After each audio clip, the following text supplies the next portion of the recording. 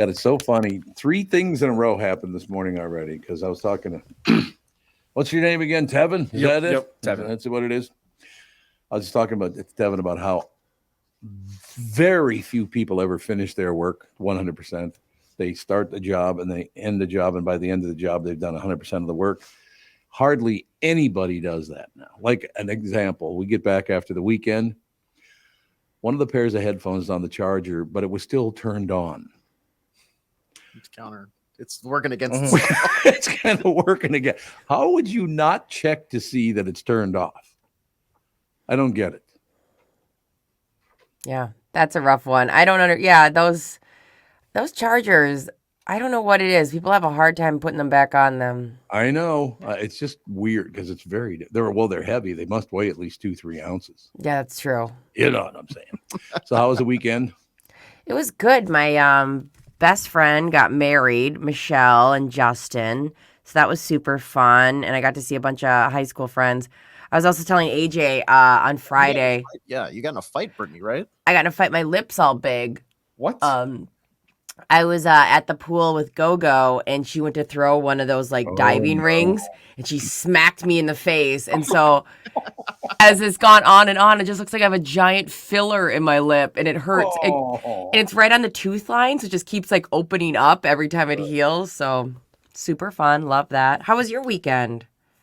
I didn't get hit in the face. Well, win for you. Big win for Uncle Tommy. There's no question about it. Oh, it was good. We went to a Halloween party last night at Midland Hills, and there was a haunted hayride and there was a little buffet thing. It was great. We had a lot of fun. Saw a lot of friends. Bilski was there. Tim Ivory was there. A lot of people. Ran into a lot of people, and that was very, very nice to see everyone. I love this anyway. Look, I'm a huge Halloween guy. Is that from being Catholic?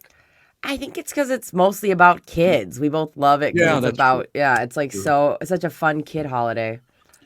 What's so great is Ethan, who's going to be turning 2 years old a week from tomorrow, stole my birthday again. Monster. He is. But he was just fascinated by all the kids. And Yoshi what's Yoshi? Yoshi's like a big character. He's the Mario. Mario character. Yeah, that's right. Dinosaur kind of thing. Was it a dinosaur deal? Yeah, he spotted one of those, and he thought that was, oh, my God, it was Yoshi's here in person. Stop the presses. I see, that's the whole situation, is that's the part of my life now I've focused on. I love my wife and kids and grandkids, and I just love watching little kids be happy. And is there any way we can tease adults into being happy, or is it just not possible? It's probably not possible, but that is the one thing when you're able to kind of take a step back and just appreciate all the small little moments that happen every day. Yeah, where you can enjoy other people's happiness. It makes your life a lot better.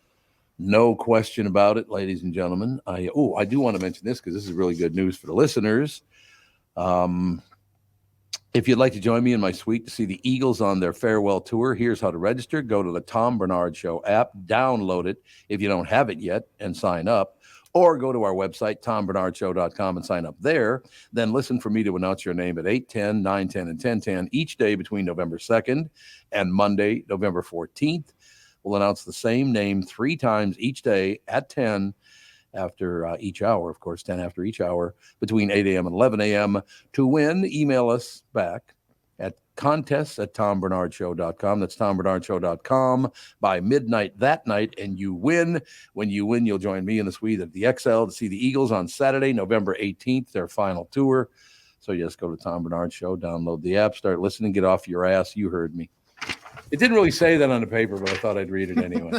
It wouldn't be a Tom Barnard promotion if you didn't throw in a get off your ass. Get off your ass, get to work. Yep. That kind of deal. I think there's no question about it. So, yeah, it was going to see the Eagles in their final tour. Is this the final? Yeah, right. First final tour, the second final tour. You mean they say farewell tour, but then maybe the next time it's the goodbye tour, and then it's the Hasta La Vista tour. Every tour, their first tour was even named the goodbye tour. Yeah. They just Probably not a bad plan. But that would be a blast. I'm going to sign up for it, right? I can. Can I email? Well, I don't know why you couldn't. I'm gonna rig it so you don't win, but you can certainly sign up. Thanks. Well, you guys come anyway. Just tip every 20 minutes. You just see me We're typing. every Emailing. day at 9, 10, 8, 10, whatever. We just Brittany Arneson, please email back the show. Begging on the air, please email us back. So that'd be good seeing the Eagles on their final tour. Plus the fact watching it from a suite that the XL is not going to be the worst idea in the world anyway, right? With Tommy B. Well, I'm not going to go. It says you're literally gonna go. I know I'm going to go. It's a cardboard cutout. It's just got like the speaker box attached to it, so you pull the string. And it's like, How are you? yeah, Good to see you. baby, Yeah, baby, get out of my face. you're a disaster. You're a disaster. That's exactly right. We'll start pre-recording some lines. It'll work out wonderfully. There's a lot to talk about this morning. I want to wait until, of course, Phil gets here to talk about the troubles that the Vikings are having. They won the game, but man, it ain't looking too bright for the future. I'll tell you that. Now, let me ask you a question. No, you know what? No, I'll wait until Phil gets on because I got a lot of questions about where the NFL is headed and all that whole deal. Mm-hmm. So I'll wait till he pops on. He's on in a couple of minutes anyway. But so what'd you do over the weekend? Anything good? Yeah. Pretty much. What about you, Brittany? No, I was gonna say, did you do you said you had a couple weddings this weekend, Tevin? Yeah, I did a wedding on Saturday, which was pretty chill. It was fun. It's over at the Minneapolis Event Center in Northeast. And then DJ'd brunch at Union, where I tried to simultaneously entertain people and watch the Vikings game. How'd that go? Was that successful? It's usually not as successful as I like it to be. It's me ignoring the Vikings game, but I don't know. They won at least, but yeah, like you're saying, it didn't look too good. But we can talk about that with Phil. Yeah. Oh, and then I went to. Have you been to Steel and Hops? No. It's this restaurant in. I don't even know what city it would technically be in. It's like up north of Northeast, I guess. But anyway, very very Brighton? good. Yeah, I think New Brighton area. Columbia That sounds Heights about area? right. Columbia Heights area. Yeah. okay. But it's called Steel and Hops. I got a brie burger.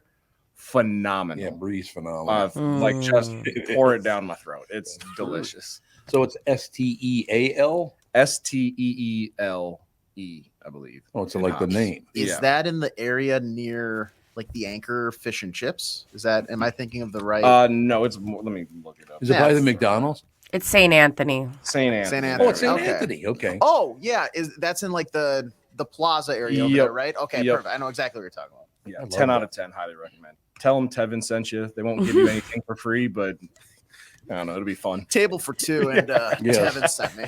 So Okay. the Brie burger. Cool. Yep. How big is the Brie burger? It's like, I don't know. It's just a normal size burger. It's not huge or anything like Good. that. Good. Excellent. Yeah. No, the reason I'm asking, I think I mentioned this already, and I'll mention it again as the morning goes on. But I think for the first time since I was in high school, I started this like 8 days ago. I'm going to get down to 215 for the first time since high school. Damn. I just think it'd be healthier for me. You know, as you Yeah. move on in life, it'd be healthier for you. But what if I look like a skeleton? You can always eat and gain the weight back. Yeah. See, that's the one thing holding me back from going that way. You don't want to look like a skeleton? Yeah. That's the one thing. I understand. What if I look that. too skinny? I understand that, but yeah, so I'm going to get down. I think, it'll probably take me about a couple of months to probably do it. I don't think it's going to take more than a couple of months, though. So I got to Yeah. talk to people at MN Fat Loss about that. And If you don't mind me asking, what are you at now? none of your damn business. Okay. That seems about right. All right, Steps on the scale, it reads Nunya. Yeah, should we all take None a guess? Oh my God, no! No. Yeah, I can tell you. What's interesting about that is because I have weighed 315 pounds Yeah. and I weigh 215 pounds, and most people can't tell much of a difference. So, like, No. what? Oh, What the hell are you talking about? you look great, Tom. You Yeah, don't, nice don't try. don't put too much pressure on yourself. You're doing Payday's great. tomorrow. It's not today, Yeah. so you don't have to worry about being nice to me. Oh, okay, never mind. When is You look payday? I don't even know. It just kind Well, of shows I'm- up, doesn't it? Well, yeah. Well, your bank account is kind of just set up where the money just kind of continually ticks Oh God, up. here we I'm go. pretty Yeah. sure. It's different than us peasants. If I ever showed you a list of all the money that Catherine and I have given away or have had stolen from us, you'd pass out. Oh, you're noticing the one where I'm stealing? Yeah. It's the other It bank says account. AJ right to it. I'll take a month off. Right on there. There's no question.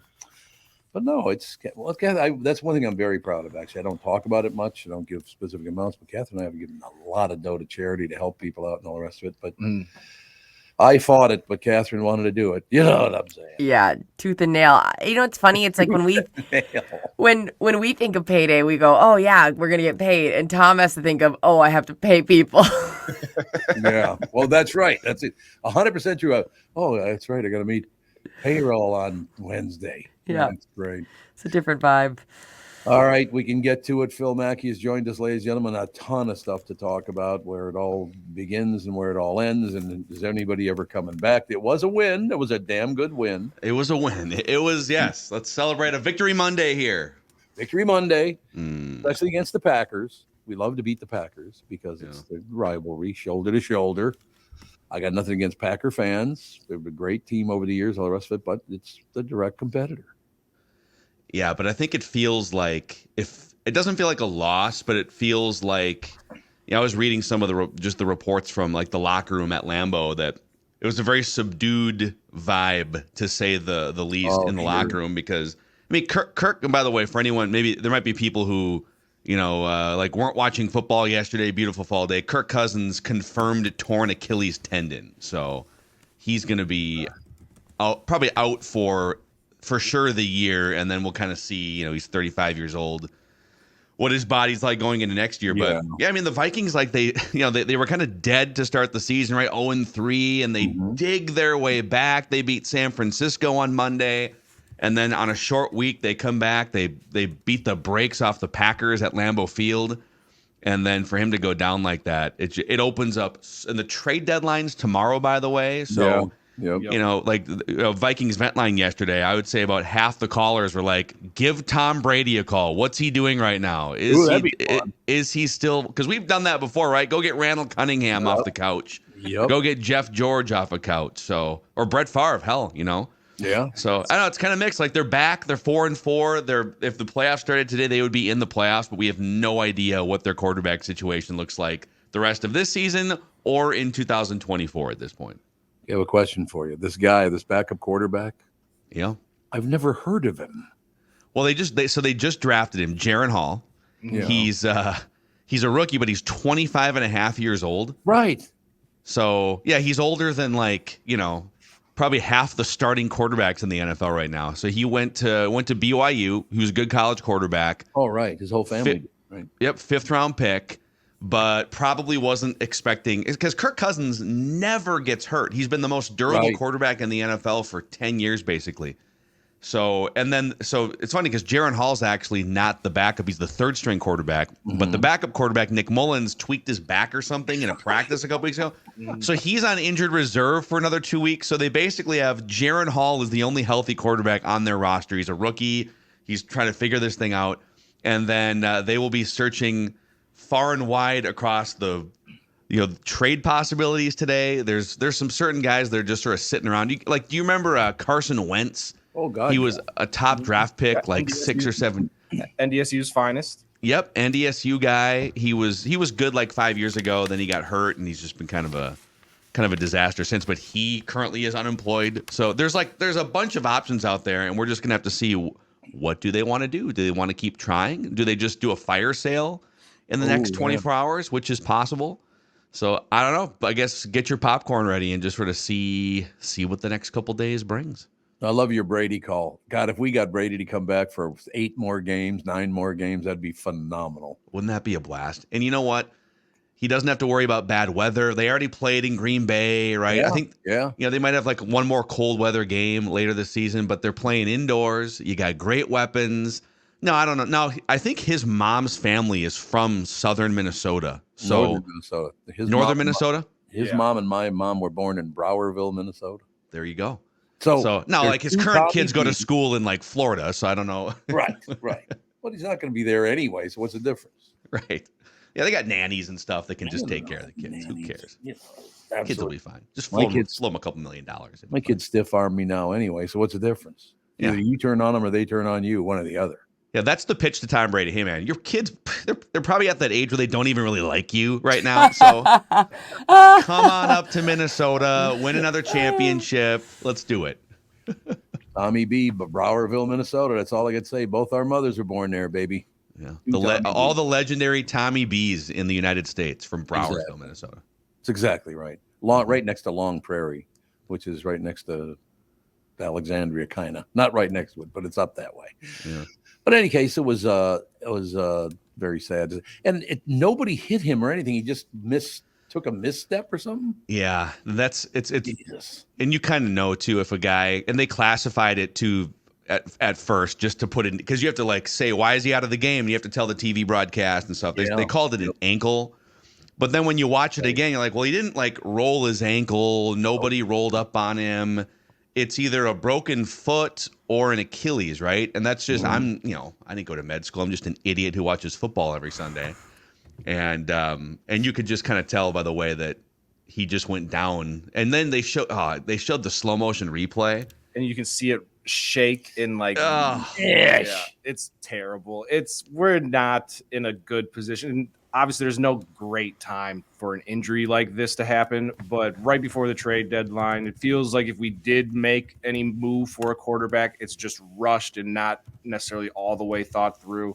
I think I'd like Jaron Hall, rolling the dice with him, see what he's got, because in the future, I don't know if they will bring Kirk back after this year. No. Yeah, No tough, way. man. He's not coming back. This team's got some bad luck with non-contact quarterback leg injuries. That's true. Teddy Bridgewater. Yep. Didn't Bradford? I mean, he already had something going on when he came after they traded for him, but I know he had some stuff like right away as well, right?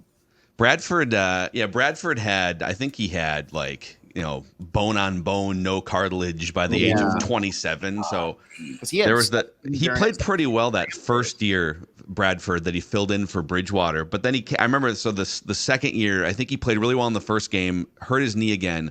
They tried to run him out there against the Bears, and he dropped back to pass, and he's just, he's like a 30-year-old in an 87-year-old's body with long floppy sleeves. And he drops back to pass, and like 4 Bears pass rushers come at him, and he just laid down. He's like, I don't want to play football anymore. Let's be done. But yeah, they definitely. But one thing this franchise is great at, and this would be maybe a silver lining for my whole life going back to the late 80s watching this team, they are great at bringing in journeyman quarterbacks to sort of pick up the pieces. Hey, we've got a pretty decent car here. We just need someone to drive it, and don't drive it into a telephone pole, right? And they've done really well with that. So we'll see. Maybe there's somebody out there that, there's like Ryan Tannehill's available. Can they squeeze 9 games out of a guy like that? Matt Ryan's in the broadcast booth. Looked pretty cooked the last couple of years, but Not like there's options. There's options. Not sign Matt Ryan. Phil, do you have like a guy that's at the top of your personal list that you'd want to see if they do want to explore that journeyman list? Besides Tom Brady, and it takes 2 to tango with that, right? There's one more phone call I would put in, and I'm certain that the Vikings would be rejected by this person. But you have to make the phone call. Andrew Luck. Oh, yeah. There's a good call. Yeah. That's a great call. He's been retired for like 4 or 5 years because he just couldn't take the injuries and the sort of the beat down. But here's part of the problem. Well, for one, he's probably doesn't want to play anymore. Otherwise, he would have. I think he's down like 60 pounds or something from where he was at his play. He's like super thin now. And the other thing is, part of the reason why he left the Colts back in, 2018 or 19, right before the season started, is because his body took a beating with a bad offensive line and sort of a bad team that was built by the general manager of the Colts at the time that sort of built that roster is the current assistant general manager of the Vikings. So, like, they may have to fire a guy in the front office to make that work with Andrew Luck. And this is just my pipe dream. This is never going to happen, but it's I'm making about 15 phone calls today, and that's one of them if I am running the Vikings. How about Fran Tarkenton? Can we get him back? Would you rather have Fran Tarkenton or Sean Mannion is the question for Tevin, probably. Yeah, no. Yeah, I'll go out there and play quarter. They'll just have a 50-50 raffle before the game. Hand you a playbook and here, warm your arm up. Let's go. Tommy Kramer I'd probably put Tommy Kramer in there before I would put Sean Mannion in a game at this point. If you're going to say that name, you have to say it like Sid. Tommy Kramer? Tommy Kramer. He said it that way every time. He said, yesterday I was talking to Tommy Kramer. Sydney, we miss you. Sydney died at 100 years old. How great is that? God, 3 years ago. 3 years ago, early October, I want to say. Yeah, October 17th or 18th, October 18th, because my brother died 3 days before he did. What do you think he would be writing about today? Like what would his post Cousins injury column be? It would be, this is Bernard's fault over at the Q over there. Yeah. That's probably what it would be. Yeah, I don't know. Sydney, you've heard my Sydney story about the soup, haven't you? I don't know if I've heard the soup story. Oh, God, it's one of my favorite stories. I'm at the M Club. He goes, Bernard, join me over at the M Club. It's upstairs at Jack's Northeast. I'll be a little late. Don't worry about it. I said, I'll see you over there. So I go over there, and I'm sitting at the table with a couple other people I know, all the rest of it. All of a sudden, there's this big hubbub, and here comes Sid Hartman. Sits down, grabs a bowl, starts eating his tomato soup. He has about 7, 8, 10 bites of it, right? 10 mouthfuls. He looks at me and goes, this soup is really sweet. And I said, it's because it's salad dressing. Oh, just spoonfuls of French dressing. Exactly what it was. By the spoonful, he goes, that was kind of sweet. I hope he was 99 years old when this happened because it's kind of. It's also really cold. That's all good. It's cold too. Is he dipping his grilled cheese in there too? Oh God! Actually, that might not be so bad. Brittany's in on that French dressing. A side of French dressing for the grilled cheese. Let's Fine. go. What if you heated it up? Would it be good if you heated it up? No, Too sweet. Yes, it's like eating ketchup. Yeah, that's true. That's a good point. I think someone has to try this now. I think All right. 5 spoonfuls of warm French dressing. Brittany's volunteering. I'm in. I know you've got French dressing in your fridge, Brittany. Just go out there and grab a bowl quick and come back. No problem. I'm on it. How about some warm Thousand Island? Anyone? I would probably eat the heck out of that. I love mayo. I hate how much I love mayo. Really? Yes, and I know, Tom, you hate mayo. That's I love balance in the universe. You love it, and I hate it. Good balance. I know. Yeah, I love it. Ugh. How can you be Catholic and hate mayonnaise? I don't know what's wrong with you. Like if I have a sandwich and it's amazing and it doesn't have mayo, I'm like, this is just okay. Because there's no So mayo. pretty much any bland sandwich is salvageable with just a glob of mayonnaise for you. But like a very minimal amount, but it just has to be there. I love mayo. You must love Subway then, because I like you. Oh, really? I would when I was still in high school. We would go. Me and my buddy, we worked at the same job, but we would go up there and we would stop for like a quick. We're not going to eat until close now, so we're going to stop after school before we go into our shift. There was this lady named Wanda that worked at the Subway, and Wanda was about 65 to 70 years old. And you would say, "Hey, Wanda, can I get some mayo on my Subway sandwich, please?" And she drown it. Oh, gross. Wanda. No. A full bottle for everyone. It was No. like, she'd grab it. No. And then, so you had to like eventually be like, hey, I need like one pass.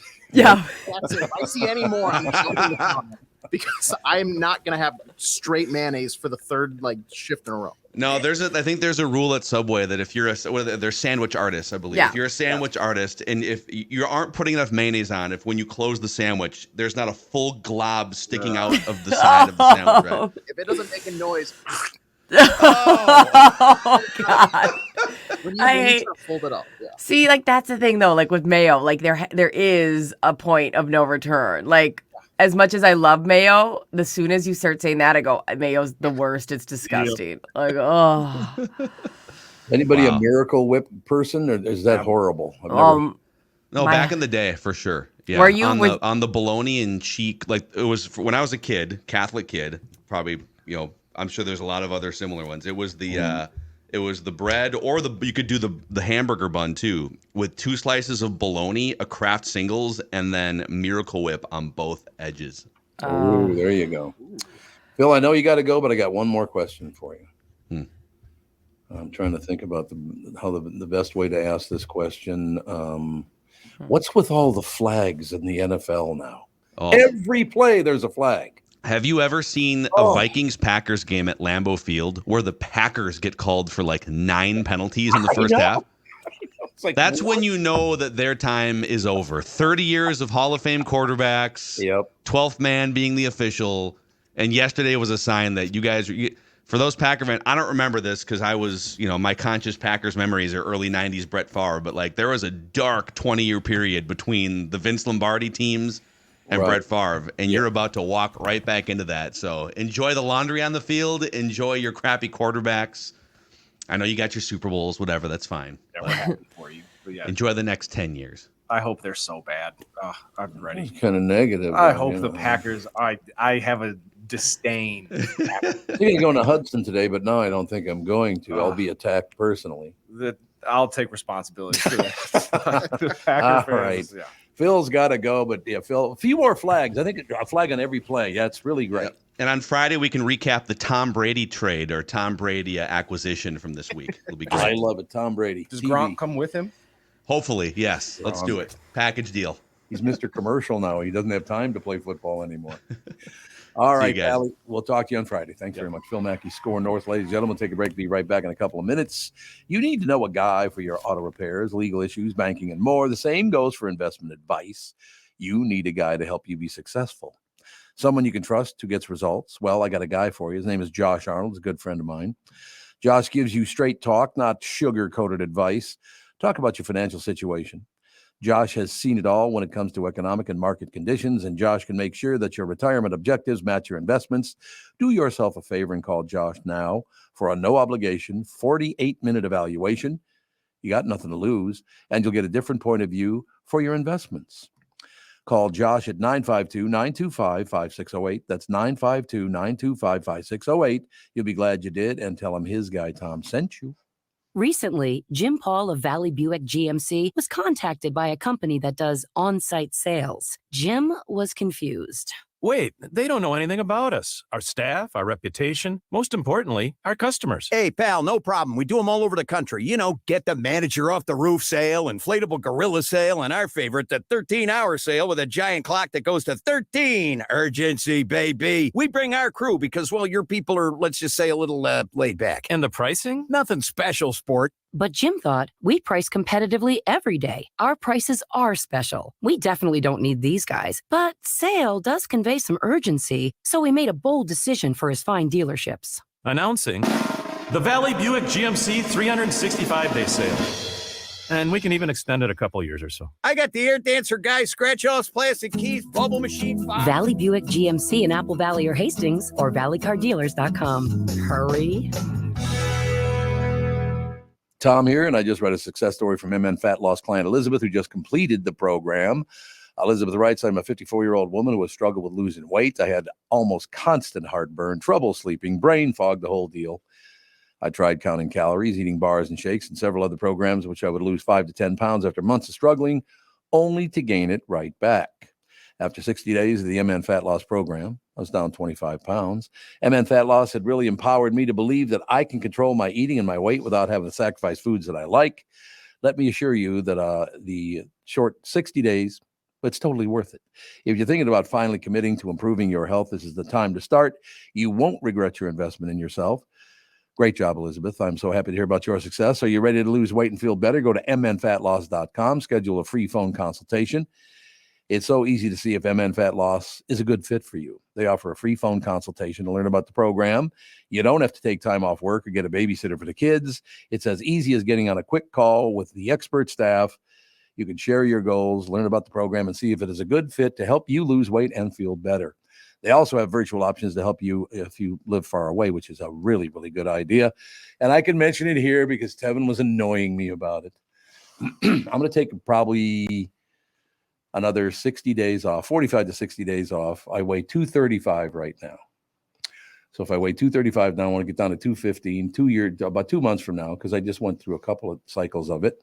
Worked very, very well, as a matter of fact. So yeah, I'm going to take a couple months off and then jump back in, get down to 215 for the first time since I was in high school. So you happy now, you know? I'm extremely happy. How much do you weigh? I weigh like 220. Are you sure? Yeah. Just kidding. Schedule that free phone consultation. Go to MN Fat Loss. I am a huge fan. The only thing you have to lose is that unwanted weight. That's www.mnfatloss.com. I can't wait to hear about your success story. Let them know that Tom sent you.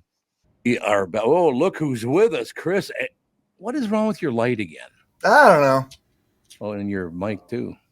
Oh, for Christ's sake. Can you handle? It's good now. It's good. Oh, oops. Did you just hear what I said? Yeah, just here for Christ's sake. I thought he said for F's sake. That's what I thought he said. That's a different deal. Well, I guess we know it's working now. All right, Chris Eggert with us, ladies and gentlemen. I have to ask you a question, Mr. Eggert. Yes. I don't even want to be, and you might not even know this, why this would happen, but I watch your news when I get up in the morning. I watch you guys on the news, get the local news, works very well for me. And then I start hopping around on the other national channels. Would you do something about that light, for Christ's sake? It's burning your eye. I'm listening. Yeah, but you're getting your eyes burned out of your head by that bright light. It's fine. Can you turn it down? It's fine. Where's Hannah? Hannah, get off your ass. I didn't mean to distract. I'm sorry. Go ahead. No, it's all right. Well, So the national news. So the national news comes on. Are you tanning right now? Look, Oh, it no, just the lights- changed. the lights I fixed did nothing. The lights. Look. Hannah did it, didn't she? It changed, and I did absolutely nothing. That I had nothing to do with that. Okay, explain something to me though. Just And I don't even know if I want to tell you Go ahead. which network it is. That's hard to find now because I don't really have a network. I think one's too far left and the other one's too far right, and I can't find one that's right down the middle. You just can't. But so I try to go to the news sites because I check, the CNN and Fox and Newsmax, and I check. There's a few of them I check. But I did notice this morning when you go up on Hulu, which is Roku. Yeah. I got the Roku app or whatever the hell it is. Yep. So I go on Hulu and it says live now, and it used to say all the news channels that were on at that time, but it doesn't do that anymore. It only does CNN. Isn't that weird? I'm trying to think. I have Hulu, but I don't have the Roku app. We did have it on one of our TVs. Mhm. So if it changed for you, a couple of things could be it may have done a software update and changed how the program works, and it might put other featured channels up in an order that it wasn't done before. Yeah, but I ran it all the way to the end, and it was not there. Fox Business was there, but not Fox News. Oh, it just wasn't on there at all. Wasn't there at all? Yeah. So I'm thinking either Fox decided, because if you go and buy the app, go on the Fox News app, you have to pay for it, right? Yeah. So maybe they changed it. Maybe they put up they might have put a paywall up, and because of that, Roku couldn't take the contact and put it directly. That probably would be what happened then. Because didn't he just take $1 billion hit on that lawsuit on the vote thing? It was a fair amount of money, yeah. Yeah, it's a lot of money. So that's what I'm. Because look, I don't need to go watch Fox News. I know what they're going to say anyway. I find most news anchors, other than local news anchors, to be really obnoxious. So I find all news anchors to be obnoxious, even the local ones. Yeah. No, but it would be nice back in the. You could just go. Let's get their opinion. Let's get their opinion. Let's get 3 different opinions on this. One left, one right, one in the middle. But you can't do that right now because I don't know why the reason. I'm sure some of your listeners might have different thoughts about this. By the way, Brittany, I'm wondering if that's some kind of a costume behind your shoulder. This little thing? Yeah. I wore this to the Golden Goggles to see Katie Ledecky receive an award. Wow. Thank you. It's beautiful. That's fancy. That is the most unserious name for a very serious award show. Really? I know. Yeah. Honestly, God, Chris, got to be honest with you. I thought she had become a bullfighter. Well, I was wondering if it was some kind of a belly dancer shirt. Look at you. Wow. Look at the dresses. Oh, look at that. I got that dress. This is a flight attendant dress I bought at TJ Maxx, and I don't know why. I've never worn it, but if anyone needs to borrow it, they can. So. Yeah. There you have it. I would say, Tom, and I think some of your viewers might have a different opinion on this, and I'm sure they'll let me know. No. I have found some of the networks now, like ABC, CBS, NBC, which I do think the networks do a better job of presenting it from the center than coming from us left or a right. Yeah, I agree. The political stuff. Some A of them. lot of them have streaming 24-hour channels now. Like ABC's, I think is called like ABC Go or something, and Yep, CBS does. And those are not bad options for people. That does you're getting national news. They usually have reporters on the scene of big things that are happening, which is kind of what you want. And it's not, at least it's not overtly political. It's mainly just them doing a 24-hour news thing. They're able to do it through streaming, so that's where you find most of that stuff. But I don't know if you've ever tried some of those. I would throw that out there to you. Yeah, that's what I'll probably. I just look, one of two things, and I highly doubt that Hulu would have taken Fox just off their site. I got to believe it was Fox because they lost all that money. He's trying to make more money and kind of enticing you to buy the app. So I mean, that would make sense. I haven't looked into that, but that would make sense. I would think that's probably true. So as far as the news is concerned, anything else of big news we should know about? Gosh, you guys, I don't know if you talked about this, if Judd brought it up, but the Hibbing, former Hibbing, did you guys talk about the skater? The hockey player? No, not yet. Man. It's just awful. Hockey player originally from Hibbing, was playing overseas in Britain, and freak accident, skating accident. You hear about it happening, but skate across the neck, and it just. Yeah, and we talked to his aunt, and young guy had just got engaged, and his wife or fiance had just moved over there. It's just so, yeah. He was like 27, 28, something like that. Yeah. Oh, that's terrible. So that was one of the stories. And then the other thing we were following is the Cousins thing, which, well, I guess it's not official yet that it's Achilles thing, but I mean, it seems like it's pretty much being reported across the board that it's an Achilles. What's interesting is that, when Rodgers hurt his, and then there was all this like, oh, it's the turf, which that's a whole big debate about how dangerous the turf is, but Lambeau's grass, right? So that would have been a grass playing surface yesterday. Yep. It's a freak thing. Football. I mean, Tevin, you know this more than anybody. It's a dangerous sport. Yeah, it's very violent and very physical. You're going to get hurt when you play football. It's just a matter of when. It sucks when it's a non-contact injury.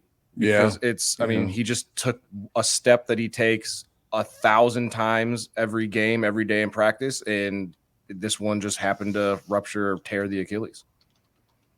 I'm yelling at my TV. I guess maybe I'm a little more sensitive to this than a lot of people, but I hate seeing the injury over and over again. Yes. Yeah. I think it's ridiculous. I think it's unnecessary. I get it if you're looking at it once to see what happened, but then to keep like showing it over and over again, I think is so ridiculous. It makes me angry. They didn't show video of it though, did they? Yeah. Did they really? Yeah, I mean, you got to show it once in fast motion and then slow motion and then super slow motion and like a zoomed in tight shot slow motion. Like you can't get enough of it. It's ridiculous how much they show. Really? And there's 3 different angles of it. Yeah. Really? And we have to see the reactions of like innocent bystanders in the crowd and how they reacted to it. It's like, come on, guys. Once you realize, okay, this is pretty serious. You go to a commercial break and hear the Whopper guy sing. Yeah, exactly. Let's see what else. Oh, have you guys gotten your designs in yet for the state flag? Oh, I got to get on that. No, I got to go buy some crayons. We're changing the state flag, are we?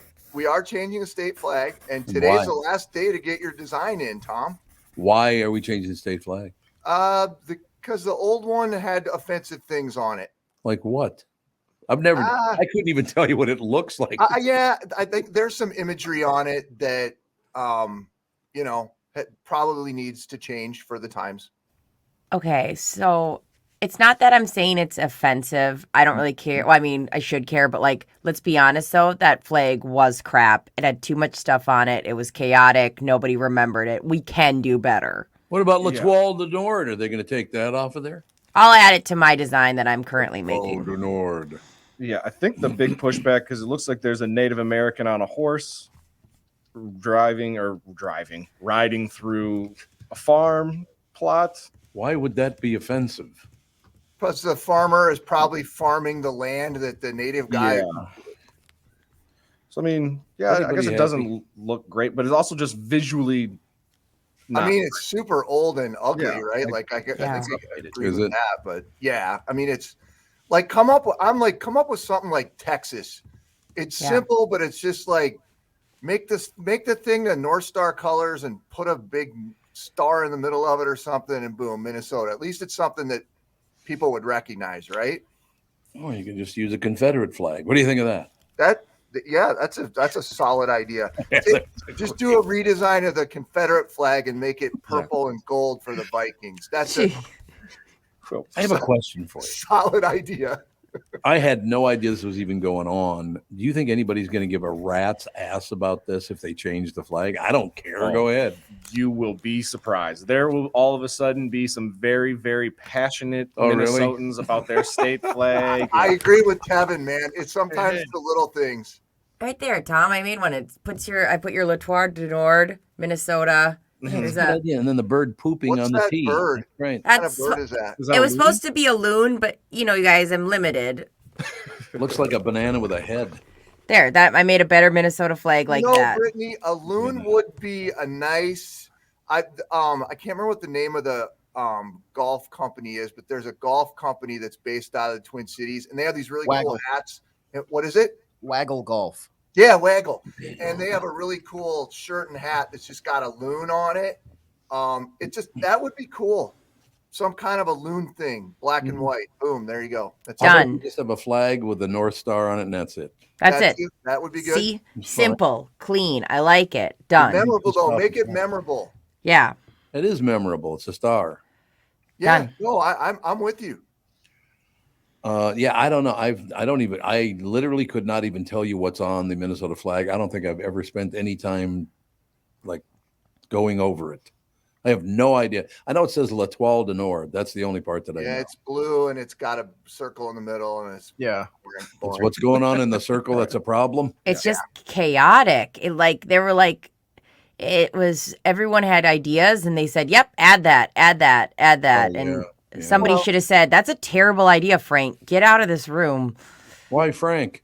I don't know. He's the one who was like, "Add this, add this." It feels Frank's like always got bad ideas. yeah, it Yeah, feels like there's a Frank on the Frank board. really, he sucks. He sucks. And also, like, unless you're driving past the state capitol, when's the last time you've noticed the state flag just I'm being serious. flown in your everyday life? Are there any good state flags? We feel flat like like frown we're in our house, Tevin. Oh, you do? Yeah, whenever I drive by Chris's. Every morning I'm out. Da, da, da, da. You're milking a cow? putting it at half mast every time the Vikings Yeah, or Tom, Twins that was lose. me. That was me pulling the rope to get the. Yeah. Uh-huh, sure it was. Tom's just blasting Purple Rain every morning, raising the flag. News brought to you by Mr. Money Talk, Josh Arnold. Call Josh for your free 48-minute financial evaluation. Chris, I get brought to you by Josh Arnold. So, yeah, I mean, is it a bad thing that I have no idea? If you showed me a picture of the Minnesota state flag and said, "What's this?" I would not know. Nah, I would guess that's most people, really. Yeah, who cares? Yeah, that's. I'm with Tevin though. They will care. People will suddenly. Everyone will have an opinion about. They'll come up with like 5 designs, and it'll be like, oh my god, blah blah blah blah blah. So who needs to be put on there? Is there one? What about a big hunk of lutefisk? Just a white flag with just a big hunk of lutefisk right in the middle of it. Stop saying it. Oh, it gets worse every time you say it. No. What I think you should do? Because it's a flag. A picture of a guy walking away from you, and then when the wind blows and the flag waves, his pants fall off. What do you think? I love it. Ooh. What's wrong with that? I thought you were going to go with as it waves, it looks like his legs are walking. Like Yeah, when his pants fall down.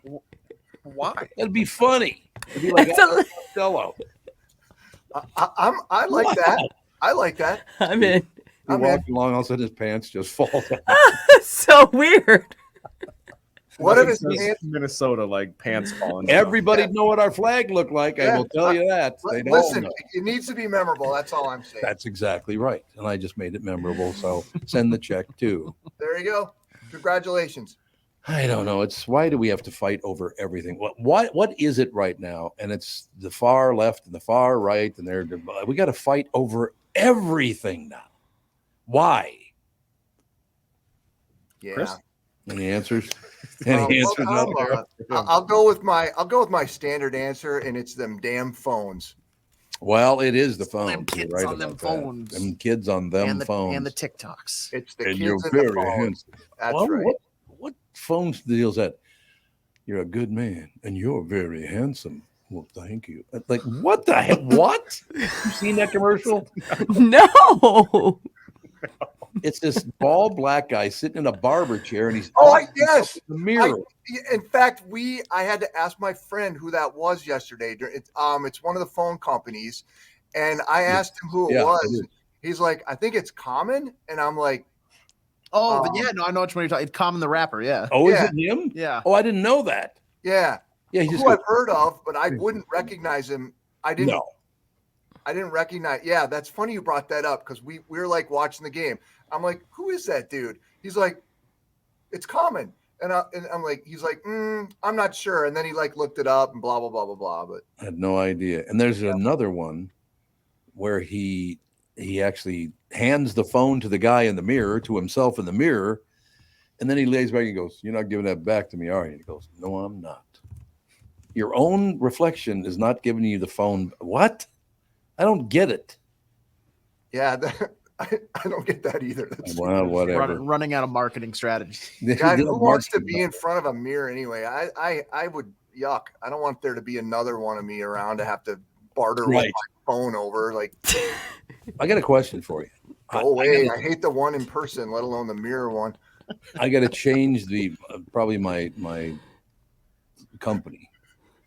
You know that my monthly bill. You know how much my monthly bill is. How much is your monthly bill for your phone? Just basic bill. Mine is like $60. Okay. How about you? Oh, yeah. Same. Mine's Yeah. $270. How many people are on it? One. No way. No. I am No telling you that There's unless no somebody else is using it, nobody in my family's on it. Catherine's not on. Nope. Do you have your own personal like satellite? I was gonna Why- say what that. Yeah, you better- $270. Well, here's the deal. If I'm the plan administrator for my family and my mom and dad, so my stepdad can save 22 cents a month. There you go. 22 Wait, cents. you know what it is? Do you have T-Mobile? We don't. You don't have to if you don't. I don't know. Well, Where's my phone? I saw a thing that T-Mobile is like going around and just subtly under the radar raising prices plans for a lot of people unless they like Does it say on here what it is? unless they like opt out of Where do you look? a certain increase. Here. So you have to like specifically call T-Mobile if they're your provider and say I don't want this new package that you're going to offer Why? because it's weird, but it's apparently it's in their legal stuff where they can just switch you over to this new plan that's going to increase by a lot. I think it Sounds might be AT&T. Might be. Maybe it's either AT&T or T-Mobile. So I got to switch services. Maybe. Well, the problem is you're going to make a phone call with customer service and you're going to be on the phone for 2 hours. And Oh, no. at some point, you're just like, I don't care. I'll pay $200 a month. Like, I need to get off the freaking phone. It is AT&T. Yep. Yeah. Okay. All right. I just realized I'm late. I got to roll. Oh, you sugar tit. Talk to you later. Goodbye. Just abusive. Yeah, I just honestly, God, I guess I wouldn't pay much because I've been working on, building the podcast and doing this and doing other things, setting my life up after the other joint. And I haven't even noticed this stuff. I just pay the bills and blah, blah, blah. And all of a sudden, with $270 a month, what the hell is this? Well, that's what they're banking on. It's the same way Netflix can get away with going up Oh in my price because God. you're just like, it's $15. Oh, it went up to 16. Now it's 17 or whatever it is now. Like I don't even know what it is because nobody checks it. They're out of control. Do we have anybody? We don't have a phone company advertising it, do we? No. Nope. Because I just go with them. I was gonna say, well, sure as hell ain't gonna be AT&T after that's Not after $270 a month. I mean, think about that. But basically And just for $3,200 you? a year, just for me. Do you I don't even use anything on it. right? I wonder if you have like a unlimited data plan, and then you go over on your data usage, that would be. But I never use my phone. But you would just get the unlimited, and you're not like Yeah. $270 is excessive. Or did you just recently get a new phone? About a year ago. So that might be part of it, where they do like a payment plan for your phone instead of paying for it all at once. I don't know. How much are these phones now? About 10 grand? Yeah, they're expensive. Calm down with that. I know. Should I just get rid of my phone? Just cancel it completely and just not have a phone anymore? Go to a landline. No, not even that. No? Just Pager. send up smoke signals. That'll work. No, because Catherine would kill you and she would get all your messages. Like, I'd be like, can you tell Tom? Mm-hmm. All right, ladies and gentlemen, news brought to you by Mr. Money Talk, Josh Arnold. Call Josh for your free 48-minute financial evaluation. Of course, Chris Eggert, Josh Arnold. What more could you ask for, right? Right. You know. All right, so what else is in the news? Oh, it's National Candy Corn Day. I hate candy corn. Same. Yeah. Yeah, out on. So all four of us hate candy corn. It's, Like- I don't know how they're still in business. I know. And every year my mom's like, this is what you do. You put out candy corn with peanuts and you eat it together because it makes like that, that one bar similar to that. God, what is the name of it? Some sort of candy bar, similar taste. TayTay? Kind of. The nut roll. Nut roll. Thank you. You're a nut roll. Thank you. But I'm like, it's not a good sign if the candy has to be with something. Like I that does agree. not Right. bode Now you well. don't really like the candy. You were like peanuts, and Correct. it just makes it more tolerable. Yeah. correct. A peanut butter and a banana sandwich. Okay, here's the story, ladies and gentlemen, the full story. It's National Candy Corn Day, and there are some trick or treaters who hope you'll be celebrating by flushing your candy corn down the toilet. I didn't make that up, by the way. I'll read it again, but I didn't see that coming. Yeah, so what it says is it's National Candy Corn Day, and there are some trick-or-treaters who hope you'll be celebrating by flushing your candy corn down the toilet. That might be a little dramatic, just a little. Website just conducted a poll where they asked people if they love or hate various Halloween candies, and candy corn did not. It didn't do the worst, though. Oh, So wow. guess, what would it be? I'm gonna say like Red Hots or something like that. That's probably a good guess, I bet. Red Hots, everybody like Red Hots? Black licorice or something like that, maybe. Get off black licorice. I've warned you before. I love black licorice. You're racist against licorice.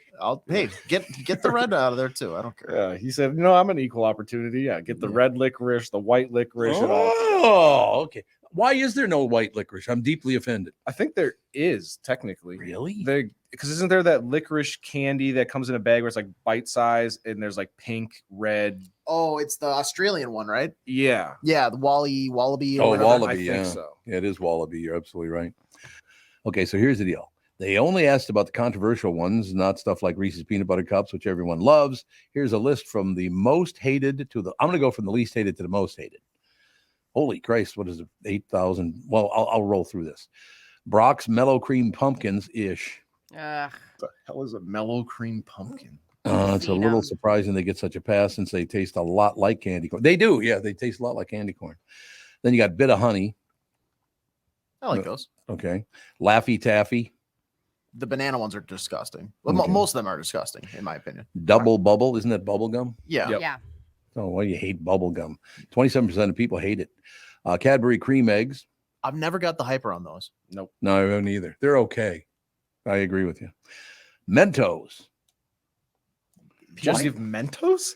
Why did they always do? They go Mentos. Like, why would they say it like that? I've never seen anybody actually eat them. Just put them in the pop and then Yeah. watch it like fizz. Oh, yeah, watch it fizz. Yeah. Yeah. And also, like, are they a candy? Do they fall in the candy realm? It says if you're handing out Mentos to trick-or-treaters, your house is getting egged. So, in other words, no, it is not candy. At least it sounds like that to this survey. Smarties. I don't even know what that is. Oh, yeah. Those are the little like powdery Imagine like small sweet tarts. things. Yeah, sweet tarts. But like, yeah, you bite into them and it's chalk. Like, Yeah. Or so it's chalk. Yeah. Okay. I don't know if I can read this next one because it's obnoxious toward women. Okay. Number 12 is nickel lip or nickel dip. Oh, Necco wafer, right? Is I that? said, no, it's nickel nip. I never even heard of nickel nip. You said like 4 different names. I have no idea. It's nickel nip. You look at this thing. Nickel nip, right? Or would it be nickel nip? I don't know. It's NIK, the letter L or hyphen L hyphen. Oh, it's the little bottles that have liquid in it. It's got Oh, the wax those? bottles. Yeah. the wax. It's, Yep. God, Okay. I forgot all about those. I forgot all about them. Tootsie Rolls. Why would anyone hate a Tootsie Roll? Tootsie Rolls. I can It's just always basic. have a Tootsie Roll. I can Yeah. literally there's never a time I don't want a Tootsie Roll in my life. Okay, your top 10 and most hated candies would be lemon heads. I don't even know what that is either. I'm fine with those. Almond Joy's number 9. That surprised the hell of me. Flag I on the love play. Almond Joy. Flag. Oh, love Almond Joys. I do too. No. They're phenomenal. You can keep your almond joys. Okay, jelly beans. Couldn't care less. It's just sugar. Yeah, it's Right. fine. Hot tamales. Oh, that's the red ones you were talking about, isn't it? Yep. No, thank that's you. that. Candy corn is number 6. Candy corn didn't even make the top 5 of the most hated candies. That's bizarre to me because it doesn't get any worse than candy corn. I agree. Oh, you were right though. You know it's right above that. Red Hots. Yeah. There you I'll go. take that. Number 5 is Red Hots. 43% of people hate them. Spicy candies don't seem to be too popular. I have no idea what an atomic fireball is. Oh, that's essentially it's a candy version of the big red gum. Like there's a cinnamon fiery. Oh, hot it is, spicy okay. thing. Number 3 is Dots. I don't know what those are either. Oh, Dots. dots Those are are little good. things on a piece of paper. Yeah, it's like gummy. No, they come in like a box. Oh, they do. think. Yeah, I don't know. Yeah, no, I'm not a big candy eater, I guess. Yeah, I guess not. I don't eat as much candy as most. I don't know. Why would that be? Because you're an adult. Because I like licorice? Because Yeah. it's not like candy. I don't know. It's not healthy. There's no nutritional You're value. an It's adult. like Just it's- like I McFlurry's, don't know. candies for babies. right. Oh. Okay, then we got Jawbreakers number 2. That's a lot of work. Yeah. You don't get that instant Too satisfaction. much work. 45% of people hate Jawbreakers, but the number 1 candy is hated by 52% of the people. I am one of them. I think they're the most disgusting things I've ever seen. Their definition of Halloween candy is very broad. Number 1 most hated candy at Halloween is Peeps. Yes, that's exactly what I was hoping you were going to Ah! say. Peeps are the most overrated. They're so stupid. Like Yes. it's just sugar with more sugar on top. Stupid. It's like one bite and you're I like, I'm love done that. with these for a full calendar. Guys, we're making a problem up. Nobody is handing Peeps out on Halloween. What is Yes, this? they That's Monster? like It's Peeps on Halloween, man. it's Yeah. never been, it never will be. Don't worry. We've created a non-existent monster right now. It was national news. Well, national news, shocking, is lying to us to get us upset. No, 'cause that never happens. does it? nobody is handing out candy corn. Nobody's handing out Peeps. You might as well say mouthwash is the number 1 hated candy because like none of this is real. Those Listerine strips that they use. Who's Oh, there handing, you go. Get who's those handing cooking. out Peeps? All right, we got to take a break here, ladies and gentlemen. Right back in a couple of minutes. K&L Surplus and Ammo is your one-stop shop for all firearms-related products. Plus, the guy's a great guy anyway, and is a preferred choice among trap enthusiasts and waterfowl hunters for over 25 years. K&L is an authorized SKB shotgun dealer with a huge selection of youth models, has a huge selection of trap loads. Fall hunting is here. Head to K&L Surplus and stock up on waterfowl loads. K&L now has a lot of the calibers that have been hard to find in stock. K&L Surplus and Ammo is veteran-owned and offers first responder and veteran discounts. Check this out. Mention this show and receive a 10% off deal on anything in the store. And again, that is anything in the store. K&L is also committed to safety and a licensed FFL retailer. Find out for yourself why K&L Surplus and Ammo has been the choice of gun owners for over 25 years. Just go to www.klgunstore.com. Why should your business bank with North American Banking Company? Here's Landon and Gavin Miller of D&B Plating. I've always been impressed with their speed of answers to our questions, and that has allowed us to expand and capitalize on opportunities in the market. North American Banking Company has never made us feel like a number. They've always treated us as a partner. For more information about North American Banking Company, go to nabankco.com or stop by any one of their Twin Cities locations. Member FDIC, equal housing lender.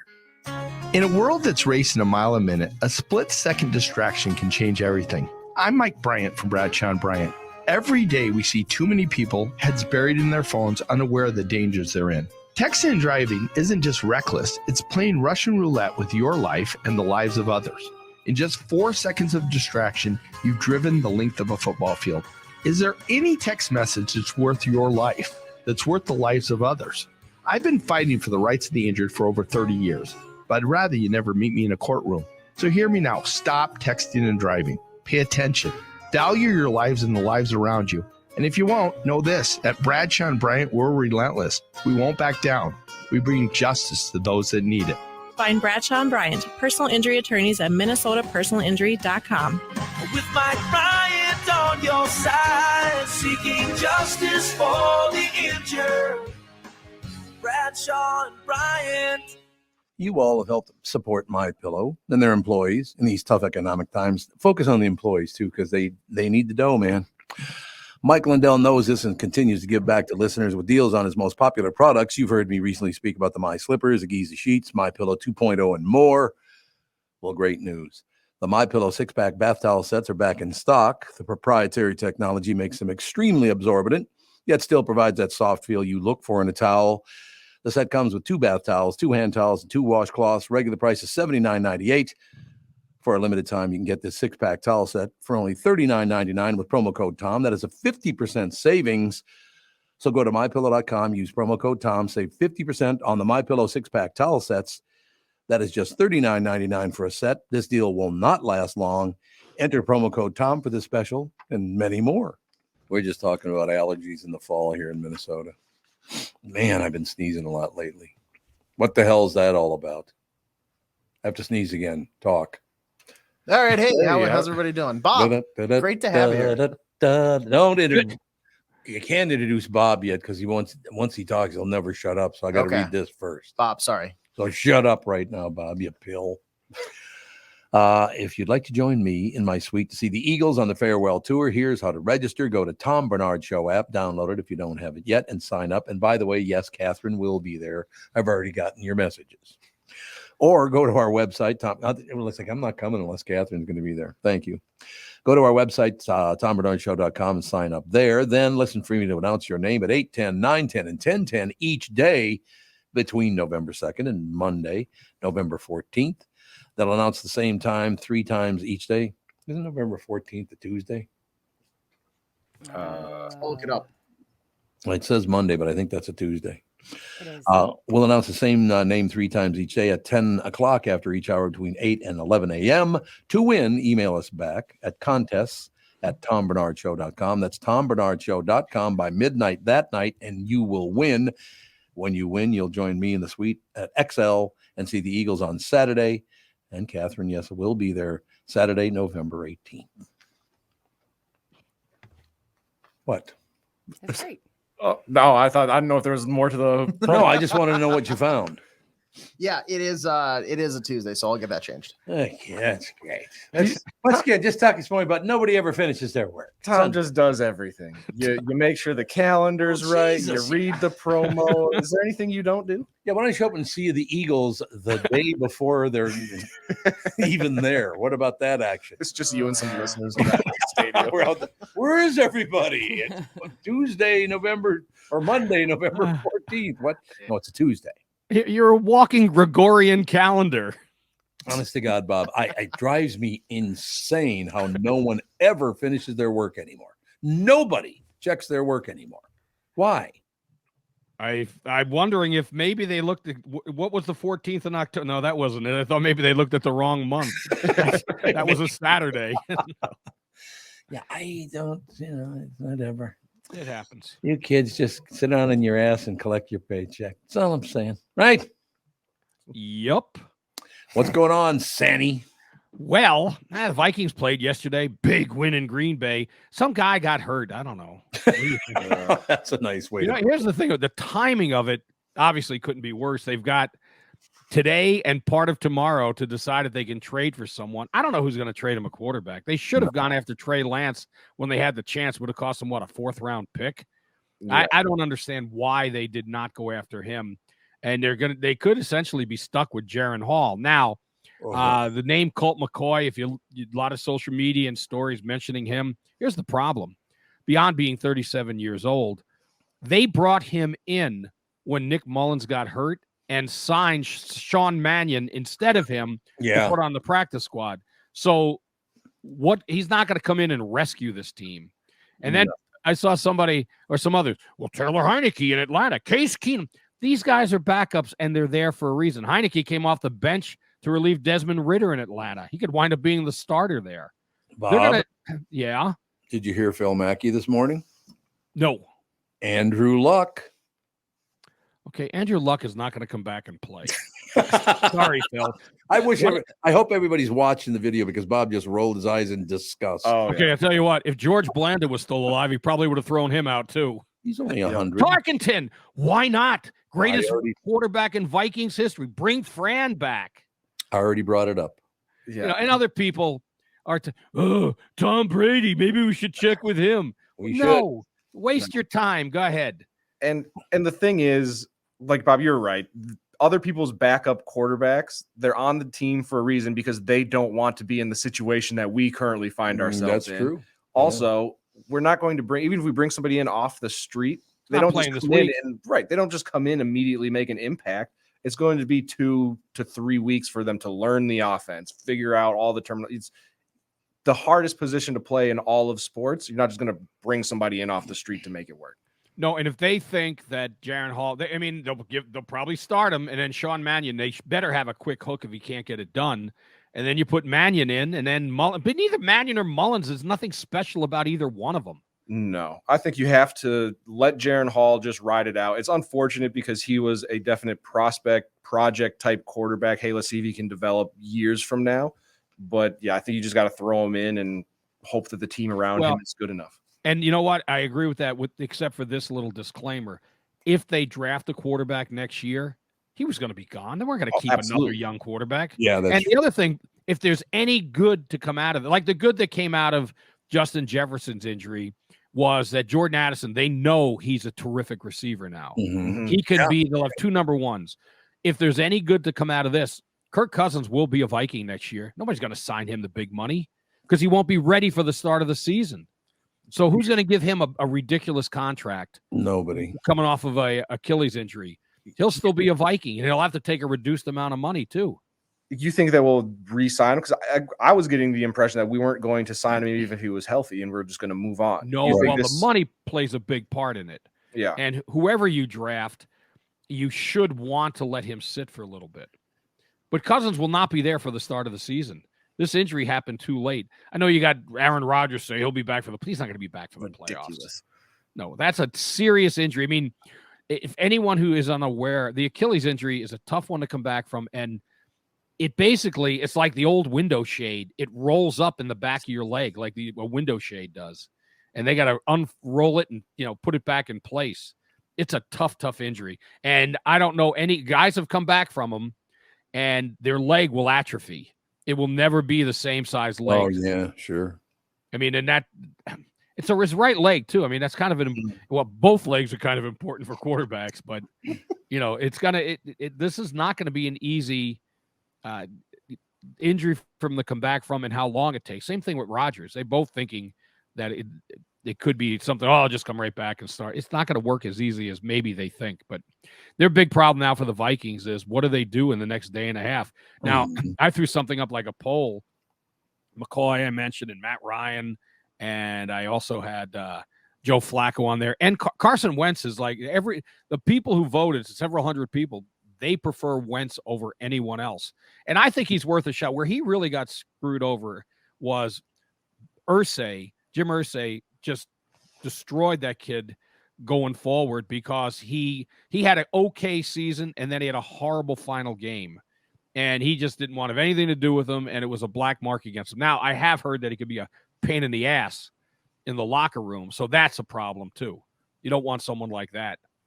But if Jaron Hall can get it done, I didn't understand Kevin O'Connell's decision after. How many of you watched the game, by the way? I did. Okay. Yeah. So after the game is in hand, basically, you got to protect the lead. Run the ball and drain the clock. Was he trying to see if the kid could throw? You should know that from practice if he can. I don't understand why he didn't just get out of there with knowing what he knew about Cousins. Get the win and seal it. And they're lucky that Green Bay wasn't a better team because they had opportunities and just couldn't get it done. Yeah, and I think that's why he made the decision is because Green Bay is not great. And so you can kind of almost treat it as a mini preseason type trial period for Jaron. Hey, let's see how he reacts under pressure and kind of getting thrown in, and hopefully build towards next week as well. Well, good luck with all that. Very positive, Bob. It was a very positive take. Was Phil kidding, or did he have tongue firmly in cheek when he said Andrew Luck? I don't think so. He did say that he thinks there's 0% chance because the GM at the time in Indianapolis is now our assistant GM, so we probably have to fire him in order for Andrew to come over. But and he's like 60 pounds lighter. I think it was more just the fact that he's got the rose-colored glasses of what Andrew Luck used to be. And I mean, did you ask him why he even brought it up if he thinks it's a 0% chance? And Phil Mackey knows a lot. I mean, I like the guy, but I mean, let's just pull out any name. He's manifesting, okay? That's how I got a cat. In his defense, I kind of threw out if you had a list of like who would be the predecessor in this type of situation, and he went to the very top of that, I guess. So I think that's where it came from. Maybe not like an educated rumor, just like a reckless speculation. It's never going to happen, but this is what I would want rumor. Well, I hear some. You want to know? This is as good a chance of them getting Andrew Luck. I think they should go after Patrick Mahomes. He didn't have a great game yesterday. Lost to Denver. I think he's slipping. So offer him. Yeah, go get him. I think he's got as good a chance of coming here as Andrew Luck. Just like fantasy football, you buy when he's low. He comes up with performance. There you go. Boom. Why don't we draft his dad, Patrick Mahomes Sr.? He was a good pitcher. He's got an arm. Got an arm. I love it. Just don't draft his brother. He's trouble. If he can leave his brother in Kansas City, we'll just take Patrick. Yeah. So why not? Why the heck not?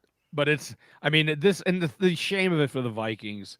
Yesterday was the start of that 6-game stretch where they could, at worst, it looked like they'd go 4-2. Mm-hmm. And now, who knows what's going to happen with this Jaron Hall? You're absolutely right. It just was. And I have a question. That was his plant foot when he throws. It was his right foot that he hurt, right? Correct. And that's what he's going to plant on. He may never come back. Well, and it also puts a bit of a dent in the argument. Well, we can't have these guys playing on artificial turf. It was on grass, and he wasn't touched. Yep. It doesn't make. I mean, the injury, it doesn't make sense. No, it's unfortunate. There's nothing, and there's no real preventative maintenance that you can do over your career to make sure your Achilles doesn't tear. Okay. Further question. I told you I ran into him last year down in Florida. Didn't talk to him, but he was sitting at the next table at a restaurant. Is the fact that he's so damn skinny one of the reasons that it was so easy to break your foot? He's skinny as a rail for It is, but the guys, I mean, I will say I've never been a huge fan. Like, he's taking them to the Super Bowl, but you could never question his toughness. He gets brutalized in games and he bounces back. He's never been hurt until now. Yeah. I mean, and he's taken a ton of hits. Yeah. And the other thing that's sad, the defense is coming together. They got Addison stepping up. Justin Jefferson's coming back. Yeah. Cam Akers is going to be, at the very least, a great compliment with Madison. I think he'll wind up being the featured back. But and the line was playing better. Everything is coming together, and then he got hurt. And the payday he would have had as a free agent would have been off the charts. But it's not. None of it happens now for him. Isn't that sad? No. I think best case scenario, we can get Jaron Hall to do his best Brock Purdy impression from last year and kind of just guide the ship. But better be from last year, Tevin, not yesterday. I said last year. He's not playing well. Wow. I mean, no.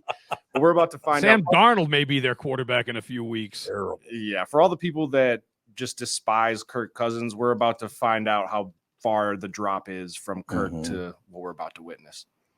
But then Jaron Hall comes in and throws for 400 yards. I hope he does, because there should be no pressure on him. Like, he wasn't expected to be in here. Just come out here and be a gunslinger and throw it all over the field.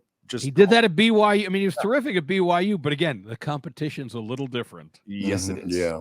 So, I mean, but they're at least if there's a plus in this, they're still hitting that stretch of teams. And I will say the defense, Brian Flores has done a really impressive job with that defense. Against good teams, that team has stepped up. He has it playing, I believe, close to where he wants it to be. I'm sure he's never going to be happy, but that could carry them because they're not giving up points. No. Do you think Flores will be gone after this year to a head coaching job? I ordinarily, if it wasn't for, I think a lot of teams are standoffish with him because he's suing or sued the Dolphins. They're a little concerned because he's the type of guy, when you get him as a head coach, you really, you have to be careful, because if you try to fire him, he may sue you and say the same thing, find a reason to sue you. I don't, you know what? I'm not questioning what he said. I think there's merit to it. Yeah, you don't go so far as to actually sue the team if there's not something there. He clearly heard that they wanted to, maybe it was just a passing thing, but that the team wanted to dump and get better draft picks, which is he claimed they wanted him to lose.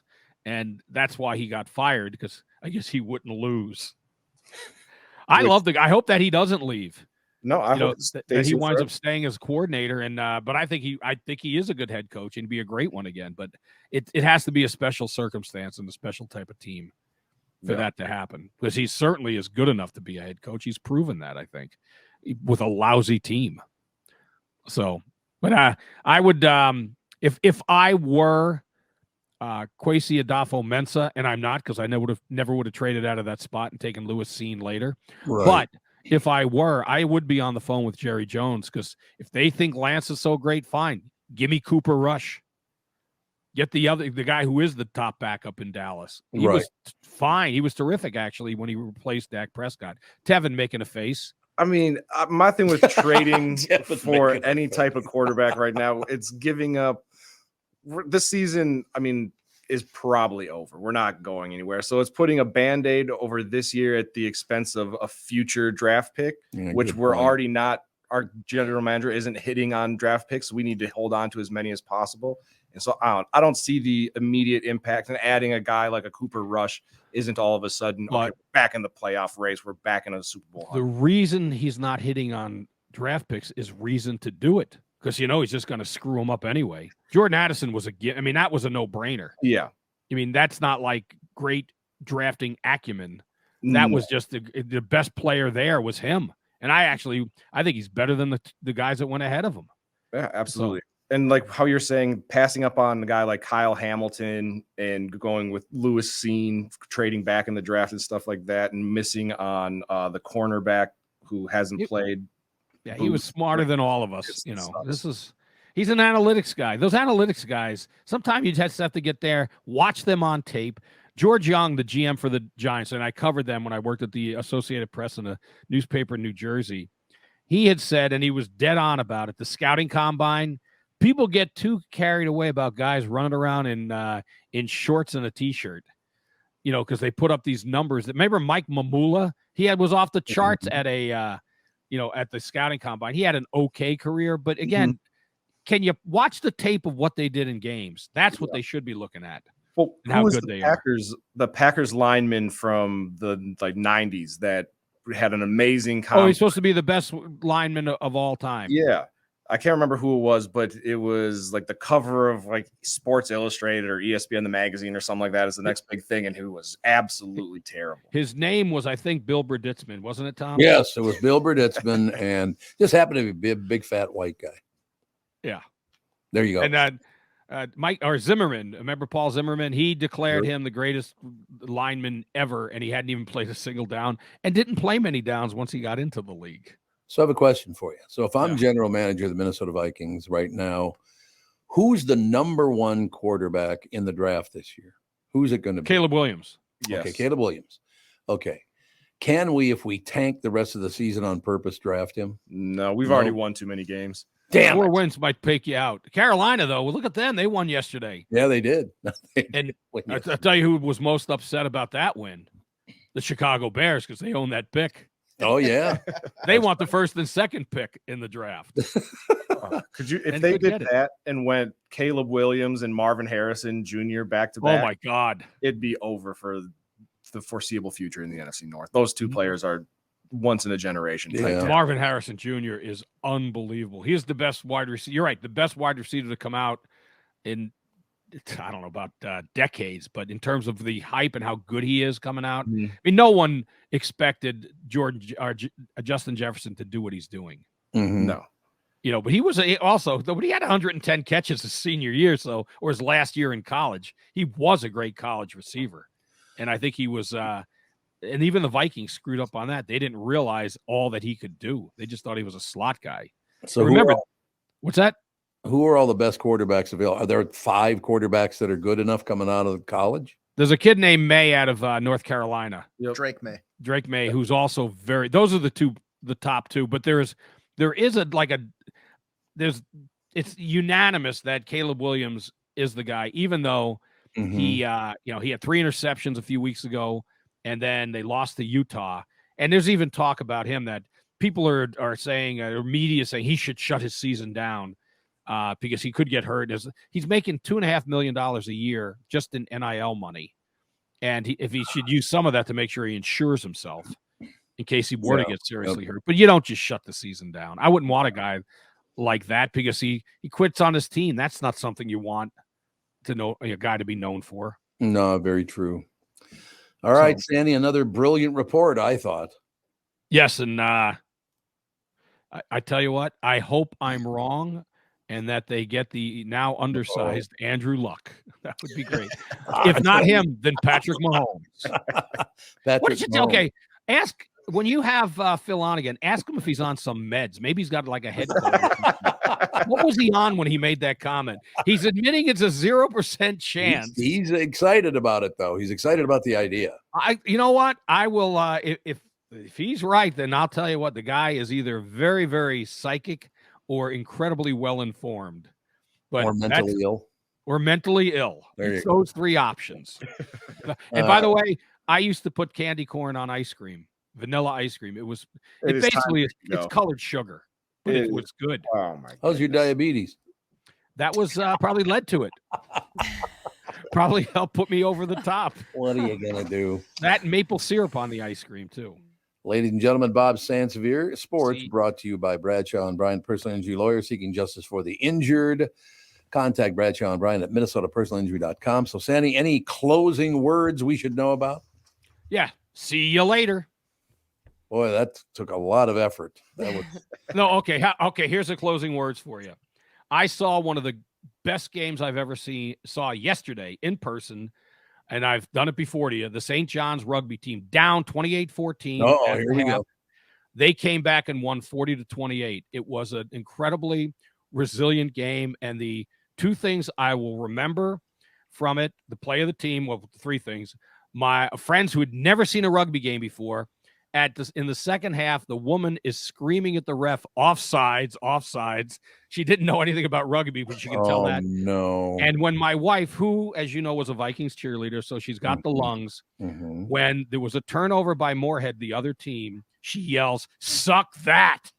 Oh my God! I said, Mary, decorum. You're the wife of blah blah blah. And I did say, I'll leave you with this.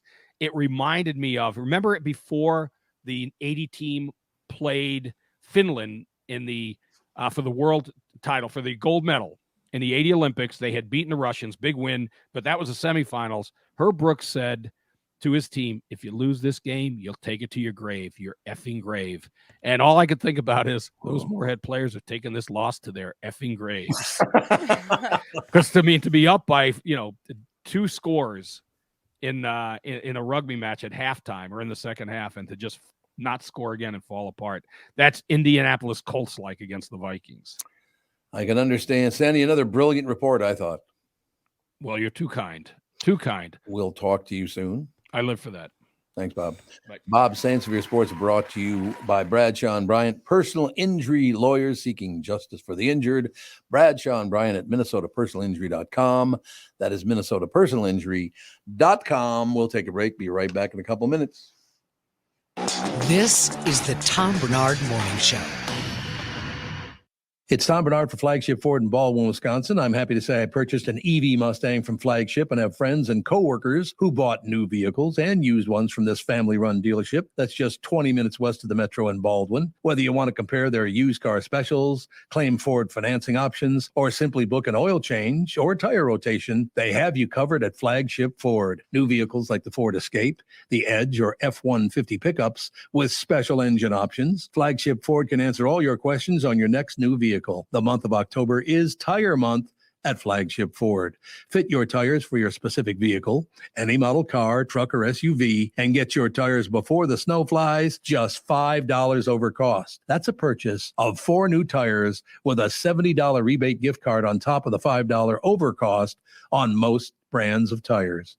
Flagship Ford, east of the Metro in Baldwin, Wisconsin, and online at flagshipford.com. That's flagshipford.com. Tom here, and I just read a success story from MN Fat Loss client Elizabeth, who just completed the program. Elizabeth writes, I'm a 54-year-old woman who has struggled with losing weight. I had almost constant heartburn, trouble sleeping, brain fog. I tried counting calories, eating bars and shakes, and several other programs in which I would lose 5 to 10 pounds after months of struggling. After 60 days of the MN Fat Loss program, I was down 25 pounds. MN Fat Loss had really empowered me to believe that I can control my eating and my weight without having to sacrifice foods that I like. If you're thinking about finally committing to improving your health, this is the time to start. You won't regret your investment in yourself. It's so easy to see if MN Fat Loss is a good fit for you. They offer a free phone consultation to learn about the program. They also have virtual options to help you if you live far away, which I think is a brilliant idea. To schedule that free phone consultation, go to mnfatloss.com. The only thing you have to lose is that unwanted weight. That's www.mnfatloss.com.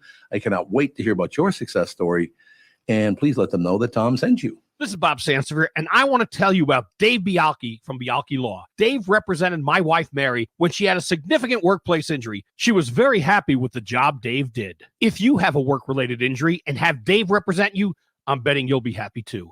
Dave is a down-to-earth guy. He grew up in northern Minnesota, rides a Harley, and worked various jobs doing concrete, electrical, plumbing, roofing, and carpentry work. Dave works for people with work-related injuries. If you work construction, or anywhere for that matter, and you're hurt or even just hurting, you should talk to Dave. Let's face it, our bodies wear out. If your body is worn out from work, if your knees or back or shoulders hurt from things you do at work, do what Mary did. Call Dave and talk to him about it at Bialki Law to set up a free initial consultation. The number to call is 763-571-2410. That's 763-571-2410. Or visit bialkilaw.com. That's BIALKE law.com.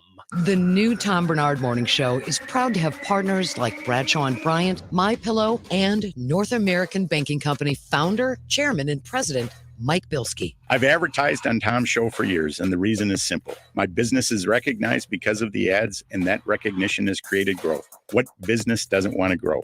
I highly recommend the Tom Barnard Morning Show for your advertising. Grow results for your business by partnering with the Tom Barnard Morning Show. Visit TomBarnardShow.com, keyword partner. We are back, ladies and gentlemen. I'm getting to love this building more and more as time goes by. Been here for a few years, been doing the show here since March of this year. When I walk out the door to run down to the men's room pretty much every day, we got a lot of listeners in this building. I will tell you that. I literally stepped out the door. This guy named Mark's going by and he goes, Teddy Bridgewater's available. I guess is he available? Was Teddy Bridgewater available? Yeah, I mean, I don't know if he's on a roster right now. But, I mean, obviously him being a former Vikings quarterback. And honestly, everybody loved Teddy Bridgewater. He's a great guy. Nice guy. Very nice. So I don't know if he can still play or not, but I'd take a flyer. Well, Mark out in the hallway thinks he's got the job. He's currently a backup for the Detroit Lions. Uh-oh. That's not good news. I don't think they would part ways with him. Unless they've seen him in practice, and then maybe they would part ways with him. It means the Vikings are going to take him. But then do we really want somebody that they're just like, you can have him. You can have him. We insist. Hey, don't piss off Mark. He's a listener. No. Oh, no. I'm not saying Mark's wrong. I would love to have Teddy Bridgewater on too. I've already pissed off enough listeners today.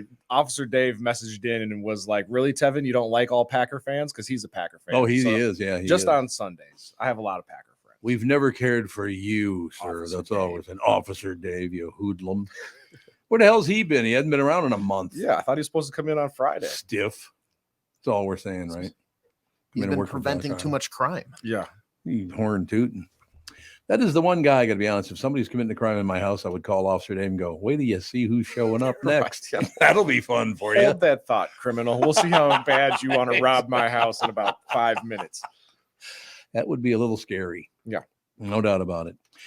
Got to get to this story. I know it's a few days old, but it's a big story. Friends star Matthew Perry, the Emmy-nominated actor whose sarcastic but lovable Chandler Bing was among television's most famous and most quotable character. He has died at 54 years old. The actor was found dead at his Los Angeles home, according to coroner's records. An investigation into how Perry died is ongoing. It may take weeks before his cause of death is determined. Perry's body was found in a hot tub at his home, according to unnamed sources cited by the Los Angeles Times and celebrity website TMZ, which was the first to report the news. LAPD officer Drake Madison told the Associated Press on Saturday that officers had gone to that block for a death investigation of a male in his 50s. Matthew Perry has drowned, and they don't know why he drowned yet. Matthew went through treatment, I believe, 14 times. Is that right? Did somebody check and make it? I have been told that he went through treatment for alcoholism and drugs, mostly alcoholism, 14 times. Yeah. I wonder what it is in your brain. You just go, like I said, Catherine said, hey, you should stop drinking. I went, okay, whatever. 15 times is the number 15 times is popping up here. Oh God, that's sad. Yeah. Well, when I went to rehab, most people had been there a bunch of times. Like, it was my first time there, and they were like, "Oh, this is my 5th time." A lot of people do go. You have to go a bunch. Right. Isn't it a sad thing when you sing a song, I don't want to go to rehab? I said, no, no, no. And then you die about a year later from alcoholism. That's Amy Winehouse. That's very ironic way to go. It really was. That's your hit song. But I was like Matthew Perry. I talked to him once. He was very reserved. Wasn't that he was a prick or anything. He was just very, very reserved. And you could tell that the brain was going in about 85 different directions at once. He was one of those guys. Yeah. Well, we were talking before the show. When you're on such an iconic show it's going to change your kind of approach to life and how you interact with people, because he's just mobbed constantly. No, you're absolutely right. I don't know. It's very, very sad that this is what. No, we lost you. We'll fix your video. Did I do it again? Why does that keep doing it? All I was doing was going to a different page. Why does it do it to me? I thought we were going to get away from that whole deal. I'm going to go sit in the hot tub, damn it. No. No, Tom. Brittany, are you a big Friends watcher fan person? I've got, like, it's one of those things that was growing up. If it was on, we'd watch it. But, like, I would say, like, The Office is that for me, where I watch it again and again. But, like, I've got friends that watch Friends constantly, and I don't fall in that realm. Have you watched the Friends Super Fans episodes? Are the Office Super Friends or Super? Yes. Yeah. Because of you recommended that. My God, that show is funny. It's so funny. Steve Carell, that was one of the most brilliant performances in the history of television. It's so good. I What a douche. I would have to say, like, he was. Like, my friends who love Friends literally feel like they lost someone they love. I mean, like, that is in their home. Yes. They are. I mean, they're struggling right now for sure. And I feel like if Steve Carell died, that's how I would feel. I'd be like, I lost somebody I knew. Yeah, I could understand that. I absolutely could understand that. Steve Carell, and you got to give him your favorite line, because it is the best line in the history of the show. Yeah, that's the one where he goes, I'm not superstitious, but I'm a little stitious. Now that's brilliant writing. It's so good. I was so just simple and wonderful. I was just watching the ones where they were doing their run for rabies. Oh, and God. They're like, rabies as a cure. And they go, yeah, that's really nice. So, like, when they finish the race, they'll know that, they made a difference because there is a cure, unlike these other diseases that don't have cures. And I was, like, dying laughing. I know. It's a great show. Everybody on that show was very well cast, too. Yes. There's not a weak member on that show. Agreed. You guys watch Friends? No. Yeah.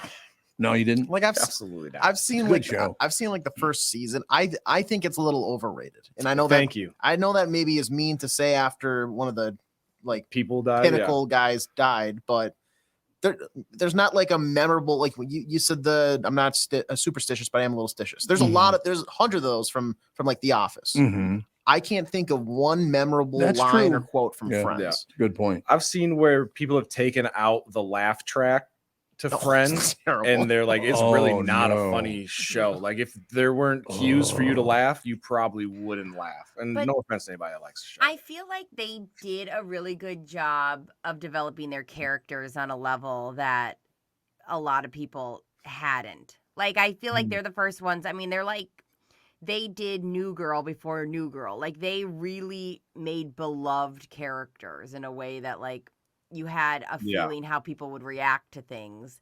So, like, I want to give them their due because they do have lines that people are obsessed with, you know? Yeah. And well, TV back then, I think, was just different than it is now. Like, when I was watching my little 8-month-old nephew, he fell asleep on me, and I was too far away from the remote to change what was on TV. So I got stuck watching Will and Grace. Yeah. And I was like, this show is terrible. Like, every line was delivered with like applause breaks and pauses and stuff like that. Yeah. It's just a different style. You know what's really funny about what you just said, though? Mm-hmm. I never knew, and I'm very serious about this, I never knew the number one intention of Friends was to be funny, because it wasn't funny. I thought they said some interesting things and did some interesting things, but it wasn't over. It was okay. It was entertaining. Yeah. But I would have to agree with you. It wasn't that funny. No. Yeah. Living unusual lives, I guess. Yeah, I think it for some reason didn't hit as well with me, but like most women my age loved Friends. And at the time it was Friends and Seinfeld were huge. And I just remember thinking Seinfeld was funny. I mean, you can't watch a lot of episodes of Seinfeld in a row because you go, these people are insane. They're too neurotic to be around. But like, I thought Seinfeld was funny, and I didn't always laugh at Friends. It was kind of like the pratfall of it all. Like, I just wasn't that into it. I'll give you something you're not going to probably like. I really like Seinfeld, except for Seinfeld. Yeah. He wasn't funny in the least. No, the people around him were hilarious. You ever talk to him? No, God, no. What a prick. Oh, God. Incredibly arrogant. I went and saw his stand-up, though, and it was pretty funny. Was it? Yeah, it was actually good. I've heard him say some funny lines, but flat out funny, no. It was funny because I was at stand-up maybe like 6 years ago, and he had some really funny takes on like being a parent and kind of that deadpan way that I was like, I like this. That's good. No, I mean, I'm not saying he was horrendous. I just didn't find him funny. But that happens. I mean, there's some people, oh my God, that guy's hilarious. And you go, I don't get it. Yeah, he kind of played the straight guy, you know, the one that they would make, you know, bounce off of. George Costanza and George's dad, who was, you know,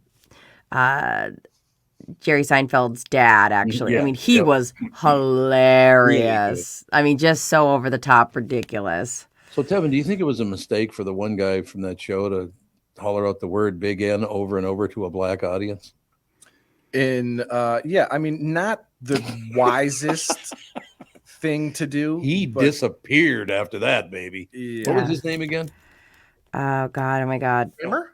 Kramer. Yeah, exactly. Okay. It was Kramer. Yeah. There you go. I mean, and he was just a goofy guy, like goofy looking, his acting in the show, like he was just goofy. And yeah, so that's not going to help your career. Why would you ever think of doing that?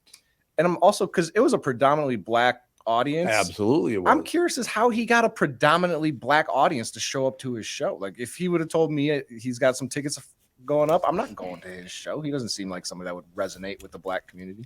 I would have to agree with that. Yeah, the whole situation. Who knows? Whatever. By the way, Brittany, big day for you, October 30th.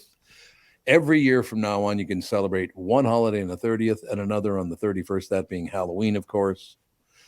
Today, something official happened with Taylor Swift. What happened with Taylor Swift today? I don't know. What am I?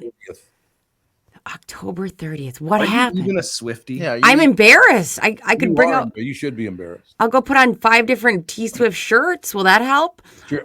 Well, I don't think it's going to help her much. You ready? Okay, what? Today, we can officially announce that Taylor Swift is a billionaire. Oh, yeah. Jesus. A billion. What is she, like 11? Right. Took her long enough. Yeah, it's kind of embarrassing. How old is she? Let's see. She was born in 1989 in December. So 35, 20. 34. Yeah.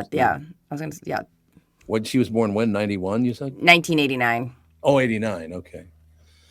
Yeah, so she's been around for a while. She's kind of getting old and long in the tooth. All right, calm down, sir. What? I will not. On her funeral any day now. Yeah, got to be honest. When I was 33, I was not and still am not a billionaire. Let me put it that way. That's a good one, and never will be. Let's keep moving forward with that argument. But She is re-recording all of her albums that she doesn't own, so she can own it. Oh, Is sure. it just because she can't make up any new music? She's Overrated. She just had an album come out a year ago, you nerd. I'm just kidding. I'm gonna see Nerd. how much slander I can get away with throwing it at Taylor Swift before Tevin's gonna Brittany be gets mauled So- into his car today. Exactly. So it's crazy, Tom. So she's re-recording albums that she's made. Right. We've all listened to a million times, and she re-released 1989 on Friday. And the way her fans react, you would think it's the newest music in the world. I mean, we all listen constantly to the re-recordings, and to the point that if I go into a room and a song is playing, I go, "This is Taylor's version, right?" Because if it's not, I refuse to listen to it. What is the actual difference when it's like it's her version? Is she changing anything? No. So there's only one time where she made a change, and it was a lyric from the somebody gay, right? well, she changed that. Well, that one hasn't come out yet, and then there's one that Ironic. she made there's one that she made that was like about a girl, like she's on the mattress, entertaining you on the mattress, and she was kind of embarrassed by that lyric, so she changed it. But people were kind of mad about that because they have an emotional attachment to it from when they were a kid. Right. Okay. So that was from Speak Now, that just came out like 2 months ago or so. So you're obviously deep down the Taylor Swift rabbit hole in lifestyle. Yeah. Is there not like legal obligations because she doesn't own the rights to those music? So essentially, isn't she just copywriting her own music? Couldn't the label hey, you have to stop using the music that we own? No, because it's like there's all these bylines with about artistic, music is so fluid or whatever. So if she re-records it, she owns that music. It's like making a parody. Yeah. Okay. Oh, really? So the original owners, what label was she on at first? I forget, but the big concept is Scooter Braun sold it behind, she was trying to buy it from Scooter Braun. Yeah. He ended up selling it to somebody else, even though it was the same, she wasn't even offered the same price. And so she's like, it's kind of a big screw you, fine. I will make your copies a little less money. I mean, they're still going to make money because you can still, but especially when she's touring and she has to pay money to play those songs. So now she owns all but 2 of her records. She doesn't own her first one, which is Taylor Swift debut, and then Reputation, which when Reputation is re-released, I will become an unhinged person. So I already saw you posted a dance party from like what I assume was your living room. Yeah. Because of the 1989 release. Yeah. And that's not even like I love that album, but it's not my favorite. Like Reputation is when she was like, screw you, Kanye West. If you want me to be the bad guy, I will be the bad guy. And so you should be thanking Kanye West because he should be thanking her. What are you talking about? What are you talking about? It's all. Oh gosh! First of all, that was her first award she ever won when he did that. He was way out of line. And then you have to remember, Kim Kardashian and him recorded a phone call they edited that she was saying something that she didn't say. And then for a while, there was a huge backlash of Taylor Swift is a liar. She's a snake. So she leaned into it and said, fine, I will be the snake. And then she made a whole album about like, look what you made me do. And I die for it. It's all just ridiculous. Don't come here without facts. Just don't come here without facts. Kanye, yes, he should not have done what he did. But she used it to profit. So to be like you, what do you mean no? She leaned into it and played along. Like it's no different than how did she lean into it? You just said she goes, oh, you want me to be the snake? Then I'll be the snake and make that was after the phone call that you don't even know anything about. Okay. See, don't come here. Where are we headed with this? Tevin, don't come here without facts. Now you're unhinged. No, don't okay. Don't you dare say that. If anybody tried to leverage that, was him when he made a music video with her likeness in it. So don't try to tell me. He did what she did. She didn't ever. He started it, yes, and took it too far. And she But then finished leaned it. into and then he leaned into it. So you can't get mad at him leaning into it after she already leaned into it to play the She game. doesn't start shit, but she will finish it. So you're right. I'm loving every minute of this conversation. And you just don't know enough to argue with me about this.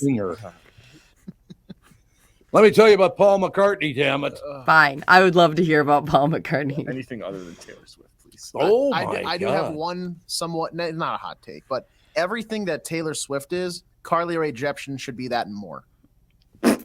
Carly Rae Jepsen is amazing. She's great. Rae Jepsen. But here's the thing. What's the thing? Call me maybe? No, Call have me. You, have you heard any other? She's great. No, She's I'm not- actually. no disrespect to Carly, but But like, AJ, that's here's a bold statement. Here's the thing. There is space. There is space for both women. And that's where like a big controversy about like why women have to always be like, is it Beyonce or Taylor? It's both. Can Carly come up and do? Carly's amazing. She's actually has has great songs, great, songwriting, very talented, but almost like it gets hidden by the fact of Call Me Maybe. Yeah. But like, that's where, we do the whole, of course, she can exist as well, and we'd love to promote her. Like, love it. There we go. Yeah. It's wild that you even have to say that because, like, men, there's no. Well, is there room for these two men to both make music? I know.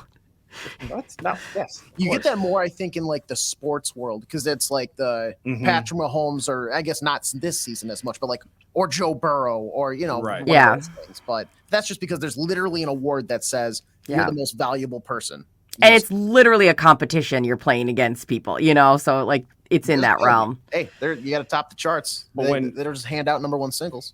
Right. But I mean, also the songs are 3 minutes long. Yeah, I think we can fit 2 3-minute songs into my life from 2 different artists. No, absolutely I think not. we can do that. I would like to know whatever happened to Anita Baker and Aretha Franklin. Real good singers. I think they just got old. One of them's dead. Yeah. That happens. Aretha is dead, but does Anita Baker's still around, but she hasn't. I think she's coming back on the road, somebody told me. Have you ever seen that woman live? Forget about it. One of the greatest talents ever born. She's just, honest to God, she's one of the greatest singers I have ever heard in my entire life. But I don't know why she went away for a while. Probably just got sick of touring, I guess. Probably. But my God, is she good? What is it? What do you got? Yeah. So it looks like is going back on tour. It looks Yeah, like she's got baby. 10 dates. The closest she'll get to us. Chicago. Toronto, maybe. Toronto. I mean, there's like she's in Nashville, Birmingham, Oakland, a lot of West Coast stuff. She's out in New Jersey on the East Coast, but Nothing in the Midwest. Memphis, Tennessee, Greensboro, North Carolina. That's nothing really? real close to us. No. I think she's racist. Too many white people here. Is that what it is? Oh, sorry. Her Toronto one was canceled. She doesn't want to go to Canada now? Anita Baker, if you get a chance, if she does come in this area, if you've never seen her, go see her because she is incredibly talented. No question about that. We have to take a break. Be right back in a couple minutes. The show continues right after this. This is the Tom Barnard Morning Show. Listen live on the Tom Barnard Show app or at tombernardshow.com. Hello, I'm Brad Huckle, President and Chief Lending Officer at North American Banking Company. And I'm Michael Bilski, CEO at North American Banking Company. As a locally owned and operated community bank, we work with many multi-generational businesses. Take personal care dentistry of Roseville, for example. Dr. Walter Hunt, also known as Painless to me, has been a longtime customer of the bank since we opened the bank in 1998.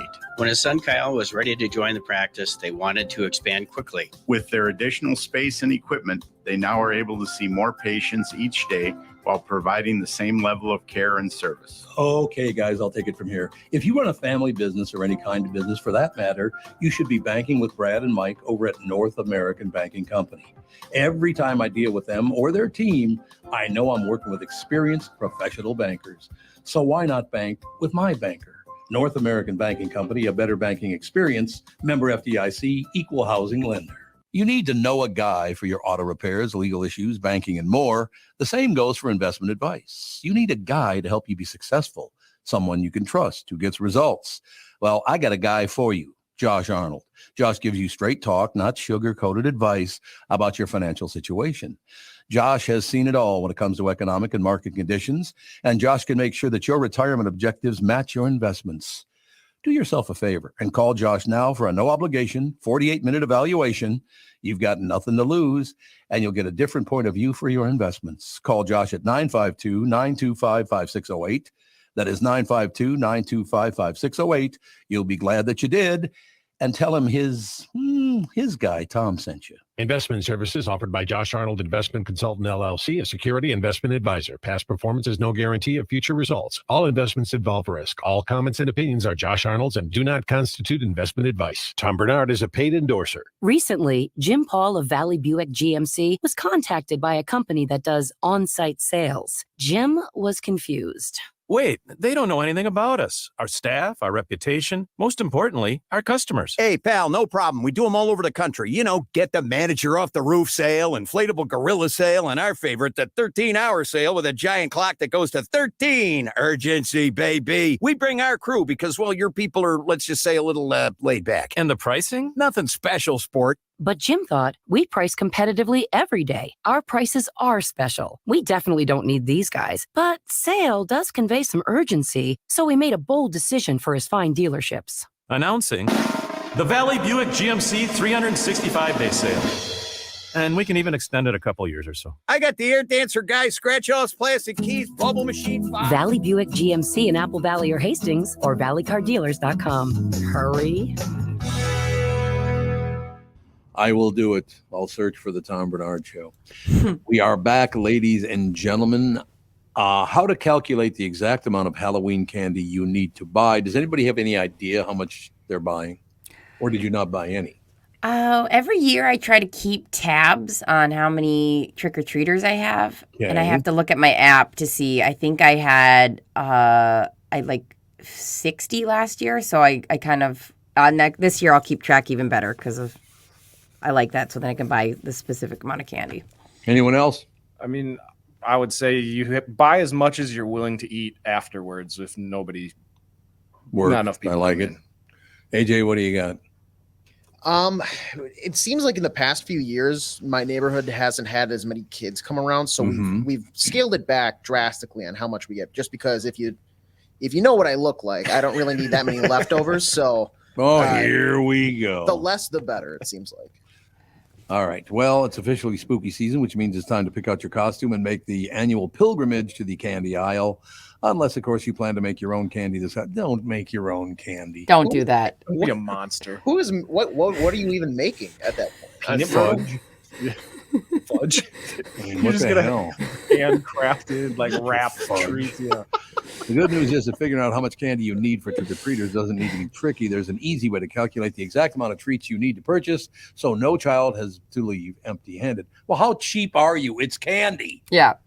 Oh, I can't spend that extra $3. Released in 2021, the Handy Candy Calculation is the brainchild of leading food company and confectionery giant Mars Wrigley and same-day delivery service Shipped.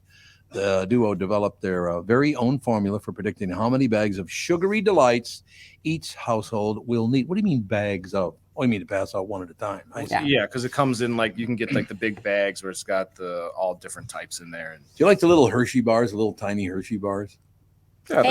Yeah, that's a great way to say it. Fine. When you really need chocolate, you're like, that'll Them do. are good, as they used to say.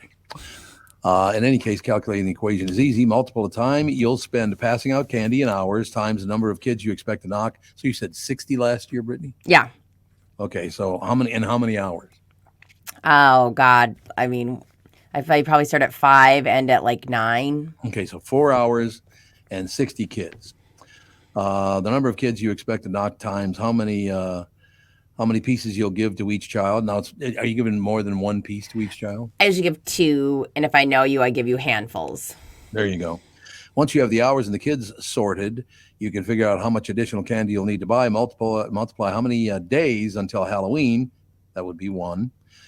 Times your household size, times the average of number of pieces each family member will eat per day. Oh, so the family's eating it all up before Halloween anyway?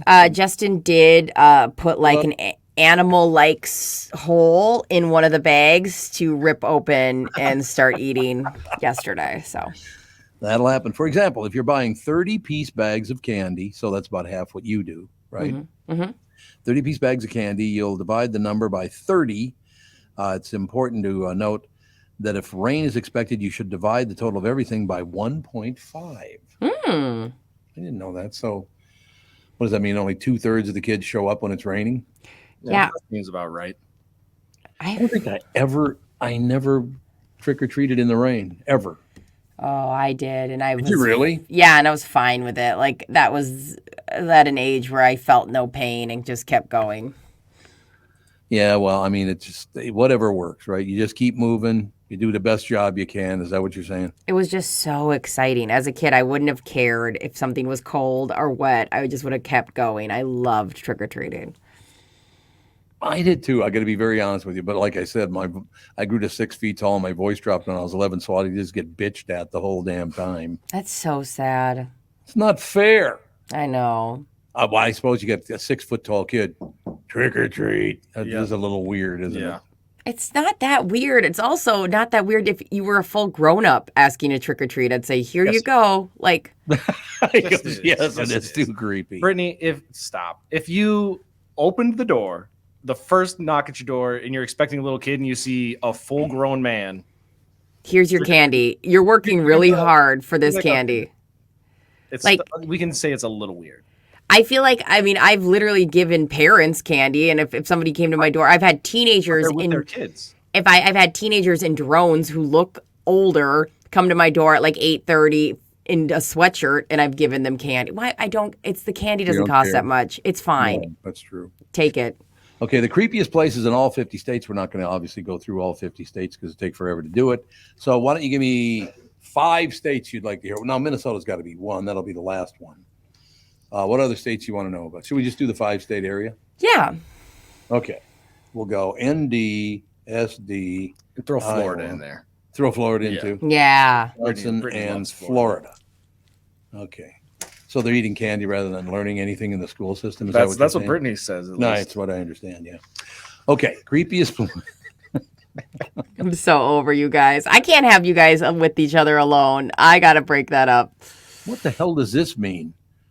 The creepiest places in all 50 states. In Alabama, it's the Sloss Furnaces. What? You go trick-or-treating in a bunch of furnaces? Why would you do that? No, I think it's not trick-or-treating. I think it's just creepy. Yeah, like haunted. Ghost. Oh, that's true. Yeah, That's just yeah, ghost. Oh, I suppose it's haunted. Yeah. Okay, the Red Onion Saloon in Alaska. I'm not going to read all of these. So the first one we will get to will be Florida. Will be the first one we get to. Okay, so I'm scrolling down. I just missed it. I went past it. St. Augustine Lighthouse. You ever been to St. Augustine in Florida? Nope. Spectacular town. It's between Jacksonville and I'm trying to think of how many miles. It was about an hour south of Jacksonville, 45 minutes. It's not that far south of Jacksonville, but it's it's the oldest town in America. Did you know that? Well, that makes sense. Why it'd be the creepiest. That's true. St. Augustine's been around, I think it's like 450 years, something like that. Jeez. That's pretty impressive, don't you think? Yeah. The St. Augustine Lighthouse is the most creepy place in Florida. So you got to write that down, St. A. Okay, next one up will be Iowa. What are you guessing in Iowa? And if you guys have guesses on where this would be, holler them out because I want to hear if you can predict this. Iowa would probably be just like a cornfield. I was going to say like cornfield 317B. Well, this The one's hauntedest of them all. This is going to be more haunted than you were expecting. I'll tell you that. Some like asylum or something. The Villisca Axe Murder House. Oh yeah. Oh yeah, that'll do it. That works for me. Yeah, the Axe Murder House. I'm looking at it. There's a huge sign in front of it. It's in town, but it looks like in one of those old-fashioned farmhouses. Mm-hmm. It's got the porch off the front and the porch off the back. It's a beautiful house, but right in front of it, it says Villisca Axe Murder Home. Yeah, that sign makes it. Yeah. That sign makes That's ridiculous. the sign makes it look like a tourist trap, like less spooky, more like all right. It looks like they're treating it like it's Prince's house, where you Yeah. can come in and like it's a museum type of thing. To be fair though, you buy a place called the Axe Murder House. What do you expect to happen to you? Would you live Very in the true. Axe Murder House? I would. You would. I would not. It happened over 100 years ago. 8 people, including 6 children. Oh, my was it a family gosh. murder? I Dad murdered everybody, or I'm mom not murdered living everybody? in that house. Absolutely. Come on, you sugar tits. It's the sugariest of all the tits. I'm not living. No, I'm it the just sugariest says of it all doesn't the say tits. who did it. Oh, it doesn't really? No, that's Maybe they don't weird. know. Maybe they don't know who the hell did it. That's boy, that would be creepy. Yeah. There is one thing to say though about the fact that your town is or your state is so peaceful that Mhm. like this is the house that people got murdered in. Because Yeah. in a lot of places, it's like this is the house, the murder house of the block, not the Oh, state. you got that right. So You you do know, have that there's right. a silver lining there. I'm going to skip over Minnesota because Minnesota would be next, but we'll skip over it, don't you think? Yeah. We'll save that for last. I have a good guess for Minnesota. Okay, because we got. Oops, I must have gone by it. New or not new? I'm going to north. Yeah, no, it's unsolved. Oh, the murder deal. Yep. Okay, North Dakota, Fort Abraham Lincoln. I don't even know where that is. Huh. Does anybody know where Fort Abraham Lincoln even is? It says in there it's Bismarck. It's in Bismarck. Okay. Oh. In 1873, Lieutenant Colonel George Custer moved the 7th Cavalry. Cavalry. It says Calvary in here. People say that all the time, but it's printed out Calvary. I know. It's cavalry. Yes, it is. That's weird. That I didn't even notice that. From Cavalier. Yeah, there you go. Fort Abraham Lincoln, located in what's now Bismarck, North Dakota, where he built and lived in a beautiful home with his wife Libya. So this is George Custer we're talking about. In 1876, General Custer led his troops to the Battle of Little Bighorn, where he and about half his troops were killed. So apparently he's back at the house haunting the piss out of it. Him and Abraham Lincoln. Oh, kids. Yeah, he and Abraham Lincoln. That's exactly right. So the next one would be South Dakota. Any guess? Do you have any South Dakota guesses? Probably another. I would say either a military type situation like North Dakota or a Native American wall drug encampment. Wall drug. Yes, wall the drug. T-Rex at Wall drug. Spookiest place in the state. Actually, I've been to this place and it is scary as hell. The historic Bullock Hotel. Holy Hannah. The first Sandra? It's in Deadwood. Oh. It's in Deadwood. So you guys were kind of close with your thinking. The first and finest hotel in Deadwood, this historic establishment said to be haunted by the town's first sheriff, Seth Bullock. Visitors and guests alike have reportedly seen apparitions of Bullock, smelled his cigar smoke, and noticed items that have been moved by unseen hands, restored. Well, he's not even scaring anybody. He's just moving stuff. Ooh, Tom, he moved the bottle. Who gives a rat's ass? I wouldn't even consider that to be scary. Oh, I recognize the building. Yeah, you do, don't you? We had our honeymoon in Deadwood, so it's there you go. It's a beautiful building. Deadwood is not a huge town, No, so no. you go there, you've seen it all. They still have that motorcycle deal there in Deadwood. I think so. Yeah, I think they do. They got about 4 or 5 of those now. It's in the Zip to Zap. Remember Zap, North Dakota? It was called the Zip to Zap. A bunch of motorcyclists went up to Zap, North Dakota. I'll never forget that. Okay, we just have Wisconsin and Minnesota left. So we go to Wisconsin, and Wisconsin, any guesses on Wisconsin? Oh. The You'd making know of this. murderer home. You'd know this. If you Lambeau thought Field. about it. The Ted Bundy. Oh, yeah. That's definitely got to be it. the Good job, Brewery Brittany. of Death. The Pfister Hotel. Oh, that sounds horrible. It's a terrible name for a hotel. Well, it's PFSIS. Oh, PFIST. it's a little less bad. Yeah, the Still. Pfister, and none like Pfister. Yeah. It's like the Calvary. Yeah. Instead of cavalry, it's the cavalry. The most lavish hotel in Milwaukee, when it opened in 1893, the Pfister Hotel is believed to be haunted by its namesake businessman, Charles Pfister. The hotel frequently hosts visits, visiting baseball teams. Several of its high-profile guests have had some interesting things to say about their stays. Bryce Harper of the Washington Nationals, you know Bryce Harper, Familiar. claimed that his belongings and furniture moved while he was sleeping, while Brandon Phillips of the Boston Red Sox said his radio repeatedly turned on for no reason. Oh, kids. What do you think of that? If I was a ghost with the power to like manifest in real life, I mean, do you think you would use that power to just like move shit around and make people be like, is there a ghost there? Maybe not. I don't know. I'm going back to Maybe not. What I would do is I would put this podcast on, and you should too, because we are here to promote the show. Yes. So in the afterlife, I will be putting on the Tom Barnard podcast. Thank you so much for that. You're By the way, just going into people's phones and putting on the Tom Barnard show. Downloading the app. Exactly. I want you to look at New Mexico Roswell. The reason that Roswell was picked, aliens.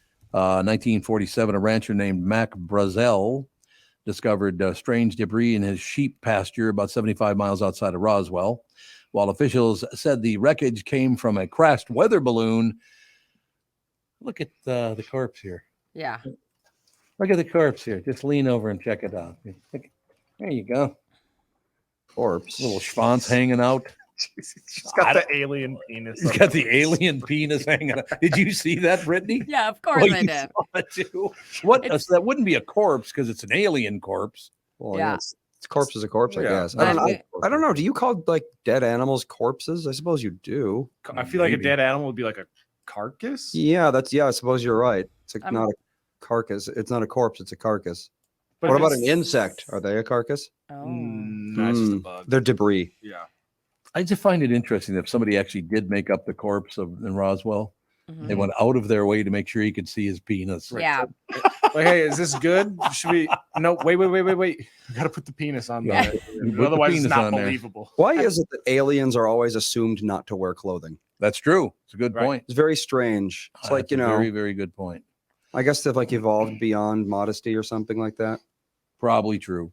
All right, Minnesota is the final one, and you know what this is, the spookiest place in Minnesota. Yeah. You know where this is. Yeah. I have. You'll know. You've been there. I've been there. Oh, yeah. Maybe I Oh, have. We used I to have drink. too. We used to drink there all the time. Yep. What? I don't know. That is definitely not. I have no idea now. The Wabasha Street Caves. You never been to the street caves? No. Oh man. Wait, are these caves? those? So this is what I was gonna say. Are these the tunnels that like go under the city? Yeah. Yeah. Okay. Because I was Oh, gonna okay. ask people about those because I worked with a lady that she told me this story about. Yeah, there's like these tunnels that go everywhere and blah blah blah. blah, but I'd Bootleggers or whatever? Yeah. Yeah. So those are real. They are well during Prohibition. These former mining caves in St. Paul were turned into a speakeasy, became a hotspot for gangsters like John Dillinger and Ma Barker. I guess Al Capone too. Rumor has it that 3 gangsters who were gunned down in the caves are buried under the floors. Although the bodies haven't been found, you can see the bullet holes from the incident during a tour of the cave. So they actually did get murdered in there. Oh, I've been here before. Yeah, you've been to See? Wabasha Caves. I went Andy. here, took swing. I did swing dance classes when I was in high school. at the my Wabasha God, Cave. you're so embarrassing. Wow. So You're a very disrespectful. embarrassing man. They're so embarrassing. Andy, you been there? No. You never have. I had dinner in there once. There's a dining room in there. Yeah. Yeah, I've had dinner in there. Familiar. And then pus started coming out of the ceiling. Oh, I made that part up. check, please. Yeah, you can get, Time you can to get go. married there. You can do all sorts of stuff. Yeah, you can get married to Wabasha Caves. That's exactly right. All right, ladies and gentlemen, see the Eagles in our suite here. If you'd like to join me in my suite, see the Eagles on their farewell tour. Yes, this is the Eagles. It's their farewell tour, and we're going to get a suite. Here's how to register. Go to Tom Barnard Show app, download it if you don't have it yet, and sign up. Or go to our website, tombarnardshow.com, and sign up there. You can just hop on the app. It's easy to do. Then listen for me to announce your name at 8:10, 9:10, and 10:10 each day between November 2nd and Monday, November 14th. It's Tuesday, November 14th. I got to keep changing that. We'll announce the same name 3 times each day at 10 o'clock after each hour between 8 a.m. and 11 a.m. to win. Email us back at contests@tombarnardshow.com. That's contests@tombarnardshow.com. You got to do it by midnight that night. You will win. When you win, you'll join me in the suite at XL. See the Eagles. That's on Saturday, November 18th. Now, is that right? Saturday would be November 18th because it would be 15, 16, 17. Yeah, Saturday would be. Yes, it 18th. would. Yes. But again, November 2nd is not a Monday. It's a Tuesday. So I wanted to make sure. Monday, November 14th, they're saying. November 2nd is a Thursday. Yeah, November. I was looking at. They say it's Monday, November 14th, but actually November 14th is a Tuesday. We'll get that straightened away by tomorrow. But the contest starts this Thursday, does it not? Yeah, I believe so. Looking forward to it. That should be a lot of fun. Seeing the Eagles in their final tour. If you've never been in a suite at XL, they are spectacular. No doubt about it. All right. So what else we got? Little news, little information. What else you want to schmooze? You want to schmooze about anything in particular? Let's see. Did we see that? Would you try this new haunted wine that was aged in a coffin? It was aged in a coffin. A used coffin? It's interesting. We'll find in out. that case, no. Because there'll be like butt juice in there. Yeah, you don't know what's in there. Butt juice. Well, it would be, wouldn't it? You're not leaking out the bottom. It's all juice. It's every juice. Yeah, it's the distilled essence of a person. Just in time for Halloween, company launches world's first coffin-aged wine. Why? Why? It's a great question. English wine brand 19 Crimes might just have created the world's most sinister red wine. They took 100 bottles of wine, put them in a coffin, and buried them 6 feet under in a creepy Victorian cemetery. If you're looking for the most appropriate wine to sip on Halloween night, look no further than 19 Crimes' latest creation, the world's first coffin-aged wine. According to the Risque Specialized Company, they took 100 bottles of red wine, put them in an oak casket, and buried them among the dead in London's Tower Hamlets Cemetery. The wine was recently dug up in the presence of a priest to ensure that nothing sinister returned with the red liquor. But according to exorcist and paranormal expert Ian Lahman, the wine is most likely cursed anyway. Yeah, see, I'm fine just like putting some pumpkin puree and some whiskey or something like that. That's spooky enough for me. Close enough and spooky enough. I don't need to drink any corpse wine. Well, also, I was under the impression that they had wine that they literally dumped in the coffin or aged. Yeah, no, in I the think it was coffin. just bottles. They just put bottles of wine in a coffin and buried it. It is nothing special here. This is highly disappointing. Well, it depends on what your view of like the whole, does it being in a coffin make it haunted or what? Like it's a good point. I cannot. What, Brittany?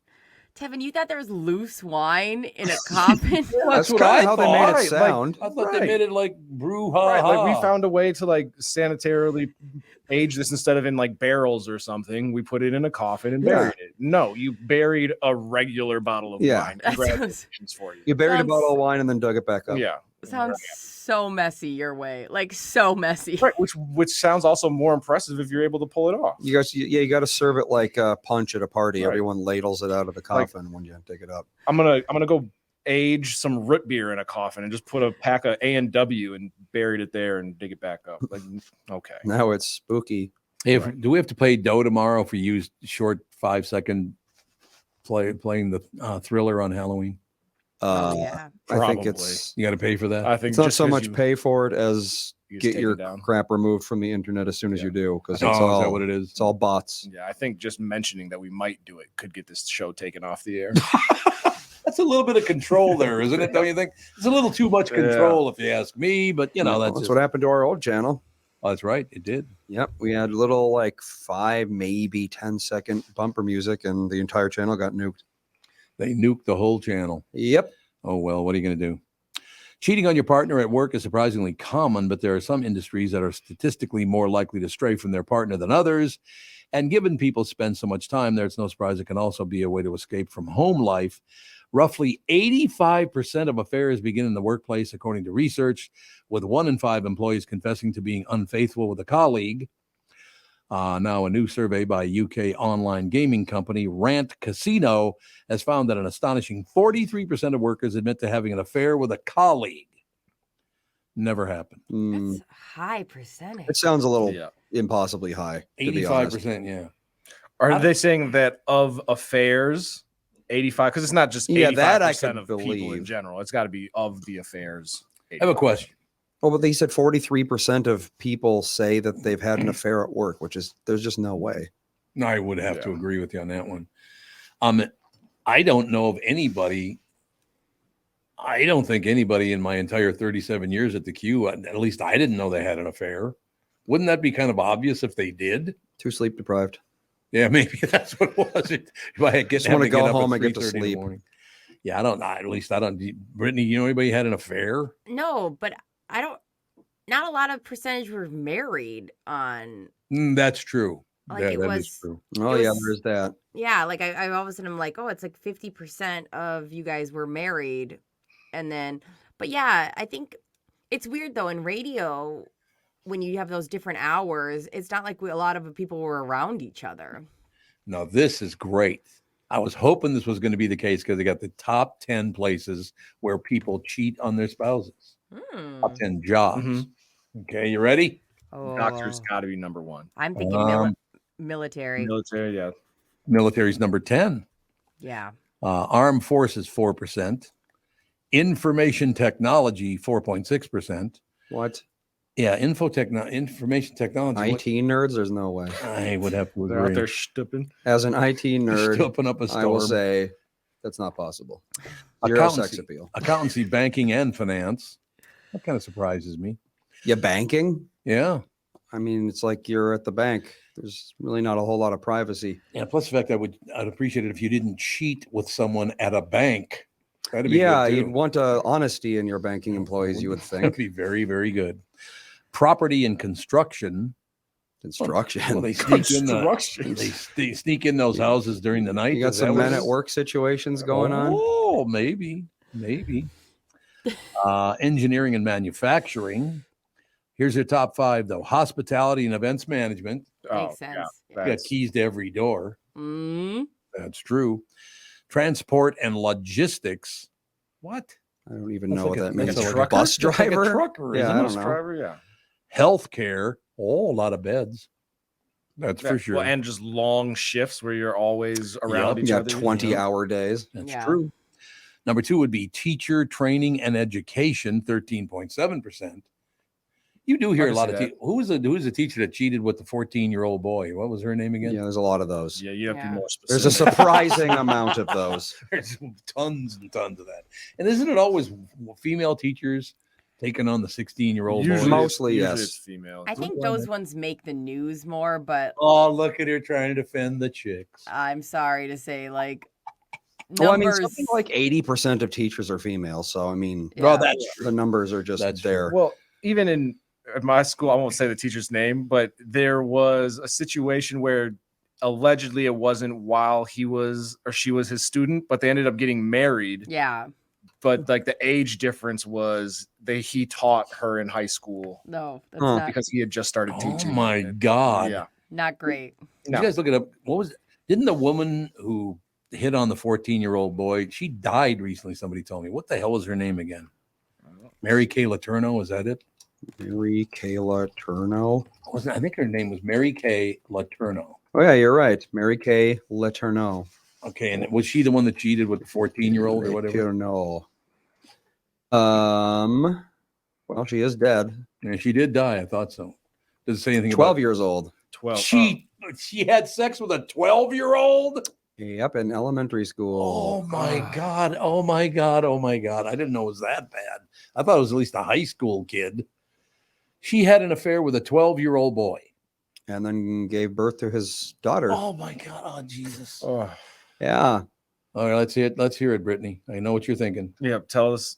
What? I don't even know what I'm thinking. I'm so sad. That 12 years old. Yeah. You were thinking, I'm glad she's dead. Oh, That's it's, what you were thinking. it gets worse, actually. Oh God, it gets worse.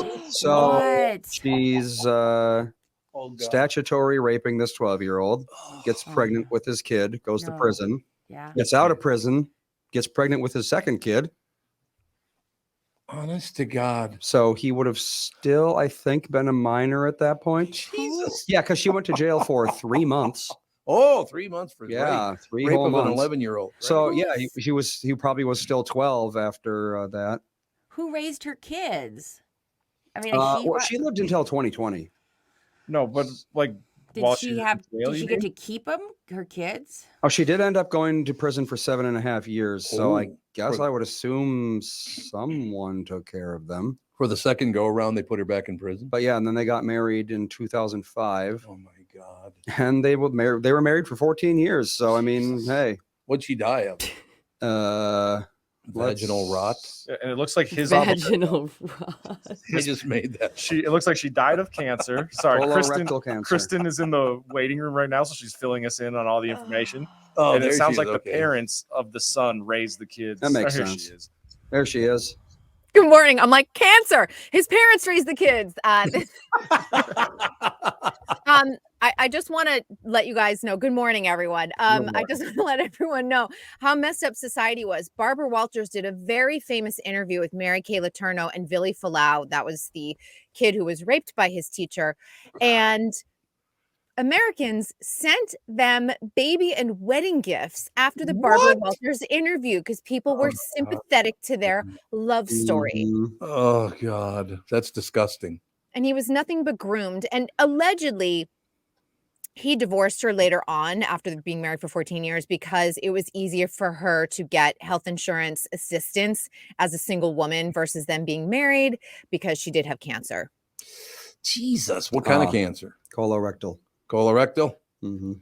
And I just want to add that she was married while this was another guy?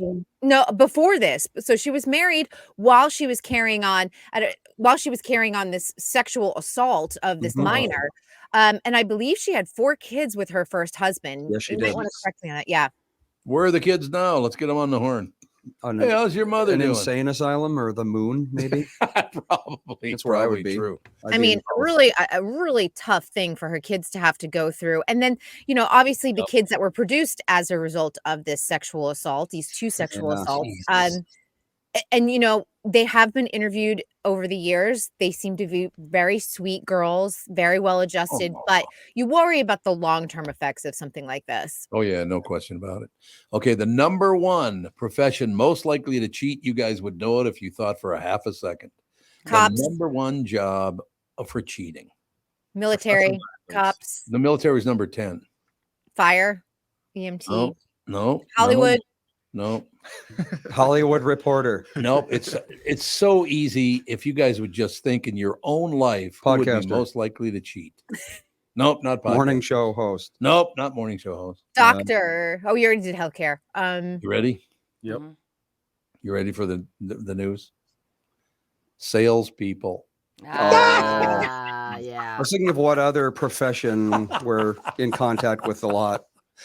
Let's call somebody. Let's call Pat right now. Oh, If you're God. cheating on your wife right now, you son of a bitch. I feel like pharmaceuticals. They're on the road all the time. No. Let's get back to salespeople because I have to answer to them all the time. They're a bunch of cheaters. Now you have So- ammunition. I'm talking about pharmaceutical sales because then you jump into the healthcare situation and they're cheaters and you're a salesperson. That's a very good point. All right, we'll take a very quick break, and then Kristyn will come back and blow us sky high with all the information and entertainment news right after this. This is the Tom Barnard Morning Show. Listen live at tombernardshow.com or on the Tom Barnard Show app. You need to know a guy for your auto repairs, legal issues, banking, and more. The same goes for investment advice. You need a guy to help you be successful, someone you can trust who gets results. Well, I got a guy for you. Josh Arnold. Josh gives you straight talk, not sugar-coated advice about your financial situation. Josh has seen it all when it comes to economic and market conditions, and Josh can make sure that your retirement objectives match your investments. Do yourself a favor and call Josh now for a no-obligation 48-minute evaluation. You've got nothing to lose, and you'll get a different point of view for your investments. Call Josh at 952-925-5608. That is 952-925-5608. You'll be glad that you did. And tell him his guy, Tom, sent you. Investment services offered by Josh Arnold Investment Consultant LLC, a security investment advisor. Past performance is no guarantee of future results. All investments involve risk. All comments and opinions are Josh Arnold's and do not constitute investment advice. Tom Barnard is a paid endorser. In a world that's racing a mile a minute, a split-second distraction can change everything. I'm Mike Bryant from Bradshaw & Bryant. Every day we see too many people, heads buried in their phones, unaware of the dangers they're in. Texting and driving isn't just reckless, it's playing Russian roulette with your life and the lives of others. In just 4 seconds of distraction, you've driven the length of a football field. Is there any text message that's worth your life, that's worth the lives of others? I've been fighting for the rights of the injured for over 30 years, but I'd rather you never meet me in a courtroom. So hear me now, stop texting and driving. Pay attention. Value your lives and the lives around you. And if you won't, know this, at Bradshaw & Bryant, we're relentless. We won't back down. We bring justice to those that need it. Find Bradshaw & Bryant, personal injury attorneys at minnesotapersonalinjury.com. With Mike Bryant on your side, seeking justice for the injured. Bradshaw and Bryant. Tom here, and I just read a success story from MN Fat Loss client Elizabeth, who just completed the program. Elizabeth writes, I'm a 54-year-old woman who has struggled with losing weight. I had almost constant heartburn, trouble sleeping, brain fog. I tried counting calories, eating bars and shakes, and several other programs in which I would lose 5 to 10 pounds after months of struggling. After 60 days of the MN Fat Loss program, I was down 25 pounds. MN Fat Loss had really empowered me to believe that I can control my eating and my weight without having to sacrifice foods that I like. If you're thinking about finally committing to improving your health, this is the time to start. You won't regret your investment in yourself. It's so easy to see if MN Fat Loss is a good fit for you. They offer a free phone consultation to learn about the program. They also have virtual options to help you if you live far away, which I think is a brilliant idea. To schedule that free phone consultation, go to mnfatloss.com. The only thing you have to lose is that unwanted weight. That's www.mnfatloss.com. I cannot wait to hear about your success story. And please let them know that Tom sent you. The new Tom Barnard Morning Show is proud to have partners like Bradshaw and Bryant, MyPillow, and North American Banking Company founder, chairman, and president, Mike Bilski. I've advertised on Tom's show for years, and the reason is simple. My business is recognized because of the ads, and that recognition has created growth. What business doesn't want to grow? I highly recommend the Tom Barnard Morning Show for your advertising. Grow results for your business by partnering with the Tom Barnard Morning Show. Visit TomBarnardShow.com, keyword partner. We are back, ladies and gentlemen. Now, Andy's son, Ethan, had his very first Halloween party last night. Well, his first one that he was cognizant of. aware for. Yeah, he was aware of. So, what'd you take away? He looked to me like he was having a ball. Yeah, definitely. We expected him to be less happy because his day wasn't so great before that. Oh, really? Well, it's just like, toddlers. Sometimes they have bad days for absolutely no reason. Well, he'll be 2 a week from tomorrow. Yes, he will. And that was so great to see 7-year-old Fawny, who was who was she dressed up as? I have no idea. It was a cartoon Wednesday, character. maybe? Was it Wednesday Addams? Or the girl from Hotel Transylvania, maybe? It's the She girl kinda from looked like. the girl from Hotel Transylvania. Okay. Who was it? What's her name? I forget, but that's what. But that's who it was. Yeah, that's what Alex told me she was. And then Seiji dressed up as a monkey with a banana. Yep, by he the had way, a he had a banana. banana the whole time. Very important that he wanted everyone to know that it was with a banana. A real banana or like a stuffed No, banana? fake one. So yeah, Fawn and a 7-year-old, and you got 5-year-old Sage, and you got almost 2-year-old Ethan. If you have a problem with the world and think the world sucks and everything's horrible, sit down and watch a 2, 5, and 7-year-old have fun at a damn dinner, because it was just great to watch. God, that was fun to watch those kids. Yeah, we went on a haunted hayride. Haunted hayride, which is phenomenal. You like you're on a trailer being towed by a tractor, and then there's like a bunch of people in costumes. Like there's they're pretending to kill each other and they come at you and that sort of thing. Yep. Ethan had no idea he didn't know what he was seeing, so he wasn't afraid. Yeah. He was just like, what in the hell is going on? These you guys people are just inside like where it's warm? coming up to you and screaming, and he's just like, what is the purpose of all this? He did. He Because got I very mean, analytical. Yeah. you do kind of have to be sensitized to a lot of the like spooky imagery that you see. Yeah. Because a lot of it doesn't really make any sense. It's like, a clown is laughing and screaming. It's like, that's not something you encounter in nature. That's true. That's true. But I just thought it was so wonderful to hear Ethan, who, like I said, he'll be 2 the week from tomorrow. They're playing, and all of a sudden he started, Fawny. He's looking for his cousin. It was just wonderful. That was great, Andy. So I'm really glad that your son got to come and Alex's kids got to come. It was a great night, didn't you think? Yeah, it was. Went very, very well over at Midland Hill. So thank you for that. Back to the very spooky Kristyn Burt. Spooky Keats. So spooky.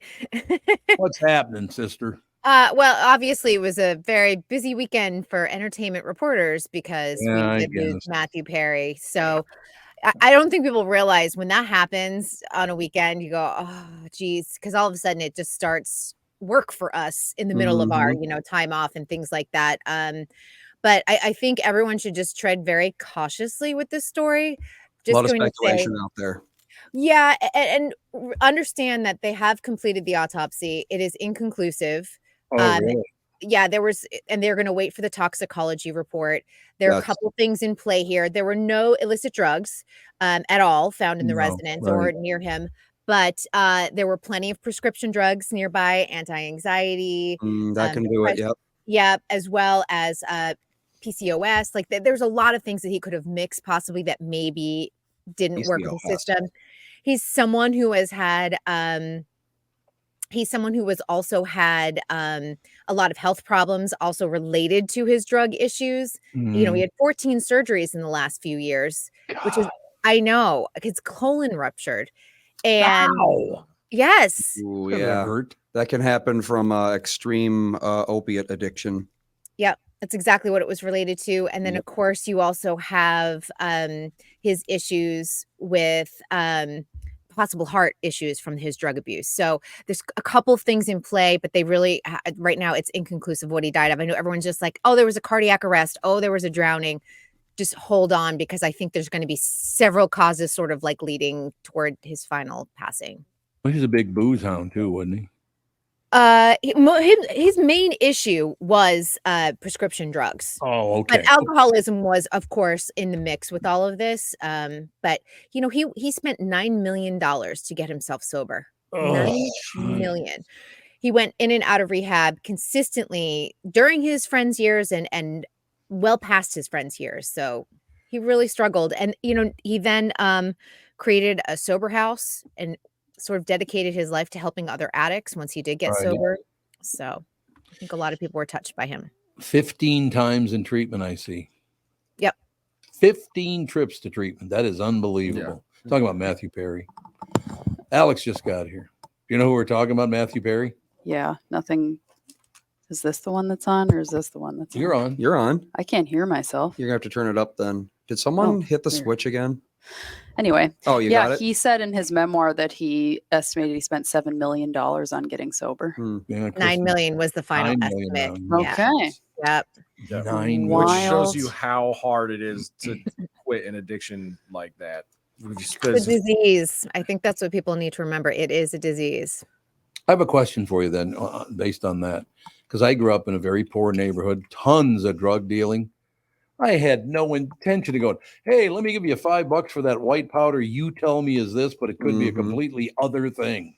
No way would I ever get involved in that. Well, his slippery slope was not illicit drugs. It was prescription drugs. He had a jet skiing accident, and that's what happens. You know, you start getting overprescribed, you become addicted, and then it's easy to find multiple doctors who can, especially when you're an actor. Oh yeah, you can go and go to Dr. A and Dr. B, and you're Matthew Perry, and you're like, sure, I'll write you a prescription, not knowing that, you know, another doctor, you've already maxed yourself out on that prescription. Or they'll do it under their assistant's name. That was very well documented, even in the Michael Jackson case. Don't you think, though, Kristyn, when we're talking about all this addiction stuff and we're saying we better tread lightly, it's okay to have open talks. I mean, I'm an alcoholic. I've been to rehab. It's okay to have open talks and speculate that had something to do with it. I think there's something to be said where we help addiction to keep growing when we don't talk about it openly, when we don't talk about the abuse of prescription drugs pretty liberally. Well, I think the thing that muddies this case is that he has documented heart issues, and it could have just been simply his heart stopped because of the heat from the hot tub, and that's what did it. He also played 2 hours of pickleball leading up to his jump into the hot tub and everything else. So there could have been a lot of stress on his heart that morning. He was known to be an aggressive pickleball player, sometimes played 2 times a day. And it just may be that his heart gave out. So I think, like, let's not just assume that it was a drowning event or a cardiac arrest event. I think we have to put everything on the table, including exactly what you said, Britt, is that he could have had some problems, maybe fell off the wagon. That's sometimes part of the recovery. I just mean, like, I think it's one of those things where a little bit tiptoeing is annoying because it's actually not the worst thing in the world to be an addict. Like, everyone's like, well, don't call him that. And it's like, he is an addict. I am an alcoholic. It is okay to be those things, and it's okay to have those titles. Like, there's an empowerment that comes with that. And, like, I think sometimes being scared to, like, well, don't, it's like, that's crazy town. Well, I think the toxicology test will be illuminating, in my opinion. And I also think that his death report could be one of those where they have 2 causes of death. You know, he had this event that led to this event, and that's why he died.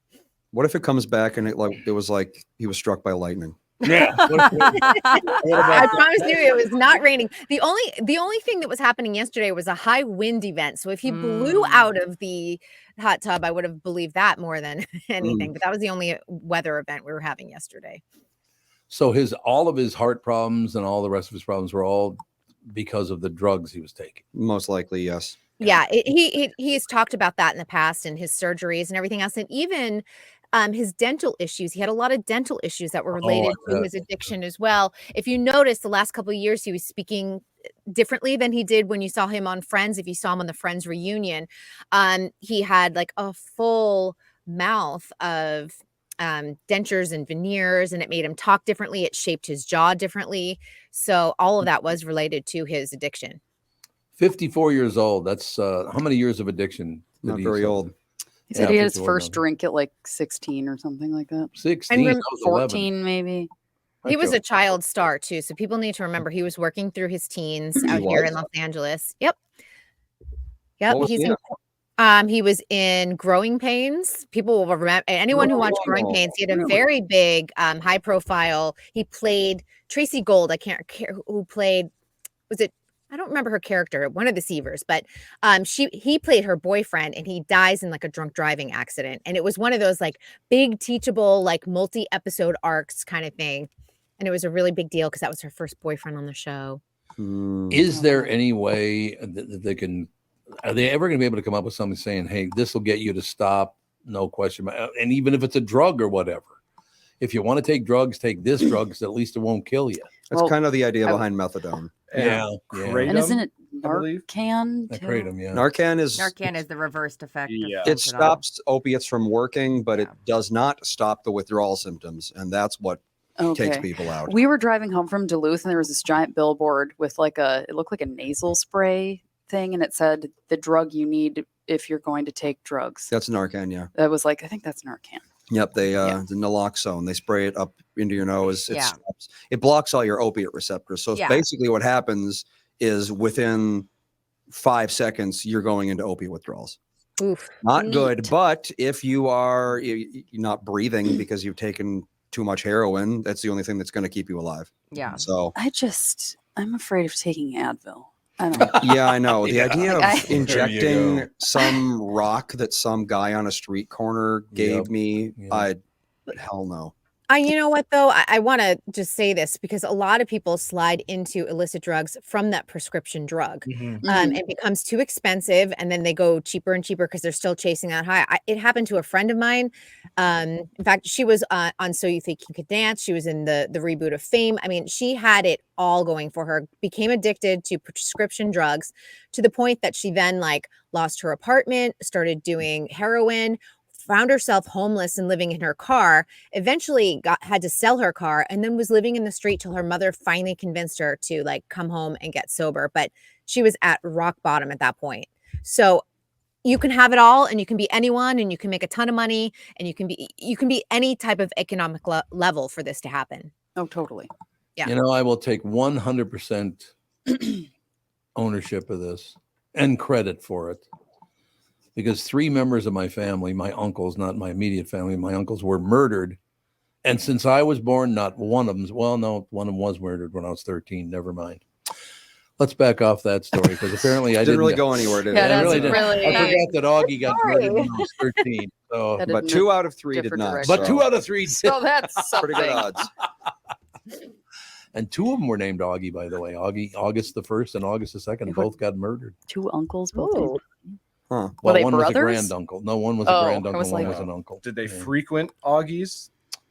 Oh, probably. I know they frequented organized crime. That I do know what they frequented there. Oh, there's a great documentary right now on Netflix called Getting Gotti. Yes. Oh, that's phenomenal. Yes.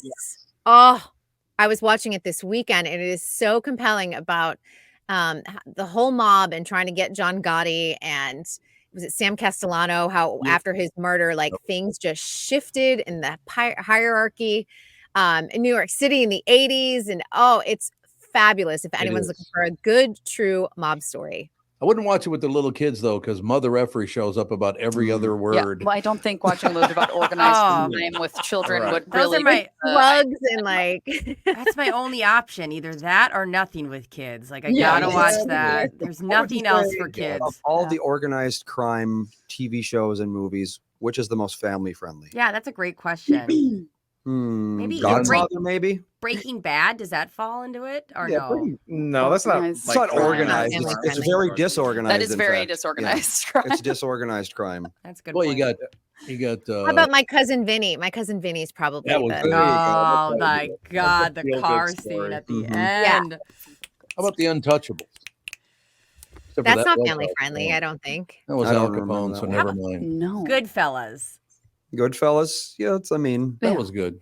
Yeah, because it's a lot of like hidden murder. Like they don't show all the exact murder. They're like, and he, and Vinny never showed up again. Like there's a lot of that. He swam with the fishes. And then the kids are like, fun, I love swimming. I love swimming. Remember, the wife shows up wearing a fur coat, and what a brouhaha that caused. It's like, Yeah. where'd you get that fur coat? They were all told not to spend the money. And Yes, this lady shows yes. up in this fur, and they all were effing up left and right.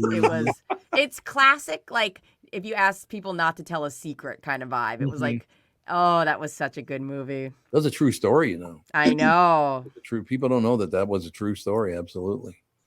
No question about it. Yeah, and with the Getting Gotti documentary, like I never realized how big a deal. Like obviously Gotti was a big deal, but how much like people treated him as if he was an A-list celebrity. Oh, they did, like, yes. throwing parades when he got away with all of his crimes. Oh yeah, people loved him. And you know what's so interesting? And I would love to see this documentary because it's also part of the 80s story.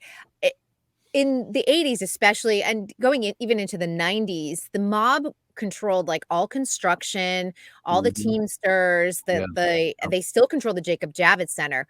I would love to know like how involved Donald Trump had to get in with the mob to get some of his buildings built. Probably because I know that some. there's a story there. Yeah. And no, he can be kind of gangster. And I was like, the two of them like trying to like work things out because he met with John Gotti at some point. 100%.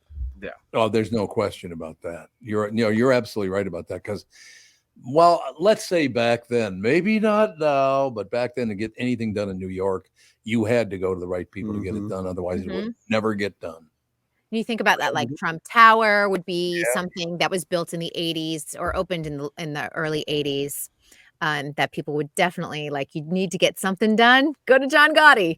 No, people are asking me, is Getting Gotti and Get Gotti the same show? Because they think it is. Yeah, Get Gotti is Get Gotti is a Get Gotti. miniseries from 2023. Yeah, and Getting Gotti is The docuseries from 1994. No, Get Gotti is what Kristyn's Get Gotti is what talking you're about. Get Gotti is the 2023 docuseries. Yeah. I thought so. Getting Gotti is I think, fictionalized version of the Gotti story from the 90s. Yeah, So no. yeah. And Get Gotti, because they have mafia or mob members, former mob members, I guess, Oh that my are like God. giving you back. I'm like, Yep. how are you guys this comfortable? I mean, I guess maybe the mob obviously isn't as big as it is. Well, we've had mob members on the show before Yeah, talking and, like, about as like, they're- hey, this crime I committed at this time at this location. It's like, how are you allowed to talk about this? How are you not getting whacked? Statute of limitations. I don't know. Yeah, I would Oh, be but less you think- concerned with the statute of limitations and more that my head's going to be in Yeah, a exactly. box. You think your fellow mobsters Because everyone would be else involved unhappy was about dead, this. is dead. So That's I can I mean, talk about that it. honestly could be. Yeah. No, this is a possibility. And the power that the mob no longer has, too. I mean, That is true. and again, and it's wild that you think like Rudy Giuliani, who is now in his own legal trouble, was Yep. one of the big people who was involved in taking down the mob in New York City. Yep. And it's unbelievable, like how life has just taken some twists and turns. Well, it's because everybody hates everybody now. I really wish they'd get away from that. That'd be very nice. If Well, we I don't think it has anything to do with hate. It's that he actually allegedly did some illegal things. Well, that's allegedly still. It Well, hasn't he been- is. I know, but he's been indicted. It's not looking good. I don't know. It's Is not it- looking good for Rudy Giuliani, and it's amazing because anyone who saw them, he was America's mayor, and now here we are in a Yep. very different place. His legacy could have been so different, and I think that's what I think is always the fascinating American tale. I You will could have tell had you this storied like life, and instead he made decisions. I will tell you something. I met him twice in my life, and he was one of the most arrogant human beings I have ever talked to. God, he was arrogant. Well, I would imagine. So is that part of it? He thought he couldn't ever get caught. He was just too wonderful. I think people start to believe in their own power. And he was someone who cheated on his wives. That was another like part of his story. Oh, did he? Oh, I didn't know that. Yeah. I believe he married his cousin, by the way, like his first marriage. Sorry. What? Okay. I mean, I do have some hot cousins. But you're not Italian, so it's not going to work. Oh, okay. You know what I mean? Yes, he married his second cousin. Well, I mean, that's not. Then that's fine. Regina Peruggi. Oh yeah, that makes sense. Yeah. Gina Peruggi. It's still a little weird. For a sandwich? I wouldn't marry one of my second cousins. I promise you. Me either. I got to be honest I with just you want to too. be put on record saying that I will also not marry one of my cousins. All right, we got 2 minutes left. Anything other big story we should get to before we wrap it up? Oh, there's so much going on this week, but since it is 2 more days of spooky season until we move into Christmas, and I know Tim Lammers reviewed this, but Totally Killer on Amazon Prime with Kieran and Shipka is an absolute delight of a movie. It is when Scream meets Back to the Future. What's it called? Totally Killer. Totally Killer. Okay. It's about a teen who time travels back to her mother's high school years to sort of track down a killer. And so it's definitely a dark comedy, and that's why I call it When Scream Meets Back to the Future. There's a lot of time travel, but it's done in a really fun, delightful way. Totally Killer. Totally Killer. So if you're looking for something to watch tonight or tomorrow while everyone's, if you're handing out candy, that's an easy movie to just kind of keep on. You're able to pause it, hand out the candy, come on back to it. It's really fun. I made Bill watch it again last night because I was like, it's so good. And it's on what delivery service? Amazon Prime. I want to ask you one more thing before you go. Because I just noticed this morning, or I've noticed a few days ago, but it's gotten deeper this morning because I go up and I check all the news sites I can before I come into work. So I go to all the CNN stuff and all the MSNBC stuff and all the Fox stuff and all the rest of it. Fox News does not appear on Hulu automatically anymore. Did they pull that off there so it make you pay? Because if you go to the site itself, you have to pay to watch it then.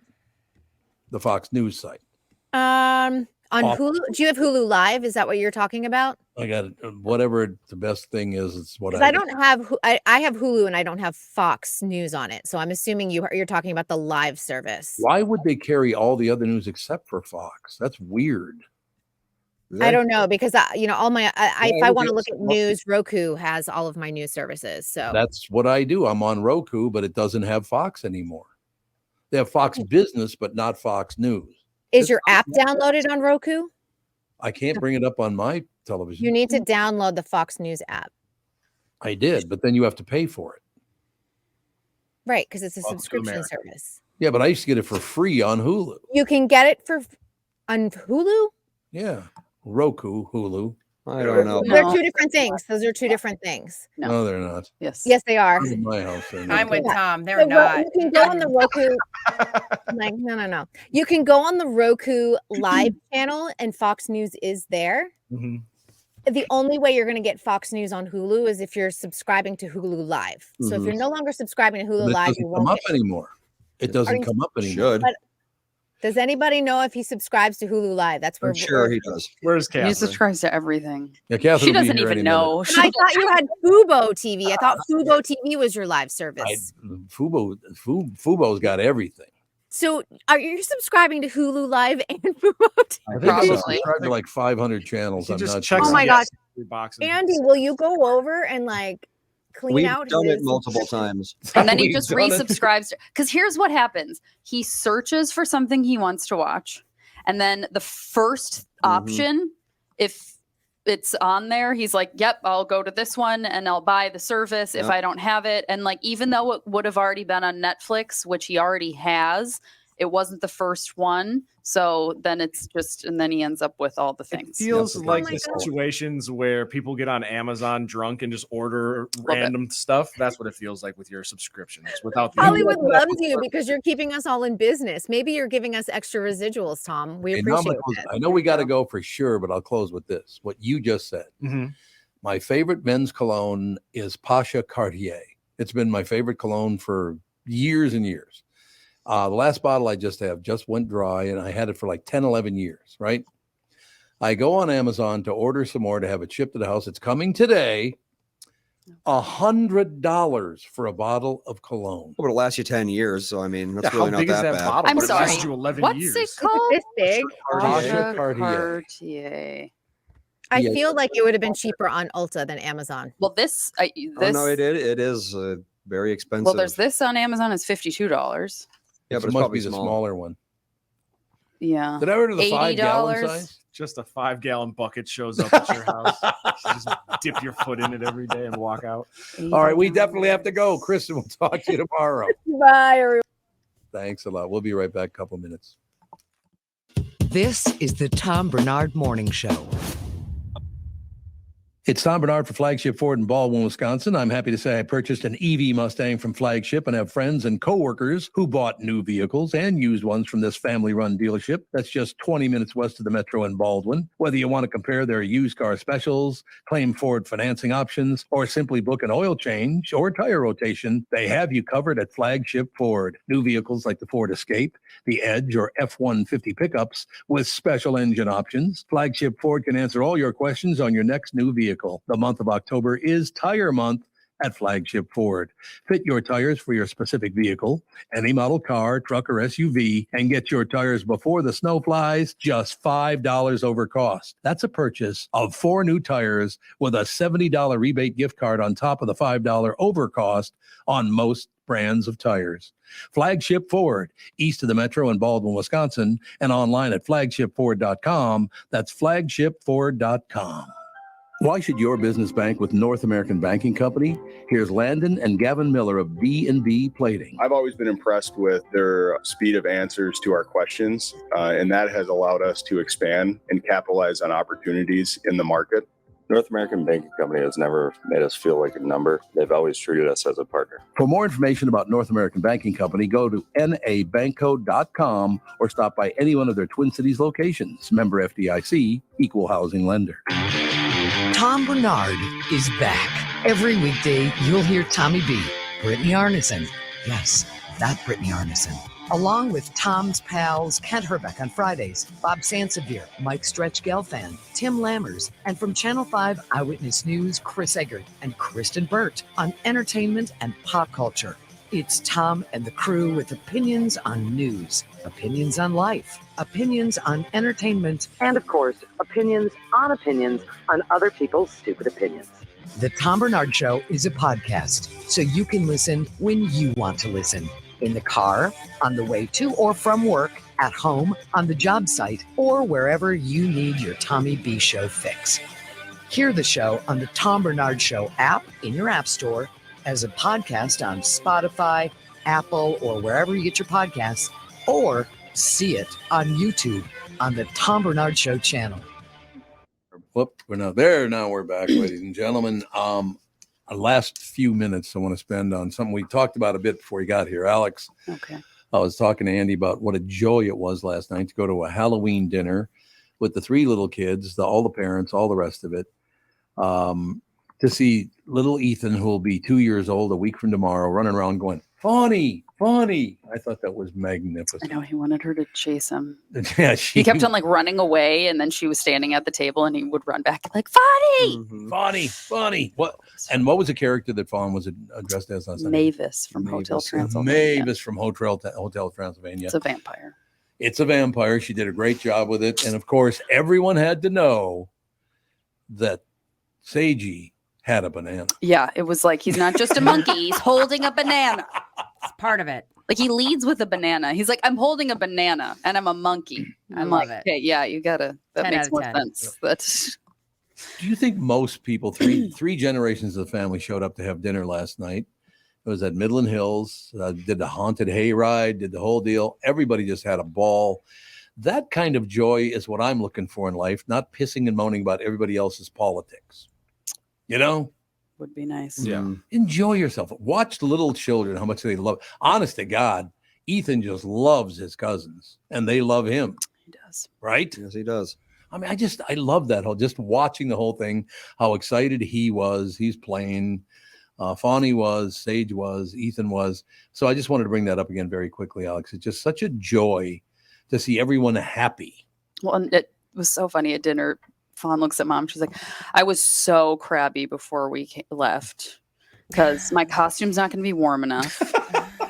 And my wig was in my face. And I was like, I had to cut her wig. I was cutting the bangs of her wig. I was like, we had to leave 5 minutes ago, but sure, I'll cut your wig.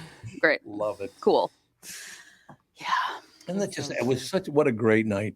The food was good. It was a buffet type of deal, but the food was really good. The conversation. Bilski was there. Tim Ivory. He was. I didn't get to talk to him. No, me either. I said I waved to him. I saw he was leaving on the hayride, and I was like, hi. But I didn't talk to him. Dan went over and talked to him, but Sage was wanting to go get a balloon animal, which didn't end up happening anyway. And by the way, it wasn't a real banana. It was a fake prop banana. Yes. Yes. So that we want you to know he wasn't carrying around some rotting banana all night. That would be gross. That would be very gross. But thank you to both of you for bringing your children, because it would just, what a joyful night to be around little kids. It just makes your life so much better. And when I was like, we got to go home, Fawn was like, we just got here. I was like, we've been here for an hour, like an hour and a half. And she's like, we just, I'm like, you have school in the morning and you have homework to finish. Uh-oh. She had, which, I mean, her homework doesn't take that long. It was like filling out missing numbers, counting by 2s, 5s, and 10s, and then writing rules of technology. What time are your kids going out tomorrow night, Alex? I don't know. Andy, do you know when Ethan's going out tomorrow night, or is he not going out? I think we are. At Ethan's age, when Fawn was Ethan's age, we went to like the 3 neighbors that we're like close with. We went to their house, and it was like, da-da-da, here's this little monkey, and see you later. It depends on the weather and that sort of thing, and his mood, yes. And I mean, 2-year-olds, he's not gonna like know what's happening, or care, or follow any direction. So that is very true. It's more for the neighbors to see a kid in a costume. Do you want us to come out tomorrow night at the beginning, Andy, or do you just want to skip it because he's not going to be that into it? You can if you want. Because I figured we come out and do it his 3 doors, and then we could leave and go to Alex's house. There's no way that you'll be able to do both. That's a lot of driving in one day. Yeah, because you're going to drive out to his house in rush hour, which will take 45, 50 minutes. Not with me at the wheel. And then you're going to, you can fly over traffic? And it's not like there's vulnerable kids walking around here. So make sure you drive very fast. As aggressively as possible. Halloween is the #1 night for kids getting hit by cars. Yes, it sure is. Our kids, I mean, we just stay in our little horseshoe. Yeah. And, Dan has his Tool concert. So wrap it up early tomorrow. I know. He's a mystery wrapped in a riddle, that man. Well, when Nana gets here in about 5 minutes, we'll ask her what she wants to do, but we'll go forward from there. Sage has golf until 5. He gets home at like 5:15, and then we'll probably just go out at 5:30. School golf team? Not school. It's Braemar has like a children's golf thing, and he's obsessed with golf, and so he takes golf lessons. So you're going to take him out in the daylight? Yeah, probably. And you too, Andy? Yeah, I don't think we're not going to be out past probably 6 at the latest. I'm here to tell you, I've trick-or-treated with many 2-year-olds in my life, and it's not going to be worth you driving out there trick-or-treat. No, it's not eventful. Next year, you can you can go every other year to whatever, or you guys can come to our house, whatever. Get together. Being together anyway. But the only problem with Halloween is it's usually on a school night, so you have to deal with traffic. It's usually 6 degrees, so it's not like I don't know. Yeah. My expectations for Halloween are always very low. I'm like, if we make it to the 6 houses of the neighbors that know the kids and are excited to see them, then everything else is a bonus. Yeah, or else we can just go inside and watch It's a Great Pumpkin, Charlie Brown, and eat some pizza. I drove by a pond on the way to work today that the geese were standing on. Are you kidding Really? me? Yep. Must have been a shallow pond. I mean, I'm sure it was very shallow, but still, it's Still, frozen That's water wild. before in November. the Yeah. optics of it aren't great. Jesus? And it's yeah, wasn't it Or that. Jesus goose? The Lord blessed us. All right, we gotta go. Brittany's horrified and shocked. Hi, Brittany. I just can't believe it. You just saw the coming of the Christ via goose. All right, I love you all. Bye, guys. I'll see you. Thank you, my Bye. dear. We'll be back with the family right after this.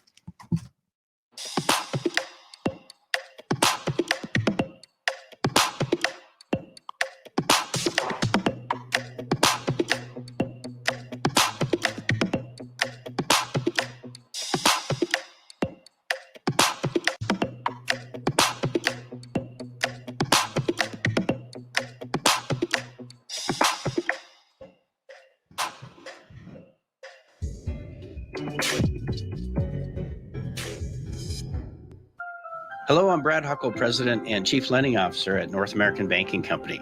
And I'm Michael Bilski, CEO at North American Banking Company. As a locally owned and operated community bank, we work with many multi-generational businesses. Take personal care dentistry of Roseville, for example.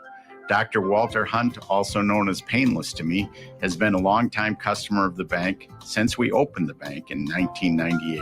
When his son Kyle was ready to join the practice, they wanted to expand quickly. With their additional space and equipment, they now are able to see more patients each day while providing the same level of care and service. Okay, guys, I'll take it from here. If you run a family business or any kind of business for that matter, you should be banking with Brad and Mike over at North American Banking Company. Every time I deal with them or their team, I know I'm working with experienced professional bankers. So why not bank with my banker? North American Banking Company, a better banking experience, member FDIC, equal housing lender. In a world that's racing a mile a minute, a split-second distraction can change everything. I'm Mike Bryant from Bradshaw and Bryant. Every day we see too many people, heads buried in their phones, unaware of the dangers they're in. Texting and driving isn't just reckless, it's playing Russian roulette with your life and the lives of others. In just 4 seconds of distraction, you've driven the length of a football field. Is there any text message that's worth your life, that's worth the lives of others? I've been fighting for the rights of the injured for over 30 years. But I'd rather you never meet me in a courtroom. So hear me now. Stop texting and driving. Pay attention. Value your lives and the lives around you. And if you won't, know this. At Bradshaw and Bryant, we're relentless. We won't back down. We bring justice to those that need it. Find Bradshaw and Bryant, personal injury attorneys at minnesotapersonalinjury.com. With Mike Bryant on your side, seeking justice for the injured. Bradshaw and Bryant. You need to know a guy for your auto repairs, legal issues, banking, and more. The same goes for investment advice. You need a guy to help you be successful, someone you can trust who gets results. Well, I got a guy for you, Josh Arnold. Josh gives you straight talk, not sugar-coated advice about your financial situation. Josh has seen it all when it comes to economic and market conditions, and Josh can make sure that your retirement objectives match your investments. Do yourself a favor and call Josh now for a no-obligation 48-minute evaluation. You've got nothing to lose, and you'll get a different point of view for your investments. Call Josh at 952-925-5608. That is 952-925-5608. You'll be glad that you did. And tell him his guy, Tom, sent you. Investment services offered by Josh Arnold Investment Consultant LLC, a security investment advisor. Past performance is no guarantee of future results. All investments involve risk. All comments and opinions are Josh Arnold's and do not constitute investment advice. Tom Barnard is a paid endorser. Tom here, and I just read a success story from MN Fat Loss client Elizabeth, who just completed the program. Elizabeth writes, I'm a 54-year-old woman who has struggled with losing weight. I had almost constant heartburn, trouble sleeping, brain fog. I tried counting calories, eating bars and shakes, and several other programs in which I would lose 5 to 10 pounds after months of struggling. After 60 days of the MN Fat Loss program, I was down 25 pounds. MN Fat Loss had really empowered me to believe that I can control my eating and my weight without having to sacrifice foods that I like. If you're thinking about finally committing to improving your health, this is the time to start. You won't regret your investment in yourself. It's so easy to see if MN Fat Loss is a good fit for you.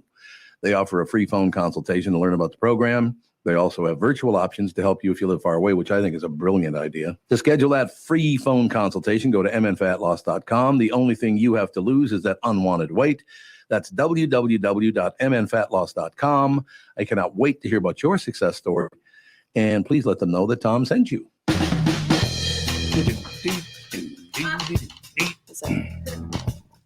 There, that's a lot better.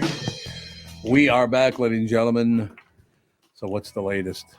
I guess welcome to the family with yes would be the latest. All right. Welcome to the family with Tevin Pittman, Alex Brandt Bernard Rasmussen, co-host Catherine Brandt, Andy Brandt Bernard, and Kostaki. Is Kostaki ready to go? Kostaki Economopoulos, the biggest There star he comedy. is. I knew Man he was of there the somewhere. hour. Yeah, Kostaki Economopoulos with some comedy. I love it. We need a good laugh after the end of the Vikings Packer game. No We kidding. can't talk about the Vikings or on Kostaki today because our next opponent is Atlanta. Oh, that's right. That's right. Today? We should do some kind of mayor's bet thing now that you have no quarterback. Now that we have no quarterback. Well, Oh. thank you so much. Hey, Is he permanently injured for the rest of the he tore his season? Achilles. Yeah, he's out for the rest of the he's season. done. Hey, our backup quarterback had 6 collegiate starts. That's right. I mean, how do you end up a professional football don't player know. with 6 collegiate starts? Cheap. Yeah, I'm those- sorry. He had to have Cheap. one. collegiate starts. you Yeah, know. did he My take guess is 5 rolls of inexpensive. pennies? Like what? I don't understand. That's a fair 6. question, actually. He didn't even start his own senior year. Was he injured? What's the story with that? there's Great no way. question. I mean, he had what is happening? Tevin's looking it up. Because that's such a low number. Because Trey Lance, when he came out of NDSU, had like I think his senior year only had 2 starts or something like that because of COVID. But yeah, there's no way. Why isn't man up on the screen, Andy? I'm getting there. I'm getting there. I'm getting Turn your there. mic off. Turn I got Mike. He's got it? Off. Oh no, he's had more than 6 starts. Well, that's what they said during the game He yesterday. did during the game. Maybe he said that, because yeah. he started 10 games at one point for 1 year for BYU. So yeah, it might have been his last season. Yeah, But- they were like 6 collegiate starts. I was like, I'm sorry, what? That doesn't sound great. Like I said, he was in the bargain bin at TJ Maxx. He's good. He's gonna be fine. Yeah, he had a completed pass. I He's mean, not gonna what? be- So I have a question. I mean, he Patrick didn't play much yesterday. What the hell is a collegiate start? When you're in college, you Andy, you are the self-explanatory. starting quarterback of your college game. Isn't that a good thing? Yes, but Yeah. you want a lot more than 6. Oh, 6 Yeah, isn't there's enough. 12 It's very low. Oh, 12 okay, games in I the see. season. Yeah, like you want to start all the games. And Ideally, it would be nice if he had some probe experience too. And by that's start, just you mean bonus. what? starting the game. Like you are the first. Like you know how Yeah. there's first string and second string. You Yeah. want to be the You're- first string. You Oh, I started the see. game because you're the best one. Yeah, you're not the cleanup They don't guy. say the best Yeah. for last? No, No. you want to be the main character in the field. No, It's not a you don't headline. throw Such in the a good situation. ones when everything's going downhill. Worked for me. So Kostaki, what'd you think of yesterday's lineup? Of Well, I mean, first of all, Tom, there's the good news is you're going to have a lot of Sundays off now to spend time with the grandchildren. You don't have to watch. Burn, baby, burn. Yikes. You don't have to watch the purple team anymore. Kirk Cousins tore his Achilles. Goodness, it's brutal. Not only will he miss the rest of the season, but now he has to talk to Aaron Rodgers. This is really going to be Cousins and Rodgers. At least now we'll have a case study on what heals an Achilles faster: praying to God or visiting a witch doctor. So that'll be nice. My vote's on Witch Doctor. Yeah, my vote would be with Doctor 100%. Cousins tore his right Achilles. Rodgers tore his left. Is that right? Paging Dr. Frankenstein. Let's build one good quarterback out of these guys. Or one very bad quarterback. Yes, that's right. Or one very injured, crippled, hurt. Yes. Aw. Only in the NFL does a broken pair of heels cost $75 million. Oh, God. Oh, God. It's a lot. A lot of Achilles injuries lately. What's the takeaway? When dipping your baby in magic water, go ahead and double dip him, right? Hold him under the arms like a normal parent for one of the dips. You got to cover that Achilles area. So just chuck him in and use a net to get him out. There you go. That's right. Chuck him in. Baby, I'm okay. sure- into the water. I'm sure they had nets in ancient Or Greece. humanitarian. Make sure there's Right. like for the day. When you glaze a donut, it's completely covered. There's not a weak spot. You know what I mean? Like you should be able to figure out how to. Oh, that's The other actually Greek- a good marketing technique. It's the Achilles donut. We hold It's just got one little Got pinch one on little thumbprint that doesn't have any glaze on it. one little weak spot. The other Greek gods must feel left out of all the NFL news. Can we get some other human parts named after the gods? You know, you pull your Zeus, you hyperextend your Apollo. You pull your Zeus. Pull your Zeus. You Well, don't want to tear Uranus, that's for sure. You know what I'm saying? Well, there's always Come on, Catherine. What have I done a super boyish joke in like 2 weeks? Yeah, you haven't. Well, Thank you. He was due. There's always Priapus, though. Anyone? My wanna take team, that by other the than way, was Kostaki? busy. What's that? I said, anyone want to take that one other than Kostaki? No. Priapus? No. No. You leave it alone. I actually looked at a list of Greek gods when I was writing that. There's so many of them. There's Some a lot I've never of even minor heard of. ones. Yep. My team, by the way, was busy losing to the Oilers. It was like my childhood. God. Earl Campbell and Warren Moon out there throwing touchdowns all over the place. Wait, no, it wasn't Pro Bowl superstar Warren Moon. It was a quarterback who's never played in the NFL before. Will Levis threw 4 touchdowns against my team. What? Yes. He looked great, comfortable, like an old pair of Wranglers. You know what I'm saying? Levis. Huh? All right. Oiler throwbacks. Is this some sort of Marvel NFL multiverse? It's bad enough seeing Houston play once a week. Now we have 2 Houston teams. All right. Every true. Falcons game I watch, by the way, is Color Rush. I constantly see red the whole time. I would say the Falcons are snake bit, but they could be taken out by a lot of animals way less cool than a snake, like chicken bit or hamster bit. That's my team. Chicken bit. That sounds interesting. Chicken bit. They've had a bad run. That team's chicken bit. Indeed. The Jets-Giants game was awful. It had 24 punts. It had more punts than points. And it went to overtime. 23 total points in that game. There should be a class action lawsuit, right? We should get Mike involved. If you watch the Jets-Giants game, you could be entitled to compensation. Ooh, I like it. It was a whole lot of something terrible, like an old country buffet, right? A lot God, are they still around? I don't know. A few left, yes. Are there? I'm going to say yes. There's one in Burnsville.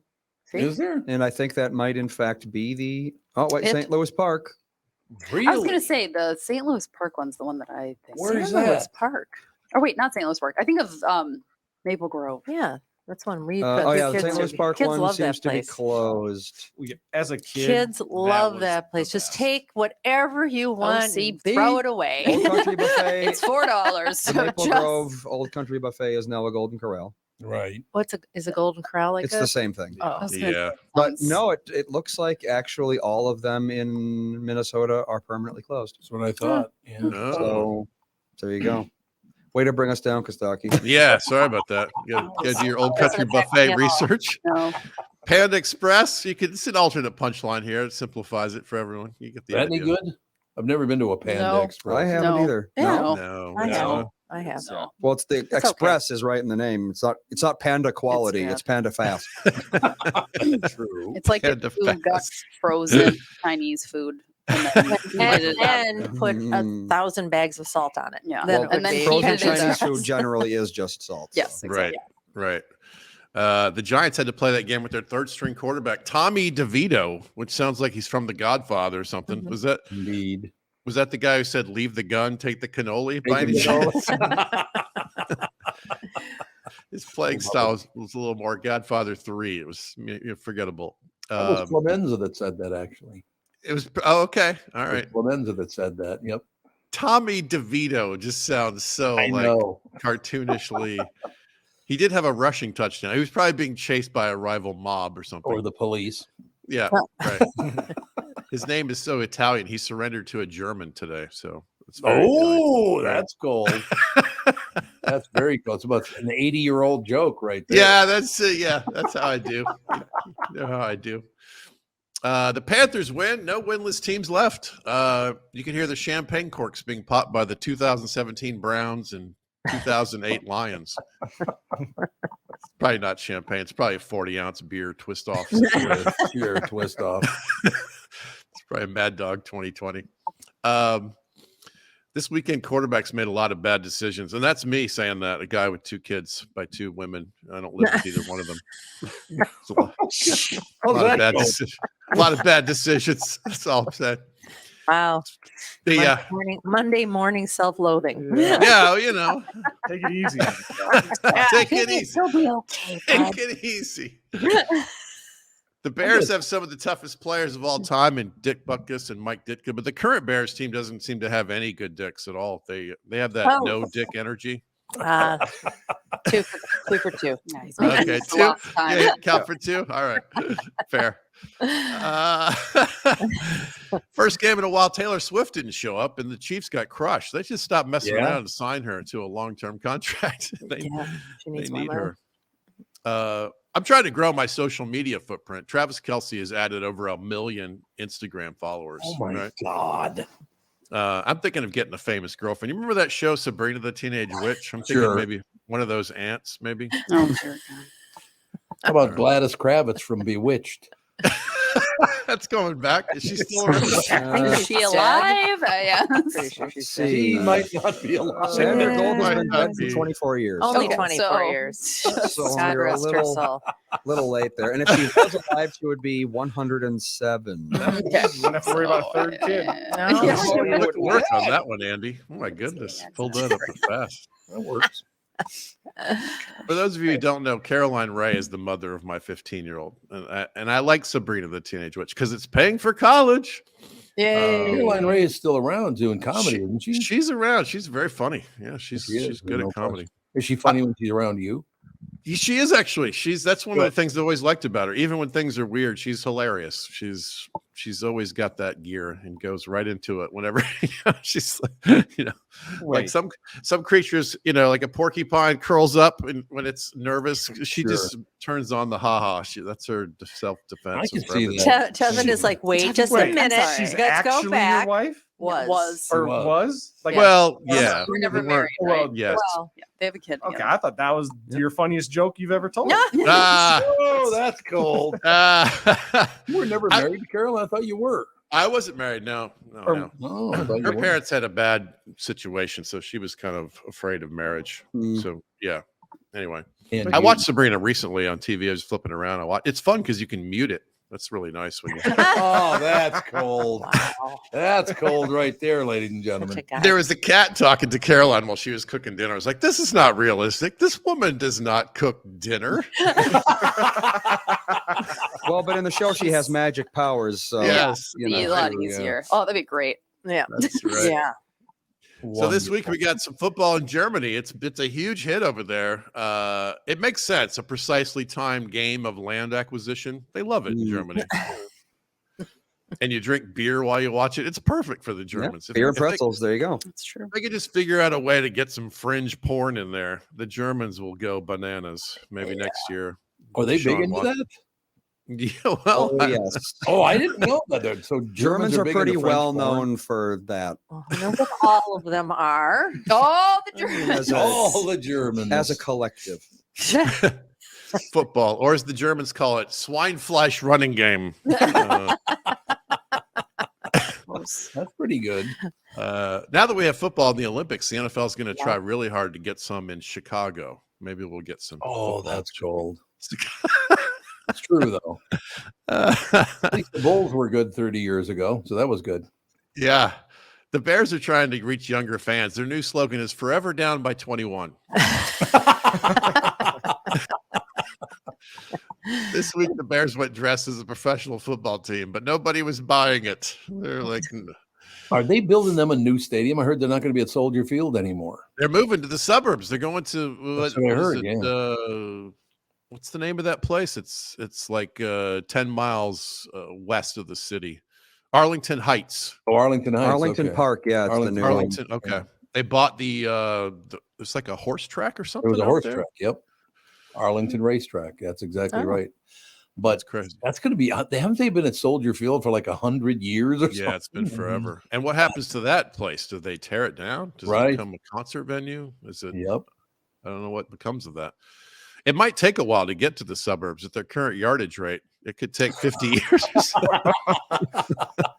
Just stop and watch them on the street. That'd be fantastic. It could be a while. All right. Let me see if I got a closer here. Hold on. Let me see if I got a closer. We got to close on a joke here. Do I have any good jokes here? Any good? So hopefully, well, some guys are done with the Taylor Swift. It's a lot of coverage, right? Red Zone Scott Hansen needs to open his show with 7 hours of Taylor Swift free football. Start now. Did you see? He's going on tour. He's going to be gone for a while. You see the Taylor Swift news this morning? No, what's that? No. TayTay Taylor news? Swift. How old is Taylor Swift again? She's I think she's my 35, age. 30 something. 35. Taylor Swift, as of yesterday, became a billionaire. Oh yeah. Yeah, nice. A billionaire. I know. It really is astounding. You think about. I mean. Kelsey invites her to a football game where he's like one of the stars, and she could sell that place out herself completely by herself. Twice. Two of his friends. It really true. is. She's astounding. 33. She's 33. What? I think she's a year younger than me. Yeah, Oh. she is. Yeah, she's 33. And a billionaire. And she's been a big star for a long time. A When long did she time. become a She's been star? around She must have been forever. a teenager. I think she was Yeah. like 17, 16 I think when her so. first album came out. Wow, good for her. It's a cool story.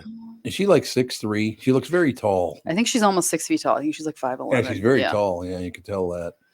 I don't know. She's a hell of a lot of talent. Now she's a billionaire. So, Tevin, you might have to give up on the girlfriend. Wow. I don't think I'm competing with Travis Kelce, but why not? How old is Travis Kelce?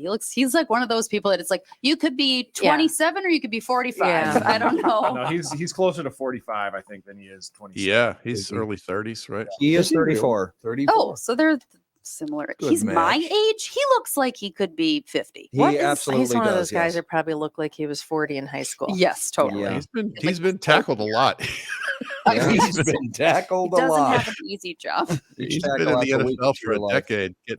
Yeah, that's it. Takes some out of you. Well, I mean, there's this picture of here that I'm looking at right now. He looks like Tom Selleck circa like 20 years ago, Yeah, I can see that. which is Right. just like, you're 30 years younger, but with the mustache and the thing. something right. about the mustache and the very short hair and The whole deal. mustaches make you look a lot older, Like a little unless you're beefier. like 16, in which case they make you look like a 16-year-old who's trying too hard. Yes. Possibly.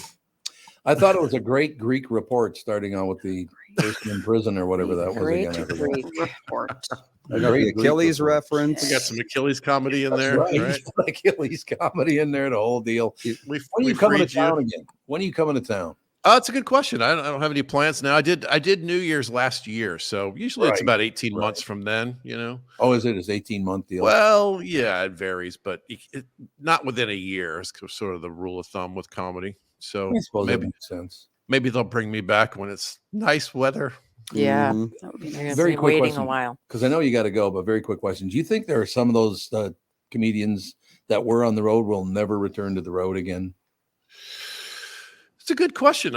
There's definitely. I mean, a lot of the venues closed up with They COVID. did, yeah. We won't see Yep. them again. I suppose there's some comics that happened with as well. I don't know.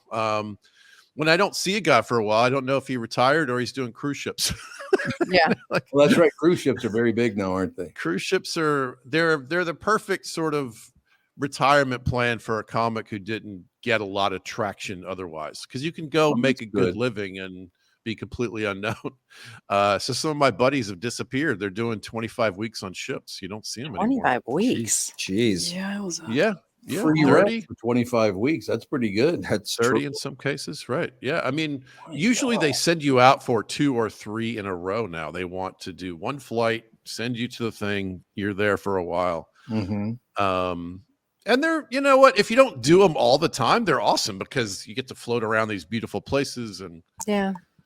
And now in the old days, they didn't care if you were funny. They just didn't want a letter from an old lady, So you had to be super vanilla and They're a lot like doing corporate comedy.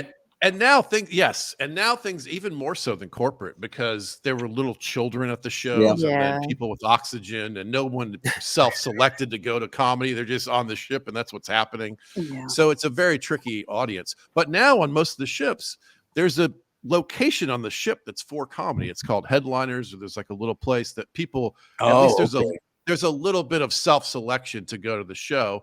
And also times have changed. If you think about it now, even the old people on the ships grew up watching Carlin. So yeah, true. So this is a generation of people, even the oldest of which are, were indoctrinated with comedy from a young age, Right. 25, 30 years ago when I first started like nosing around doing ships, they were all those shows with it was all about changing your hats and doing songs and and the comics that did those ships were the old schlocky guys doing like street jokes, but it's changed. They've gotten a lot friendlier to the comics and the craft, if not the art. Who wouldn't want to watch comedy on a boat? I think that'd be great. Well, it makes sense that it works on a ship because it's one person and you don't have to bring a bunch of music cues and instruments and costumes and so you can fly on and off get on and off the ships easily. And like I said, now, I mean, MTV's comedy half hour was 30 years ago, right? So people have been indoctrinated and like stand-up, and it's been a part of our lives, or most people's whole lives now, so that part's nice, that there's a little bit of a cultural understanding of what stand-up is. Yeah, no question. I mean, the big changes, and we've brought this up before, and I'm not going to hang on the subject of, my God, did we lose a lot of humor during COVID? Yeah, right. Jesus, so many friends died. It was horrible. Not from COVID, mostly. Some of them did, but others did not. It does. I mean, I always wonder. It's hard to measure this sort of thing because I'm in the field, so it does seem like comics die at a higher rate. Oh, I think so, yeah. Is that true? I don't know if it's true. We're aware of it because they're around, right? I don't know. But yeah, I mean, I guess if you were guessing, you'd say probably a higher incidence of drinking and drugs and maybe some They did a study of image 200 issues. stand-ups that found an average life expectancy of 67. Whoa! So that's about 10 years younger than the average person. So yeah. Well, average person is what you're saying, 77. I think that's old for a man, right? Well, I mean, yeah, I guess it depends on which gender you are, but yeah. I think it's up there now for men too, isn't it? Let's see. In the U.S. for men, men is 77. Yeah, apparently. It's up there. Oh wow, okay, that's older than I thought. For a long time. It used to be 72. Shut Gained up, all 5 of you. years. I wouldn't complain. All you be quiet. It goes Nothing to up. scoff at. Remember the show when plus. before Dad died? That's great. You guys are phenomenal. It looks like it goes up a year about every 10 years. So there you go. Huh. So All I'll right. just miss the That cut. answers the question. So comics die at a rate of roughly 10 years sooner than the average bear? Roughly, yes. Oh, man. But I mean, there is the point of consider your average 67-year-old comic today and what kind of environment they probably grew up in. Smoke-filled rooms with free smoking, drinks. for one. A lot of smoking, a lot of red cocaine. meat. Yeah. DUIs, right? Yeah, exactly.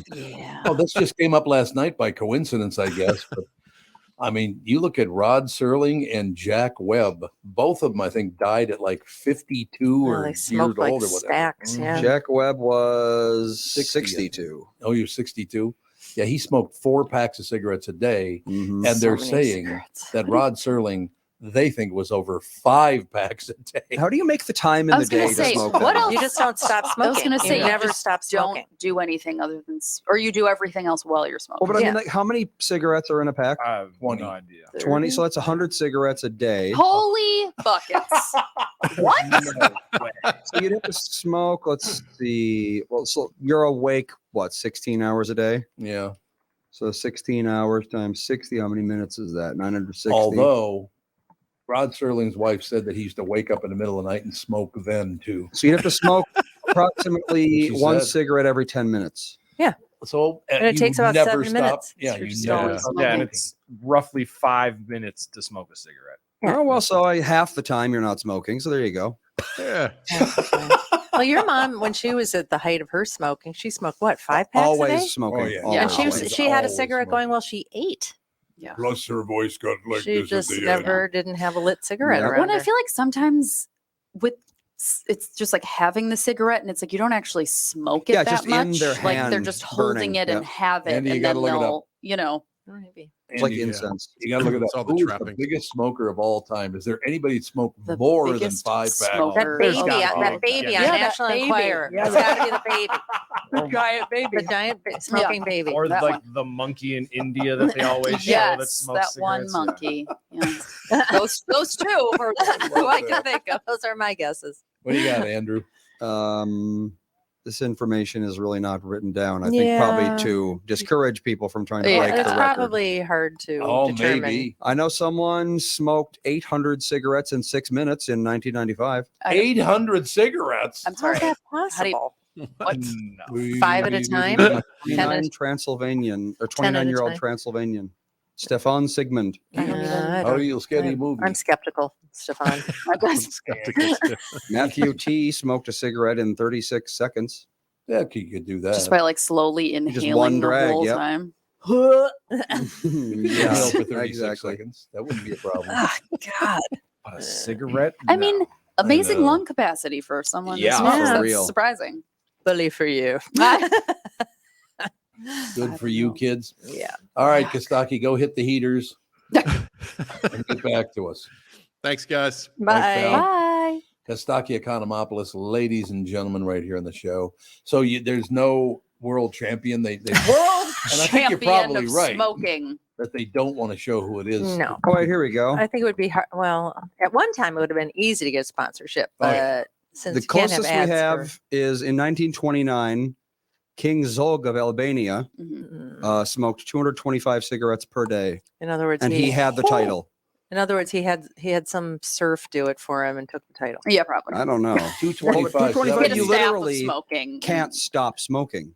At Yeah. 225, You would just have to 225 in and we one did the day. math, you would have to literally not ever not be smoking. Yeah. What about showers and I know you'd have to be smoking in the shower, stuff. smoking while you ate. That's You take 11 baths, so that's you 11 baths. seconds. well there you. you go. There you go. That's Brushing your over- teeth? You just don't.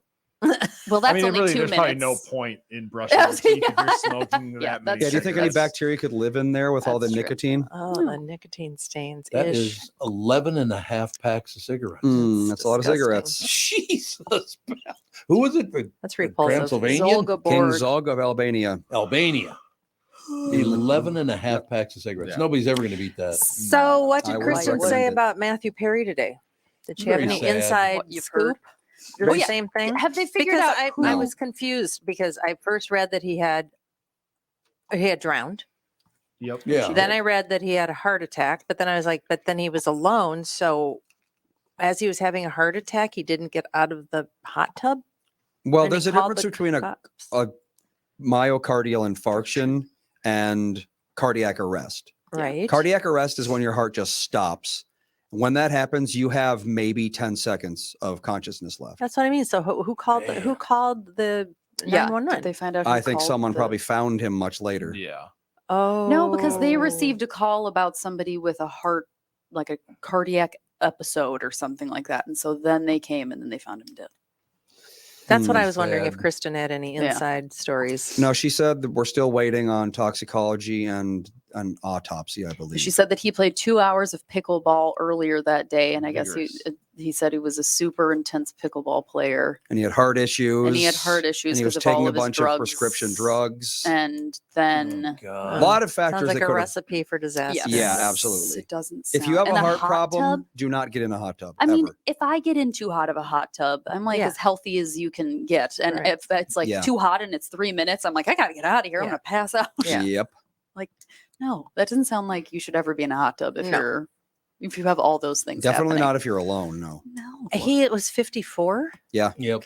It's just so sad. He why did he have such a shit life? That's- He He was started making 20 drinking. million, 20 million a year for He was a 10 child. years. He was a child star. Yeah, that doesn't help.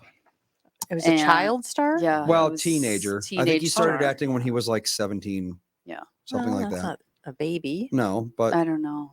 But I don't know. He wrote a memoir that came out not too long ago. well, Kristen says that he got in a jet skiing accident, got hooked on pills, and then from there snowballed into Oh. taking way too much. Yeah, and I guess he had an absolute obsession with becoming famous. And then when he did become famous, he realized that it didn't Not that actually great. Fulfill your fulfill anything. expectations, And so then he yes, I kept can- I drinking think and that's what doing, happens to a lot of people, Yeah, yes. I think it's pretty typical Pretty story. empty ladder to climb. Yeah, That and he had- made it to the top of like the Mhm. famous level. Like Yeah, Friends was Yeah. epically Huge. Oh Right. God, yeah. And he was like most people's one of their favorite people on Friends. You know, Yeah. like Ross and Monica and like I don't The know, rest. Rachel was like, Phoebe? there you are. Monica is Courtney Cox. Yes. Yeah. We Courtney just Cox Arquette. we just watched something. What was it, Tom? With her, it's like a spooky Oh yeah. It's like thing about a spooky- house. Oh yeah. a spooky She is thing not good. about a house. No, She's not. I mean, a I good like actor. her as a She's human being and terrible. such, but She's not a good is actress? Not No. good. No. She was good at No. Monica, and that's she it. was in Scream apparently.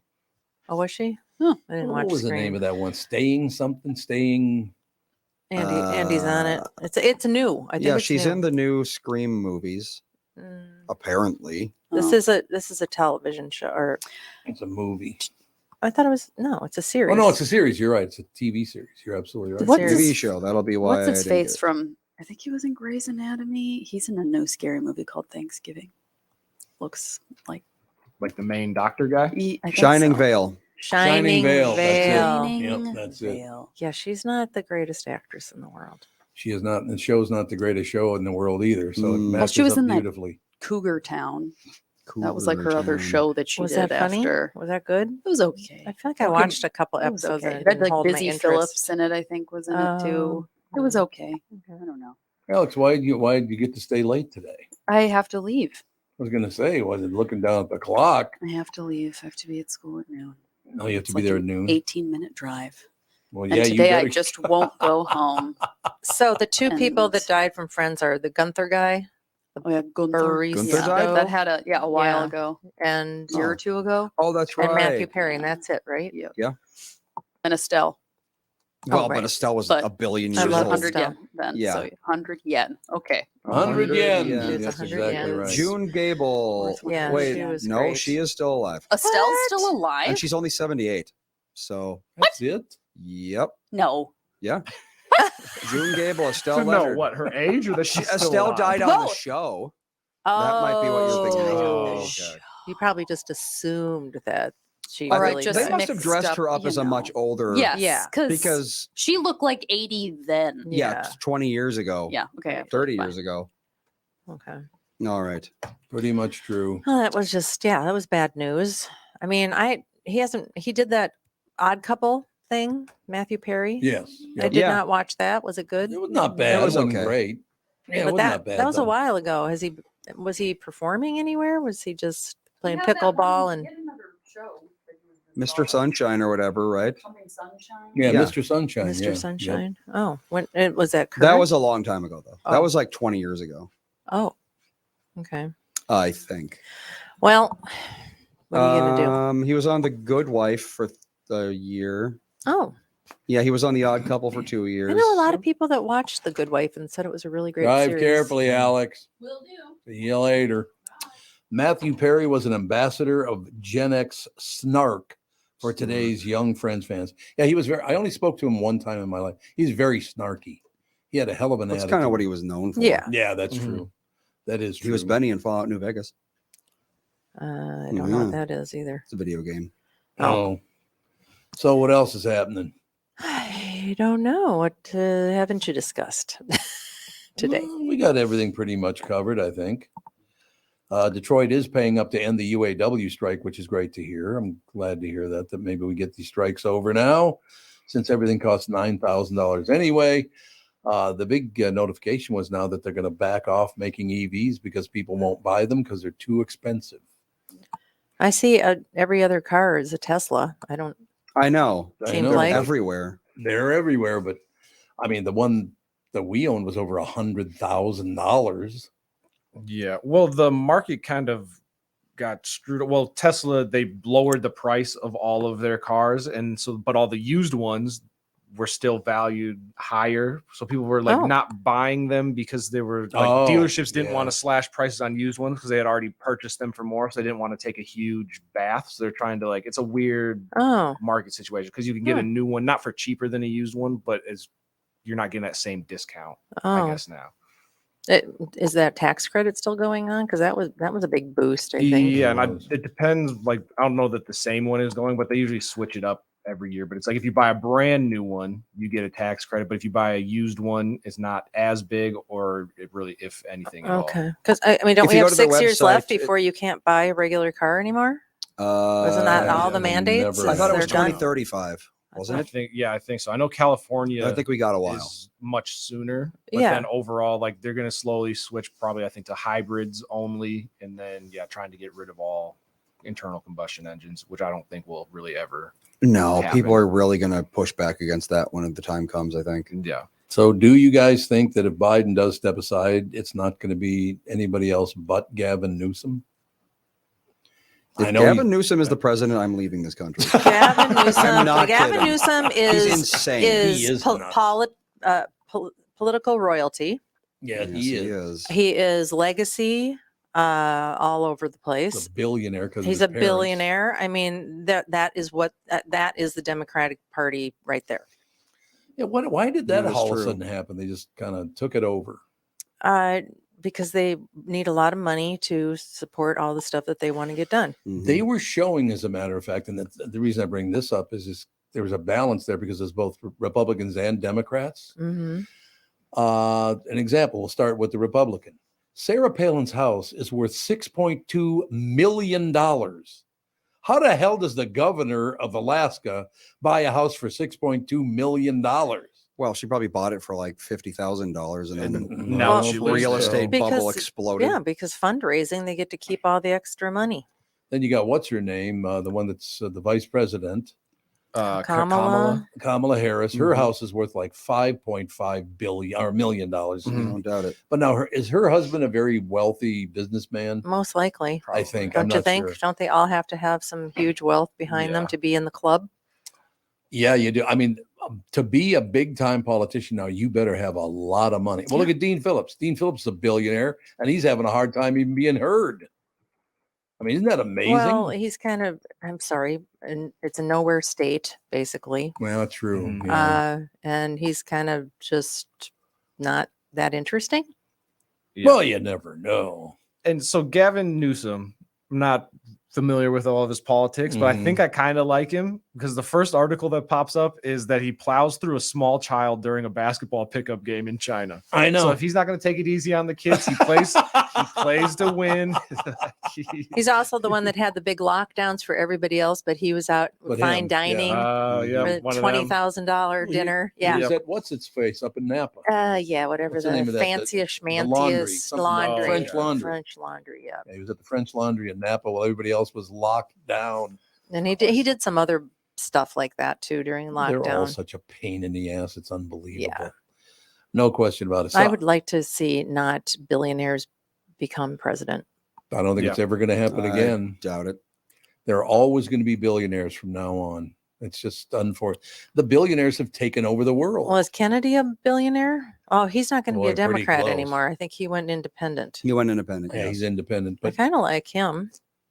yeah, there's some things that No, there's some things. Everybody's got some things. You're never going to love anybody. There is no the whole such way. thing as the perfect candidate that's going to just emerge that is whatever perfect for everybody that everybody's going to like. But I think he wants to actually like do stuff for the country instead of for a particular group of people, which I think is important nowadays. I think we've got enough representation for everybody.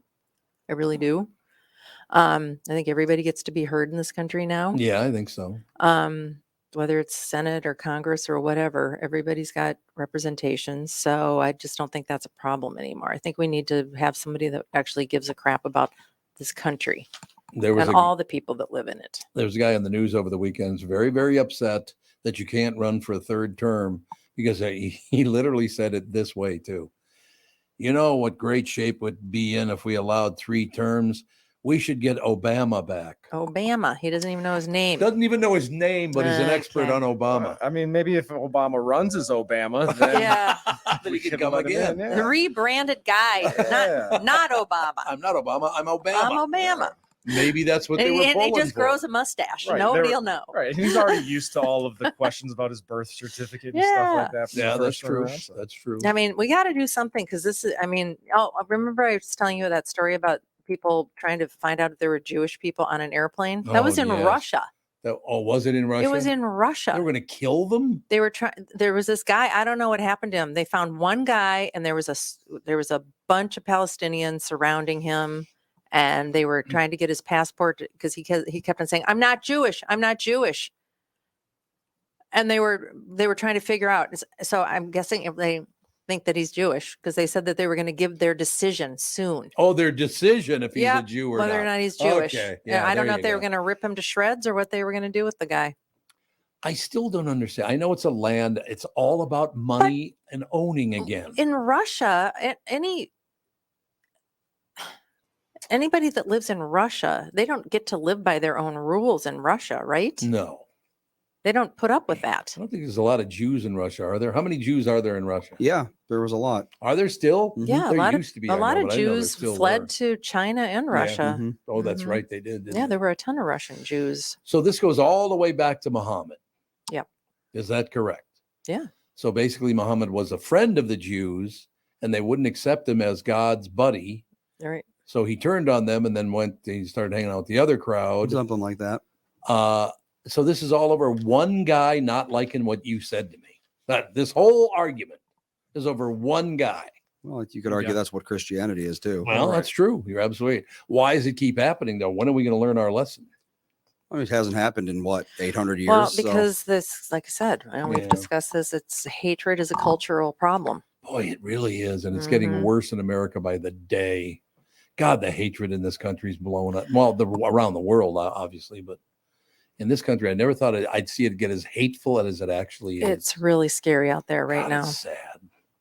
I really am unhappy about the situation. Why do you think it is that people? Because I don't want to be hateful. I really would rather not running around hating everybody. Why do they want to do that? Power and control. I guess. So it's all about money again. The whole thing's about money. Is that correct? Power and control equals Whatever. money, equals everything. I guess so. So what are you going to do? I don't know. Now this, I don't know if this is good news. You get anybody a money wizard in here, or would I have to reach out? A to wizard? Josh? Nope, Yes. you have to get Josh Arnold. You have to get Josh Arnold in here. Not a wizard. Give me a couple more. If I was a Fridays. wizard, I'd have a lot more money. They're saying higher bond yields could end the Fed's historic rate rises, decoding the almost 5% 10-year Treasury yield. So that's good news. I don't know anything about money. and all Well, that. what I know what happened is stocks crashed again last week. They were going up for a little while. Yep. But because they announced that they weren't going to change the interest rates, they weren't going to lower interest rates for another good year, Good year, get it? if not longer. Then because companies, when they want to expand, when they want to, get some R&D, when they want to do anything, they need to have cash. And a lot of times they have cash reserves, but they don't want to tap into that. So they want to borrow money. And if you have to borrow money at a high rate, then it's expensive to do business. And then your stock value goes down when you borrow money. So that's kind of what's been happening. Now, from what I understand, is all the bonds and all that stuff is suffering because of the high interest rates. People aren't putting money into it because there's no return. Mhm. You're getting like 3%, maybe 3.5%. Yeah. That's not enough to give up a ton of money for a year or two. So that's what I understand. I don't really know what you're talking about. Well, I'm just reading right out of the Wall Street Journal is what I'm doing. But why do it change from last week to this week? Right. 'cause I don't even like as of Friday when Josh was in, he was like, "Oh yeah, I don't advise people to do bonds and stuff like that." Yeah, right. We did talk about Yeah. that. So I don't know what would have changed over the Yeah, weekend. what changed over the weekend? How about this one? A sales pitch for an 8% mortgage. You buy now and you can refinance later for free. What do you think about that idea? Well, that's all fun and games unless your credit rating goes down because you've got an 8% loan. Yeah, refinancing is not a good idea unless you have a great credit rating. I don't really know. But I've never heard of being able to refinance for free. Is this a package from a certain mortgage company or? I will scroll back up and tell you exactly what it is. It says, clicking on it as we speak. Uh-oh. I'm probably going to get some ads. No, we're not going to get any ads. Sales pitch for an 8% mortgage. Buy now, refinance later for free. This computer is one of those deals that would take forever to load the slide on the far right side there. Why does that take so long to do? Because news sites are choked with ads. They always are. have Well, them. that's true. Very good. Okay, well, here's the story. Lenders have a proposition for home buyers who can't stomach an 8% mortgage rate. Buy now and refinance later for free. Lenders are making these offers because the market for mortgages cratered as the Federal Reserve raised interest rates to 2-decade highs to tame inflation. So how do you raise money to fight raising money? Because inflation, you raise the rate of the money. From what I understand from economics was when interest rates were high, that was good for the feds because they made the Fed, not the feds, the Fed, because they made more money. And they're the ones that put the money into the economy, actually, right? Right. Isn't that how it works? At least it used to be when I went to school. So anyway, I'm not understanding all of a sudden the Fed is having trouble. I don't understand it either. Although there was something that I read because it's just our national debt is so horrible. It's so high right now that the Fed can't even keep up with it. 34 trillion now, isn't it? Like at that point, feels like a made up number. Like, how do we get this far? Right. But how do we get out of being that deeply not in by debt? going into 3 wars and printing money every single time we need to, get some votes. When are we going to stop all that kind of behavior? I Or don't is it think- ever going to I stop? don't think we are because it's the only way you can get people to vote for you, apparently, is to give them $1,700 checks while you're raising inflation by 40%. Okay, usually lenders who offer buy now, refinance later mortgages will give some borrowers a certificate or another type of IOU that gives them access to a credit that can be used to pay for some of the costs associated with a future refinance, said Jacob Channel, senior economist at Lending Tree. Other lenders may roll the future closing costs into the loan amount or waive lender fees. Each lender's offer is different. Amplify, for instance, offers no cost, no cash out refinances with 0 appraisal fees. Well, how the hell can they do that? Because Lending Tree is trying to stay in business. Well, that's a good argument. Yeah, it is. There's a lot of them that are. I know a couple of people that were in the mortgage business and they've left it. Oh, have they really? Yeah, there's just not enough work. There's no work. Nobody's buying anything. Yep.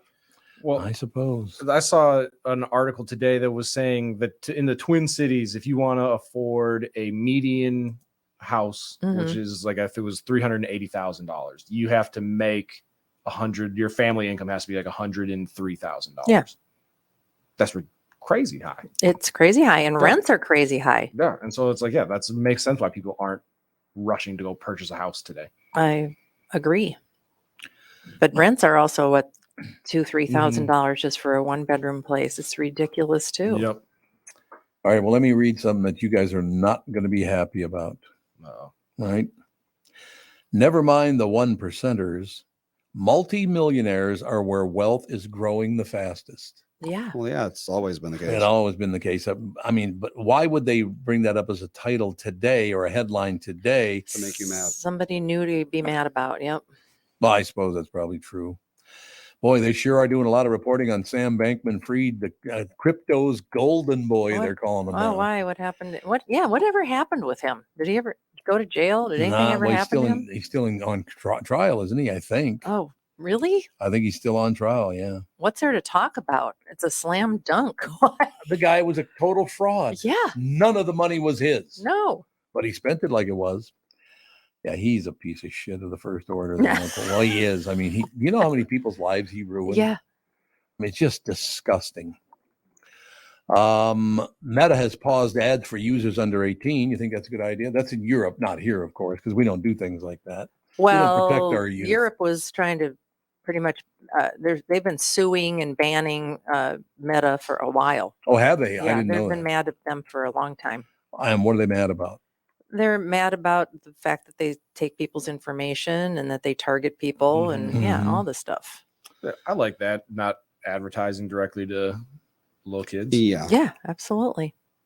The most impressionable. Yeah. Mm-hmm. Man, that's a very good argument, I guess. I don't know. The whole thing just, boy, I'm telling you, I'm looking through the news. There's not a whole hell of a lot of good news to report on it. I'm telling you, Jesus.